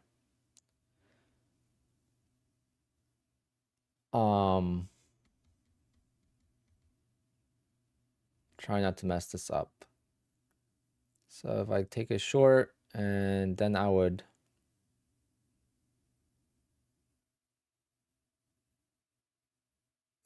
so in this concept, it would be reverse. Okay, so no, I'm not gonna. This is gonna be way too complicated without showing a live example.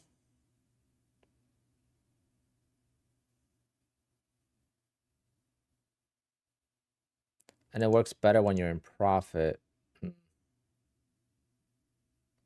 So I use this technique when I'm already like working out of a trade and I'm almost out of it. Kind of like I was in the oil trade. And I did that on oil, didn't I? Let me see. I did it once today. It's a really cool idea of how I manage the trades. Where is my trade on oil? Well, thank God I got out of oil trade.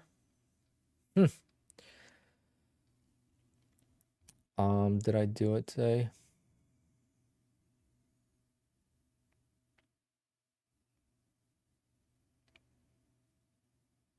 I did not do it.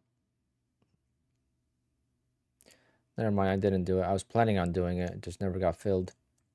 But this is another example of entry here, right? So we got an entry right there with, this was 3 contracts. Then I entered 1 contract there. This to me was a trade. This to me was a trade. And then these contracts were sold right there for the losses. Okay, so to me, it was 2 contracts for a win and 3 contracts for a loss.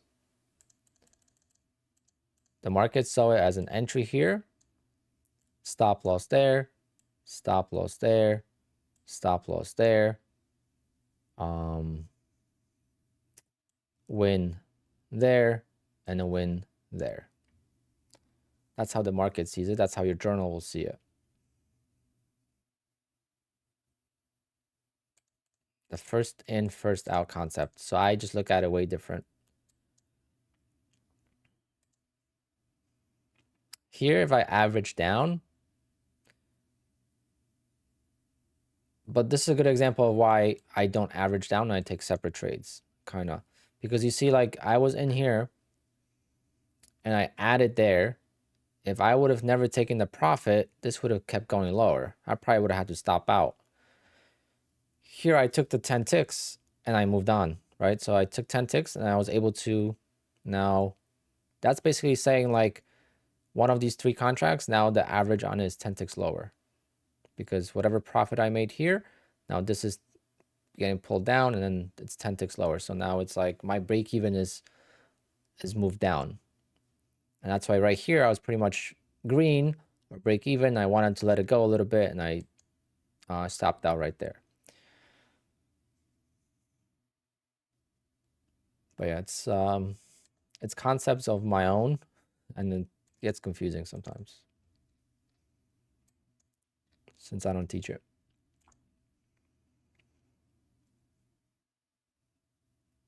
First in, last out. I don't know if you could set it up that way on the sim accounts at least. I don't know where you would set that up.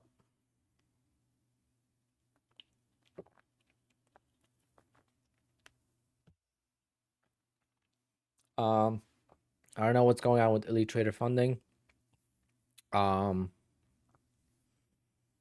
But just be careful with them. They don't pay out. Show how commissions kill you. Commissions don't kill you in futures funded accounts because they're not real. Yeah, I'm not trading anymore, but thanks to Mimi. So this is the gross and this is the net. Again, in futures trading, when it comes to prop accounts, there's no real commissions. It's just a deduction. There's no money coming out of your account. So I don't look at the commissions at all because I know one tick every time I take a trade is going to cost me the commission. So I just ignored it. Trust me, it does you no good if you are scalping and you're up 1,000 and then you look at the net and you're up only 800 or 700. You would be happy with the 700 if you just looked at the 700, but since you looked at 1,000 and then you see only 700, then you're pissed. Like on this account, it says I'm up 110. I know I'm not up 110. I know I'm up 106.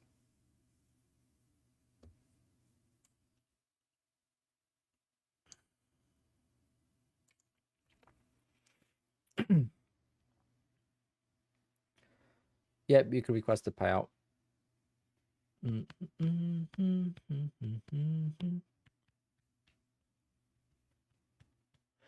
Mimi, you were saying, I was just trying to show a trade in more detail.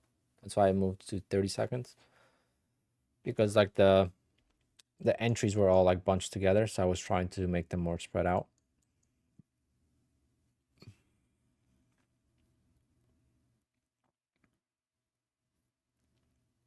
But the market is beautifully rotating up and down.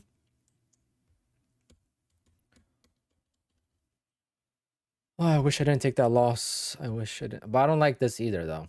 This is a big move up. That's like 60 points without overlapping candles. I prefer like this type of chop. When you get basically a full hour of chop. That's my price action.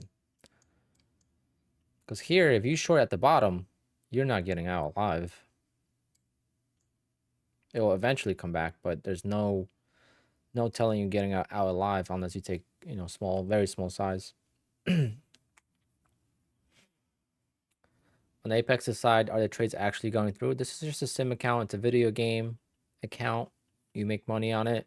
They'll pay you because that's their bet. They're betting that people will lose money or not make money trading, which is a good bet. Most people lose money. Trading is difficult, right? So it's awesome. They give us the opportunity. For those who are not profitable, it gives them an opportunity to learn how to trade at a very low cost. And for those who are profitable, are able to make money. So it's like, it helps everyone.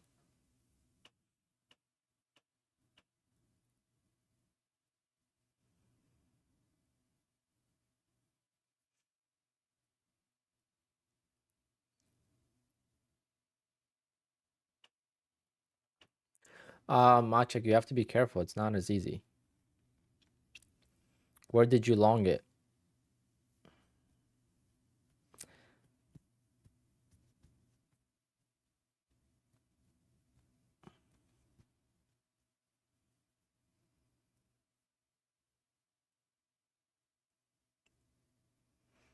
I want to get back to 6,000. I had a $10,000 day recently scalping.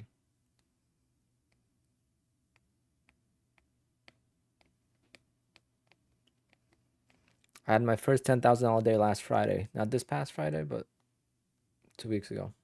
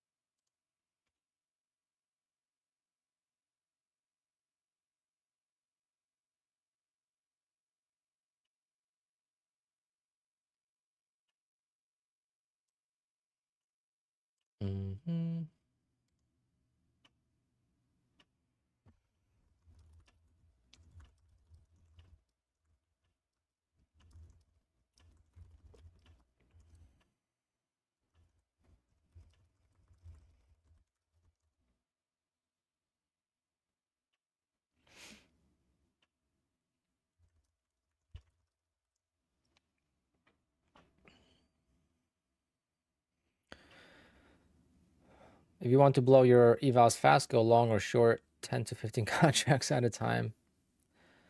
You could actually pass evals that way fairly consistently if you do it right. I'm not going to promote that, of course, but can't say I haven't done that.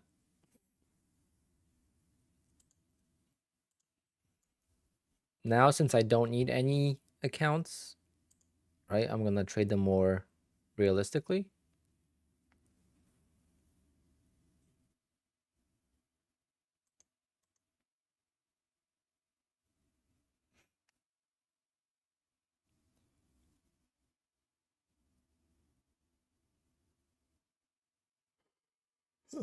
Trading on Apple Vision, I would go crazy.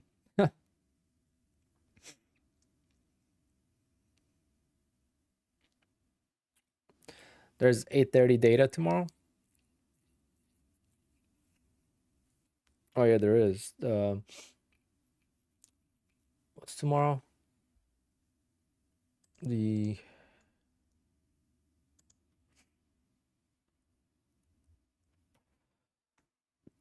I forget. I looked at it earlier. Oh, let's check again. Screw it. I need to write these things down. I can't remember shit. Thursday. Okay, personal spending, personal income, and initial jobless claims. I know that moves the market. Then we have Chicago PMI, and then we have pending home sales at 10. Yeah, it's gonna be a good day tomorrow. And then manufacturing PMI on 10 on Sunday, on Friday. But yeah, pending home sales should be good.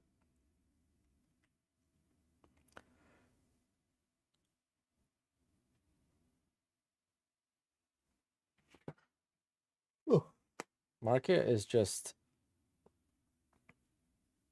oh, I'm sore. I haven't done deadlifts in a while, so my lower back is killing me. I feel like an old man. Tomorrow I'll either have 2 PAs or 1.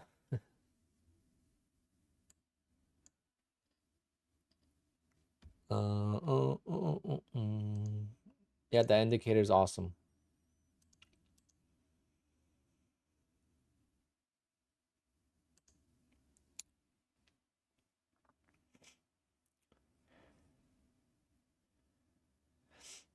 Well, it doesn't suck. It's just you have to be consistent. That's all. They don't want you to make money. See, Marvin, they don't want you to make money in one day and be lucky and then get a payout, because that puts them at risk with 20 funded accounts. If you want no consistency rule, then you could go with my funded futures and you can have 1 or 2 or 3 accounts and then you're fine. There's options for you to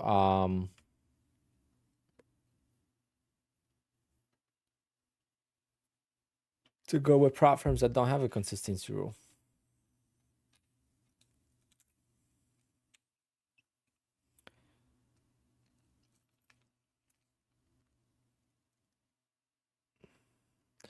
All right, guys, I'm gonna be calling it a stream at 3 o'clock because it's my mom's birthday.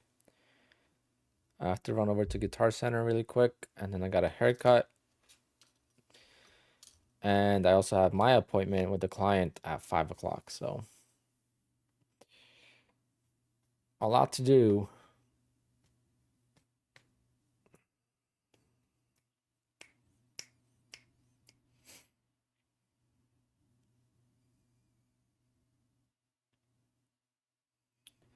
Uh, 21 sin, no, you can't do that because you can't chill for 6 days. You can only chill for 2 days.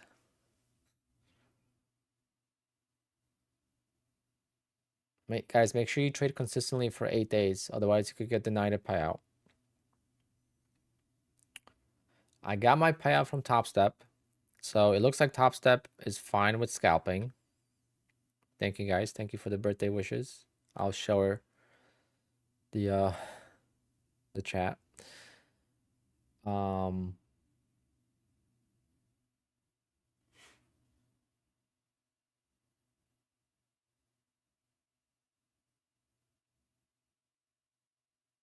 Yeah, she's a very hardworking person, and she helped me a lot with my early days in the business. Because when I took on the business full time, it wasn't easy. It was a very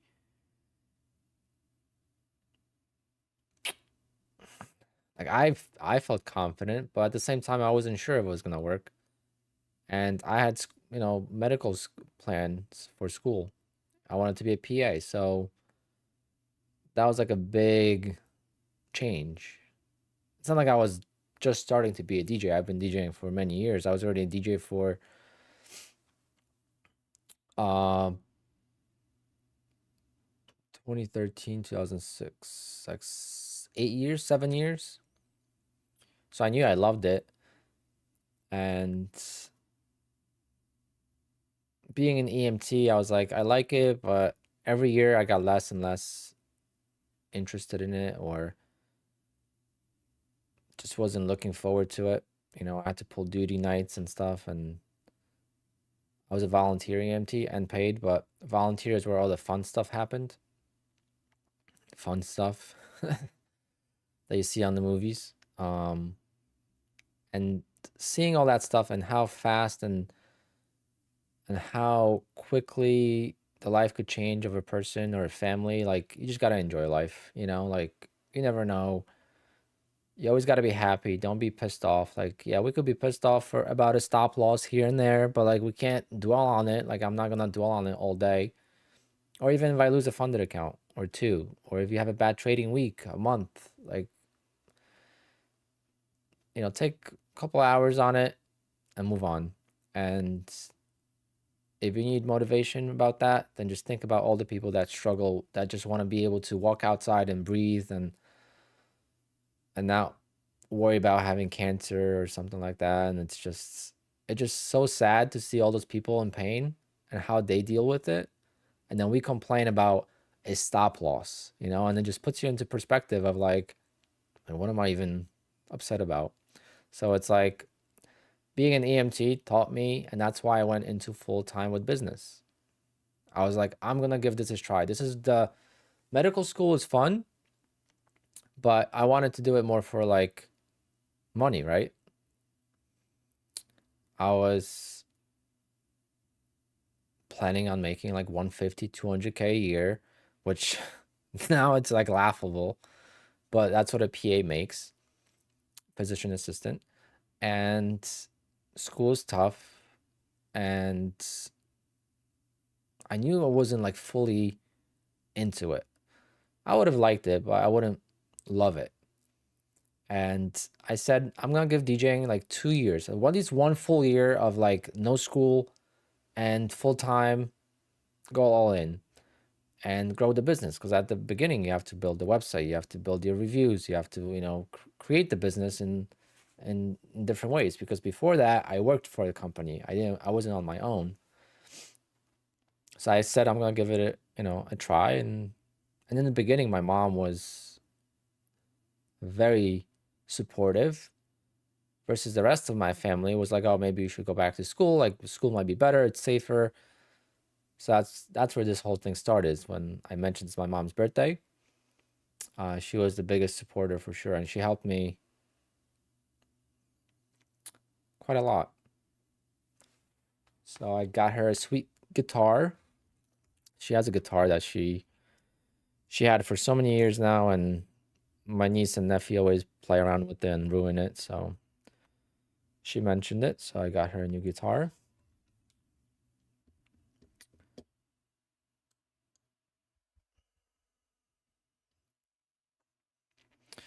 Where was I a college DJ? No, I'm a private event DJ. So I started in clubs and bars, but then I went into sweet 16s, proms, homecomings, and then eventually weddings. And now I only do weddings.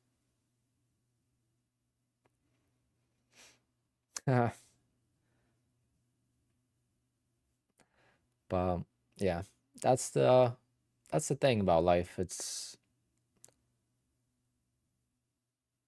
There's someone always struggling way worse than we are. So as long as you have a roof over your head and you have a job and are able to pay your bills, and trading might not be working out for you yet, give it time. Try to minimize your losses overall. Like, don't go on tilt and just spend money, trade 20 accounts just to get a payout, because you're just gonna dig a deeper hole. And I've done that. I mean, I was able to, like, once my DJ business was taking off, I was able to, lose 30 grand in a year, and like, it sucked, but it didn't put me out of business from trading. So I never quit. I wanted to quit because I wasn't seeing results, but financially, I never really was out of the game until 2020. 2020 was the one year where I didn't know what to do. I almost applied to Amazon, but then Amazon wasn't hiring because everyone was working at Amazon. So that was the one year that I didn't know what to do.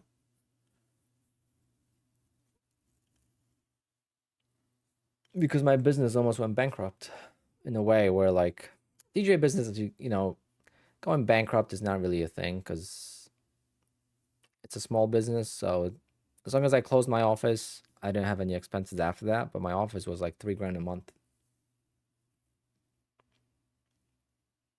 I had a very, very sweet office. Do I have any pictures of it? I think I have like old pictures. I don't have like new. Like, it's funny because when COVID started to happen, I actually updated my office. I was like, oh, it's perfect time. Like, there's no work. Let's work on the office. Since there's like a, slow down in work. Because I'm like, we're going to get back to work in 2 months. So might as well do it now. So I did some nice updates to it. Let me see if I could find a picture.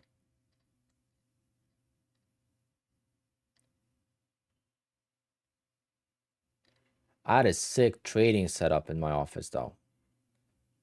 I gotta find this trading setup now. Now that I'm thinking about it.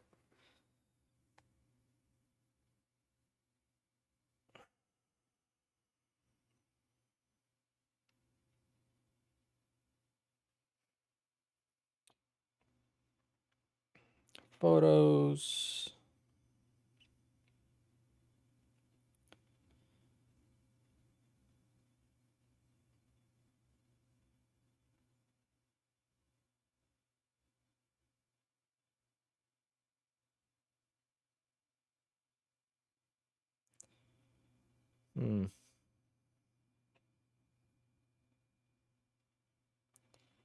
It's gonna take me a while, so give me like a couple minutes.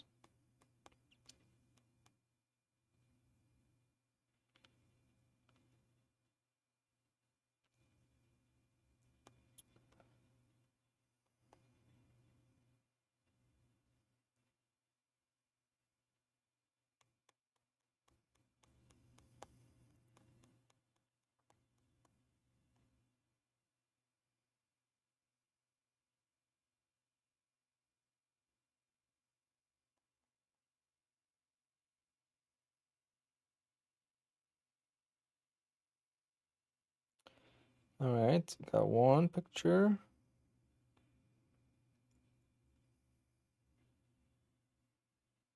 Yeah, there it is.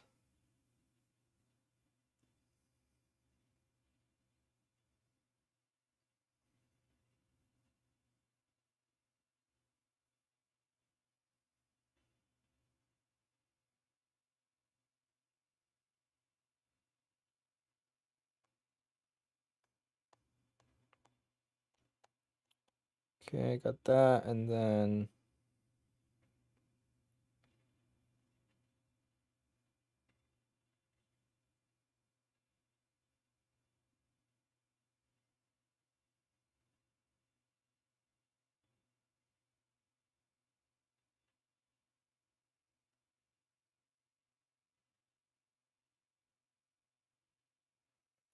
this is my trading setup in my office.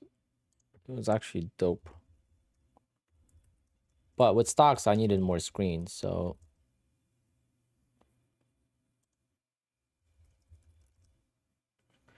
can we trade Bitcoin futures? No, I don't think it's 20. I don't think it's 24/7. This is my desk. It was so clean, like the monitors were floating.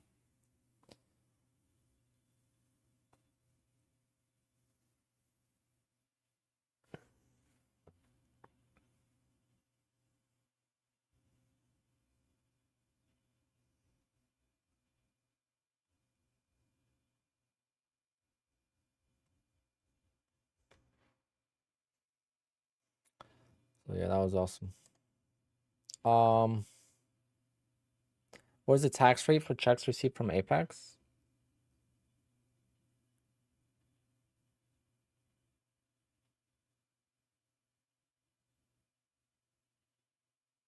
That depends how much money you make. It's the same as your trading income.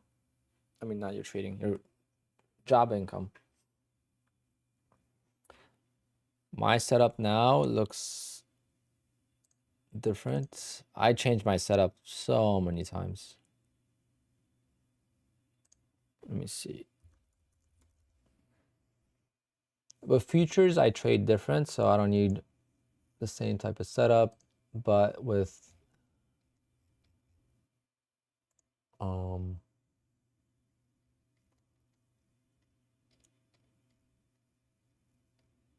this is my setup with stocks. That was also like clean.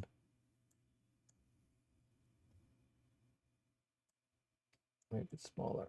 That was my setups with stocks.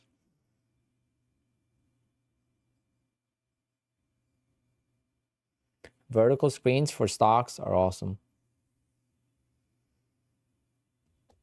That was my broker, Guardian Trading.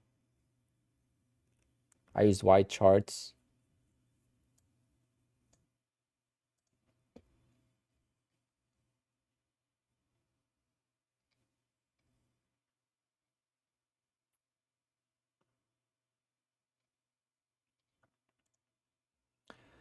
Here's one when I was trading stocks and I was using tight stop losses. Look at this. I was short. Boom. Stop out. Miss out the trade. Same thing here. Yeah, this is one of my worst trading days ever. Yeah.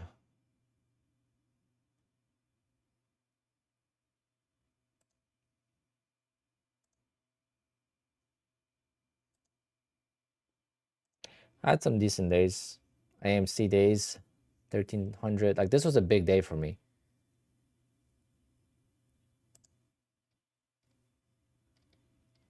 This is my Twitter, so you can see all this.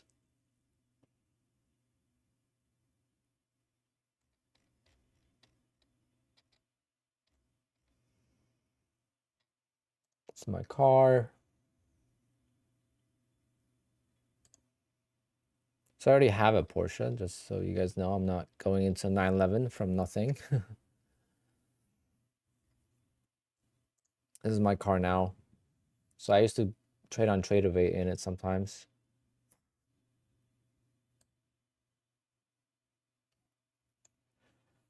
Oh, all right. I haven't read the chat in a while. Let's see what you guys are saying. What do you do when you start losing too often? I can't help myself to go on tilt, and I don't know how to deal with it because it's stopping you from being profitable. Well, first is you have to finish green, okay? You need a couple days of green under your belt. That's number one. If you find yourself being in profit at all, take the profit. So go and scalp very small profits, a few ticks at a time, and then get to $100 on a day and stop trading. And that's going to flip that cycle of losing all the time. Since when am I streaming? Consistently since November. but I used to stream once in a while before that. But I used to post mostly videos. And then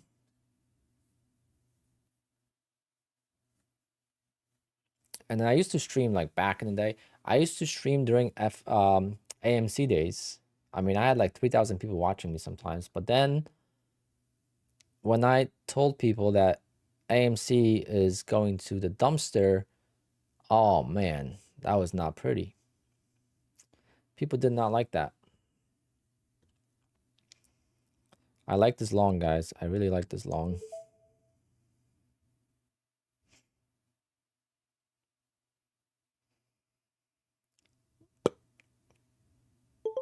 All right, that was a 12 ticker. 3 points there. I wish I took it on the other account, but we'll take it on this one.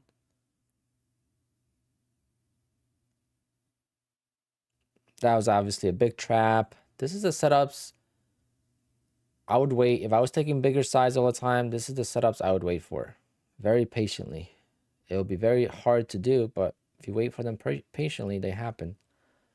The big traps, they happen. See? The lows get broken and shoots up.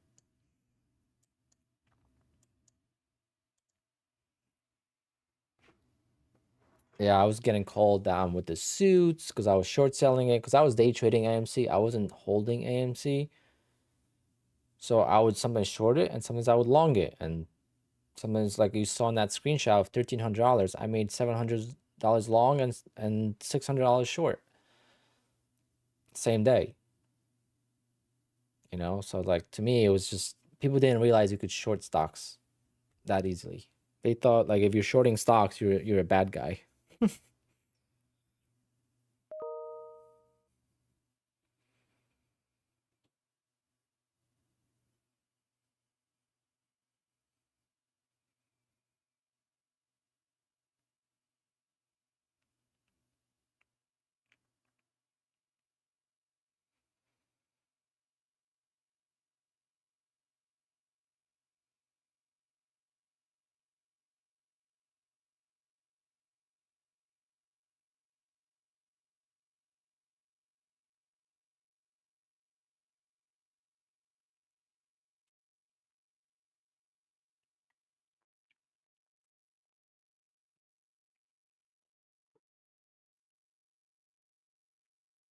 When I trade aggressive, I get fantastic gains, but when I use risk management, I lose accounts easily.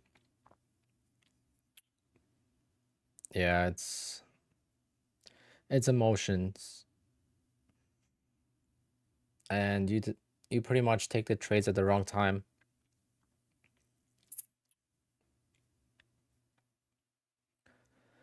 How many people we got watching still? Because I went on a rant. I haven't traded in a while. 550. Yep.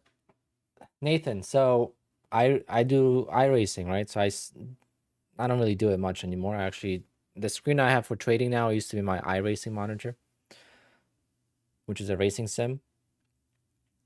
It is so much easier to pass people when you're all the way in the back or following someone.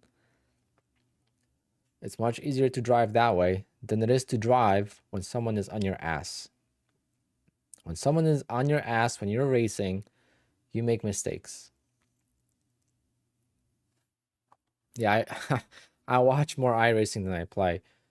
But it's crazy when you drive and you have someone on your ass that is maybe a little bit quicker than you or just as quick.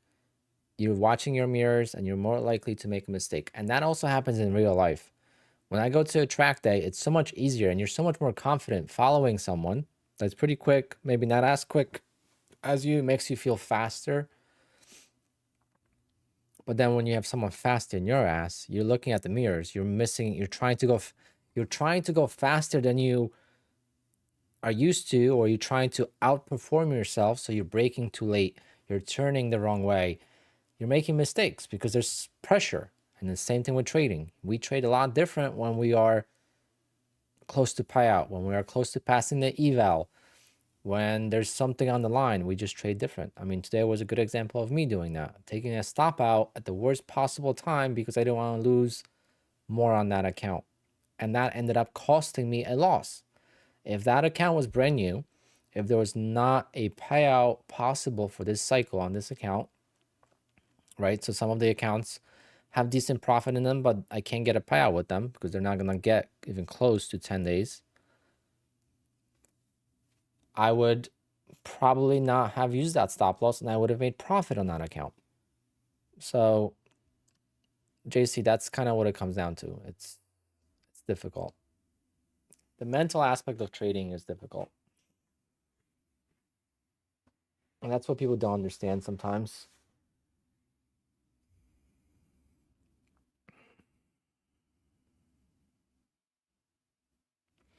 But I think I'm going to call it a stream here because, again, I got to...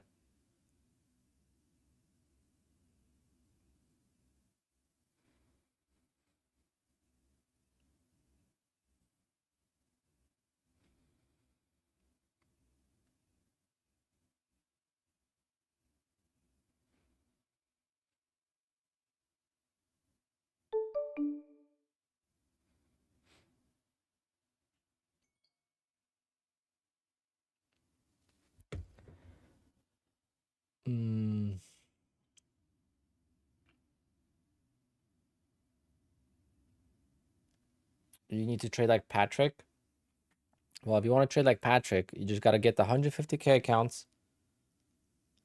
You load up 15 contracts or 17 contracts and press the button and hope for the best.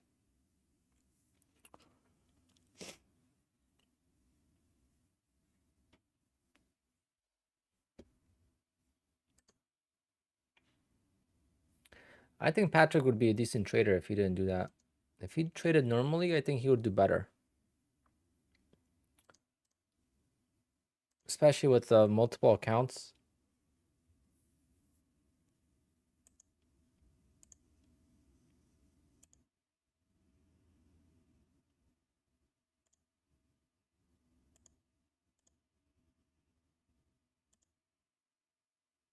But like, I just skimmed through his stream and I have no idea what he traded. I have no idea how much money he made.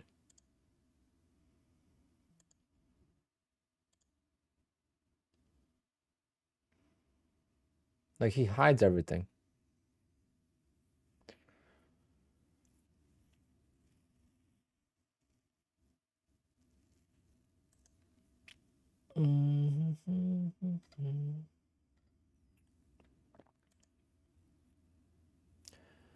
But make sure you guys hit the subscribe button for me.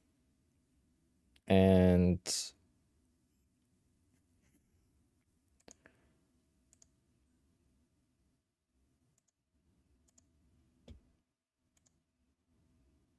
I think I'm going to call it, guys, because I got 2 hours to do stuff.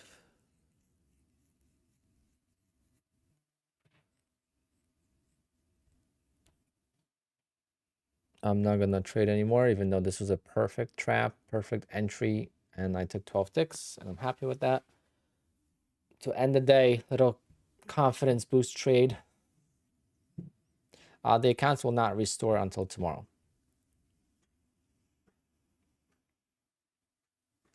If you need cash like Patrick, I mean, you could start a YouTube channel, and maybe in 5-10 years, you're going to get there.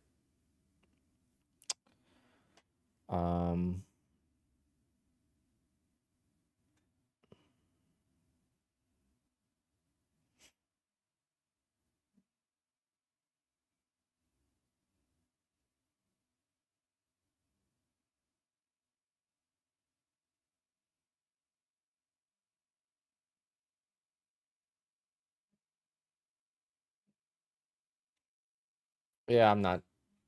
Those earnings probably will not move the NQ too much. If you blew them before 10:30 a.m., they will be back tomorrow, yes. If you didn't blow them after, if you blew them after, then no.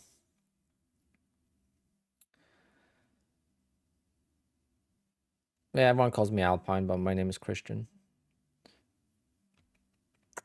Do you find the PA accounts have different mental field than eval? Only for me personally, only when they have a lot of profit in them. So I speak about that quite a lot too, where it's like when I'm on day 1 or 2 on the funded account, especially during 1 day pass, I go aggressive. Aggressive to the point where I make, you know, $800 on it or so.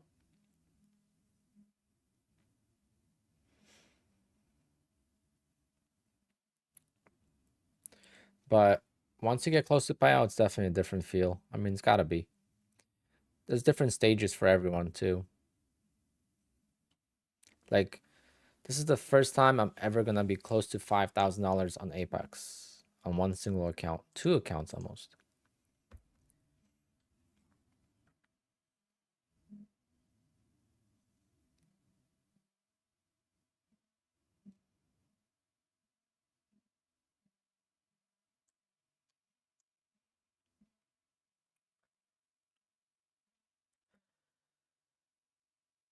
Yeah, I mean, Omar, for me, this was never planned to be a full-time income. After all these years, I kind of gave up on that dream.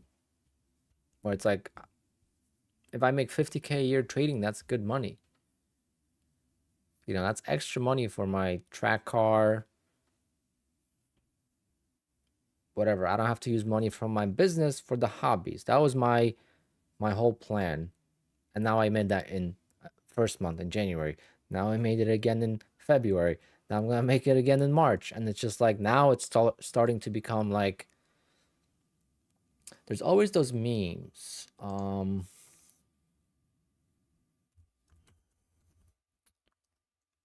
me see if I could find it. Oh, this one.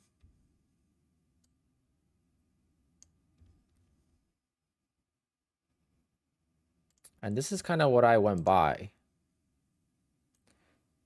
Like, this is actually my trading career right there.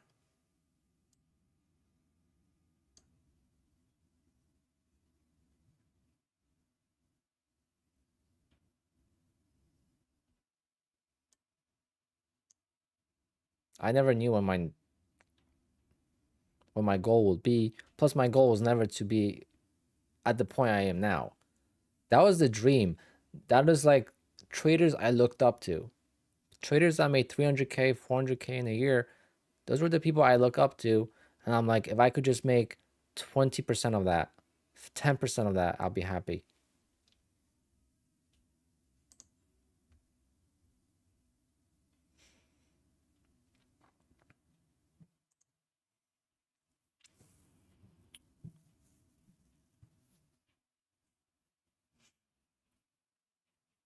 Now DJ is the hobby, yeah.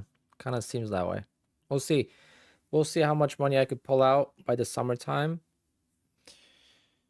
But as of right now, I am not taking any non-wedding bookings. I am not taking birthday parties. I am not taking christenings or baptisms. I am not taking anniversaries. I'm not taking any non-wedding events after May. I already have some booked till May, but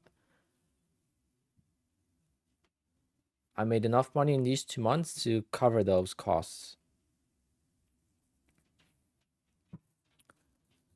Because I really have no life. Sometimes, like, I'll work every single weekend, Friday to Sunday, in the summertime, and it's nice weather, and I can't even go down the shore to the beach. I can't enjoy my car. Can't go to a track day on the weekend. I have to go to the track day on the Monday, and then I lose money because I can't trade as much on the track.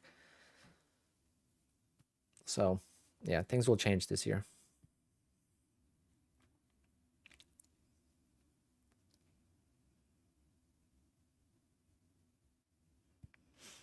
Yep, PK, that's exactly true. At least you have a wife that supports you. I've been struggling finding someone that supports me in the things I do, to be honest. That's why I'm happier single. Because every time I dated, it's always been an issue for me working so much. Always putting the business first. Like,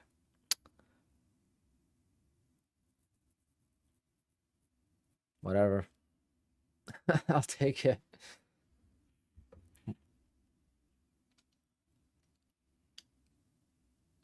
I'm happy single though. I just got out of a relationship.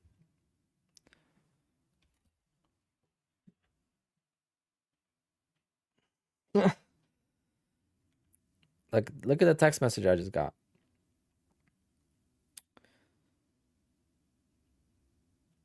I'm having a christening for my son on April 27th from 4 to 9. Well, luckily I'm already booked, but I would not take it.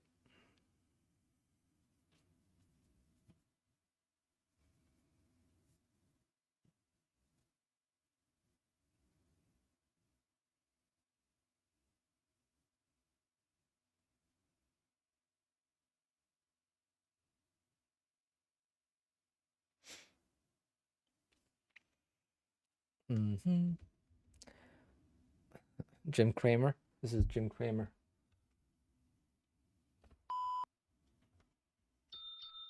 I have like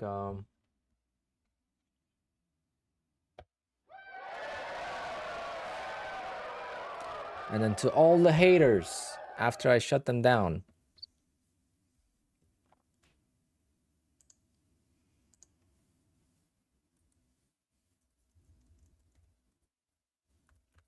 But guys, honestly speaking, right? The channel has been exploding. We've been averaging 300 viewers, and then all of a sudden we're at like 400 to 800 viewers.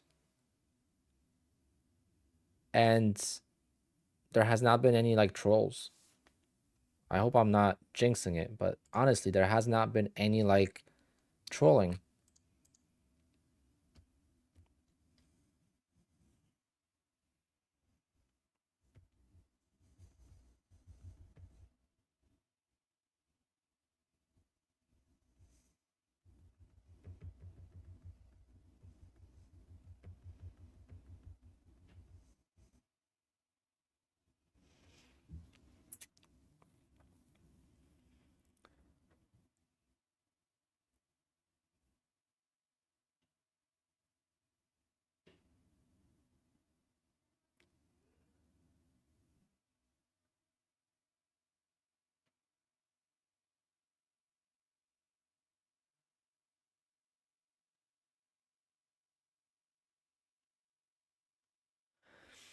Isaiah, yeah, I'm gonna try to make more videos. I gotta figure out a way to edit videos, take content out of my lives, edit them, and provide more value for those who can't turn into a live stream. I think that's gonna help the channel grow. Because a lot of the trading channels are like talking about trading setups and that stuff. And I feel like after all these years, all those videos that I watched, I never really learned, or I was never able to do what they were doing. So I became profitable when I found my own way of trading. And I feel like every time I found someone profitable, they were trading different from someone else. I never found someone super profitable and that they didn't tell me like, oh, I learned this from that person, right? They would try to teach their own way. So I'm like, how is everyone that is profitable trading differently from the next person that's profitable? Why is it that way? Why isn't it that these 5 people trade the same exact way? If they all teach in the same chat room, like Bear Bull Traders is a perfect example. Bear Bull Traders is a pretty big chat room, and they have a lot of moderators in there, and they all trade different. And the best trader, the scalper, Andrew Aziz, he's a beast, and he trades the most risky way, makes the most money, but it's the most risky way. And it's just exactly who I cater to, who I watch the most.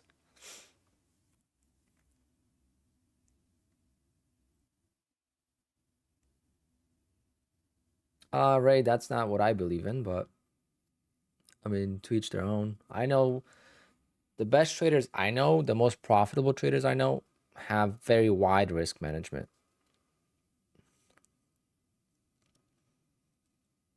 But, you know, to each their own. I don't know, like the Wall Street guys, the prop firm like S&B Capital millionaire traders. I'm talking about retail traders, but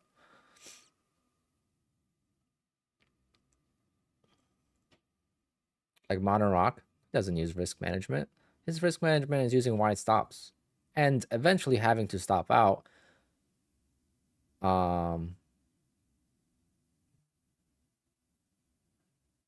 Yeah, consistency, true. I mean, there's some traders that are not consistent because their wins are way bigger than the losers. So they'll lose, and then win once, and that covers, you know, a month. 2 days out of the month, it covers their month. And the biggest thing is, like, when you see someone make a lot of money, you have to realize that they're risking a shit ton more. That's usually they risk more than they're making. That's why a lot of times the red day recaps are bigger than the green days or average green days. Not everyone, but a lot of people. My best day ever trading stocks was 4 grand, and my worst day was 10 grand, and I had plenty of 5 grand losing days, like at least 10 of them. So I would say in 10 days, I lost almost 100 grand total over time, over all the years, right? I showed examples of that, how I would have a 20K month, but I lost 15 grand in 2 days, so I only made 5 grand. Did you bring that $700 negative account back to profit? No. Nope. No. Still down. I only took 1 trade since then. I'm done trading. I've been done. I took this because it's a beautiful setup here, but this is the setup. Not the entry, but the setup here. The trap. That was too good to miss, so I took that, and 12 ticks, 3 points, $60. Pays for the haircut. But what I'm trying to also show is, like, you don't need big profits. Everyone that I see that is posting, and what pisses me off the most about prop firms, and especially Apex traders, is when they post P&L and they post it like this. They post it like this. Like, you have no idea if it's a PA account. If it was a PA, that would show the whole thing, number one. So you know it's an eval, but then you don't know if it's like, how many days have they traded? This is their first day trading. And my whole point of it is they don't show $200 a day. It's $2,000. It's $3,000 per account. Like, it's huge days. And then there's no payouts, right? So it's like people focus on the big days and the big swings, and that's how you get emotional. $200 to $300 a day is what I'm making average. And look at the money I'm making.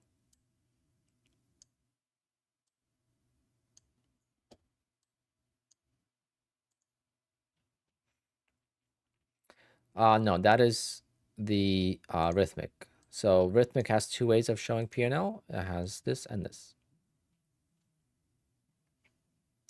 This is the performance one.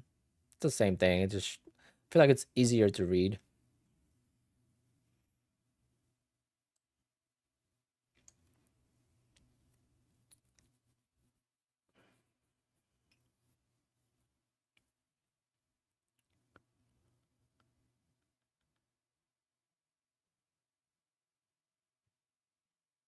Yeah, my funded future is not bad.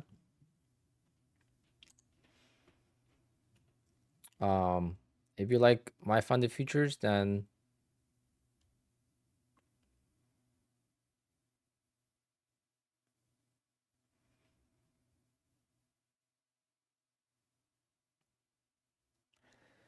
I'm waiting for a payout from them right now, actually. We'll see if I get it today. That'll be my final payout for the month.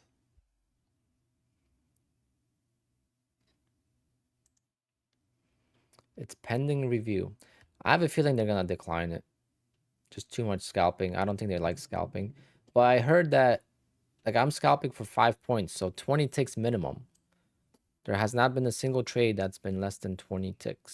So I hope they don't deny it.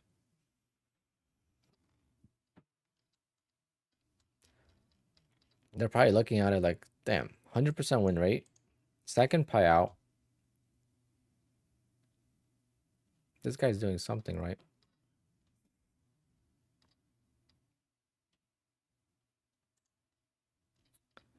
I have not lost on my funded futures once. Between the eval, which the eval took me a long time to do because I only made $300 a day. The eval took me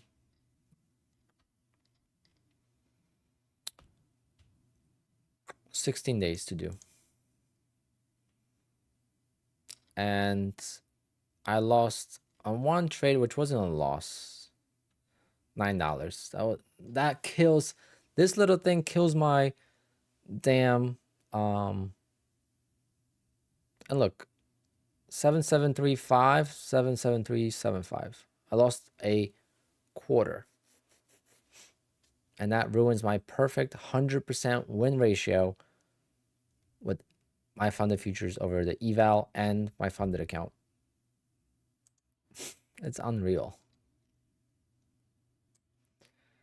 So if any prop firm wants to come out and debate, obviously, my system, whether it's a system or it's gambling, then I'm all for it.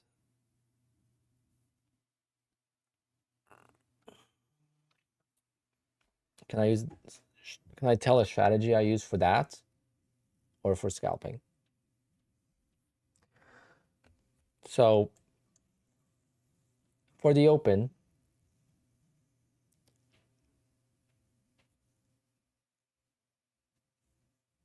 I use what's called, it's the same thing, 22 ticks. That's what I do. And I use a lot of contracts. So this is my opening trade. So I made $110 on it, okay? So it's not like a lot of money. It's just I actually copy trade a lot because, again, I'm always winning. So I'm putting more contracts, putting on more risk because I'm always winning. But the trade itself is not that big. It's 20 ticks. So my copying a trade is going to be more difficult for you because I have a couple friends that are trying and then they always get caught in a bad trade or whatever. So my suggestion is try to find something that works for you pretty much every time. How can you find a trade for 10 ticks or 20 ticks every time and then start doing it every day? And if it's working, then, you know, copy trade 2 to 4 accounts. Then once you get a payout with them, then you could do, you know, 5, 6 accounts. That's how I started to build up to 20 accounts. I'm still not even copy trading all the accounts. I would make so much more money if for the last 3 months I copy traded all 25 accounts. I mean, I didn't have 25 accounts for 3 months, but you get the point. But one day is going to be very, very ugly. And I just always hope that that day comes after a big payout. Not right before a payout, but right after a payout. Right after I get approved for a payout. But basically, what I do is, since the open has a lot of volatility, I do an opening range trade. So I either go long, like this is like perfect, all right? So this is like the open, so there's more volatility. So here I would go long, and I would try to capture 20 ticks. If it went below here, I would go short and try to capture 20 ticks. And you could backtest that by going to the open and seeing how the open behaves. And you could kind of find a pattern. Today was a long trade. But I know some people got caught in the short. Luckily, it worked out because they didn't use a stop, so you didn't get stopped out. It came back. But that's pretty hairy right there. So it's not easy, and it does require some intuition. But just based on what I just said, you could figure it out on your own. Exactly what to do. It's a very simple trade. It's just, it does require some hands-on training and practice.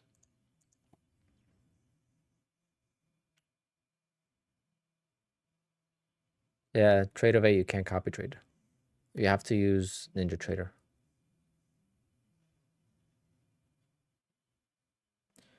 Oh, Lynn. Oh, that sucks. You can't use your phone's internet.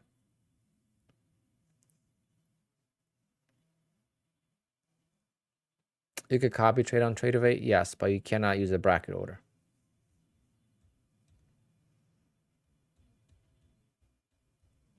Like what I do would not work on Trader.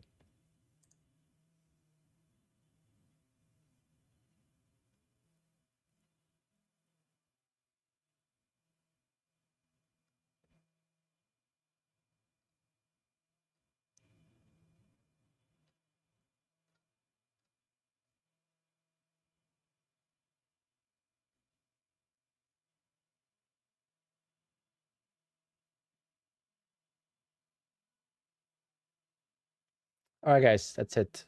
I'm going. Contracts is up to you to decide. I do between 1 to 4 contracts. See, like stuff like that size and stuff should not matter. That's up to you to determine. I use, depending on how much risk I can put on the trade. Is it a brand new account? Is it account at payout? Is it account with not much drawdown in it? So I adjust the size, and what I do is I use a multiplier. So you could do this. So if I took 2 contracts here, this would take 2 contracts, 2 contracts. This would take 1 contract, 1 contract, 1 contract. If I took 3 contracts here, then you would want to make this like 0.66 to take 2 contracts, or 0.33 to take 1 contract. So the copy trader itself, you could adjust the size. But 3 is what I use. I used to use 5, but then I got burnt a couple of times. And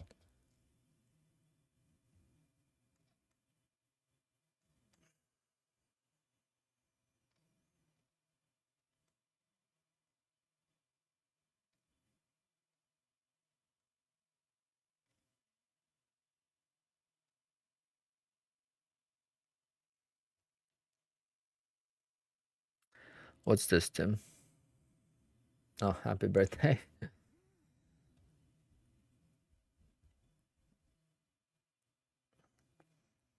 All right, guys, it's 3:30. I gotta run. Otherwise, I'm not gonna get anything done. And I gotta eat too. I'm getting hungry. All right, guys, tomorrow I'll be on as always. Good luck at 8:30 news if you trade 8:30. Hopefully Apex resets your accounts. Hit those likes on your way out, and I will catch you guys tomorrow. It's gonna be a good week, I think. And I gotta think about the 9/11 because I was supposed to let them know today, so I might just wait till Sunday. And if it's still there on Sunday, I might just tell them to order it.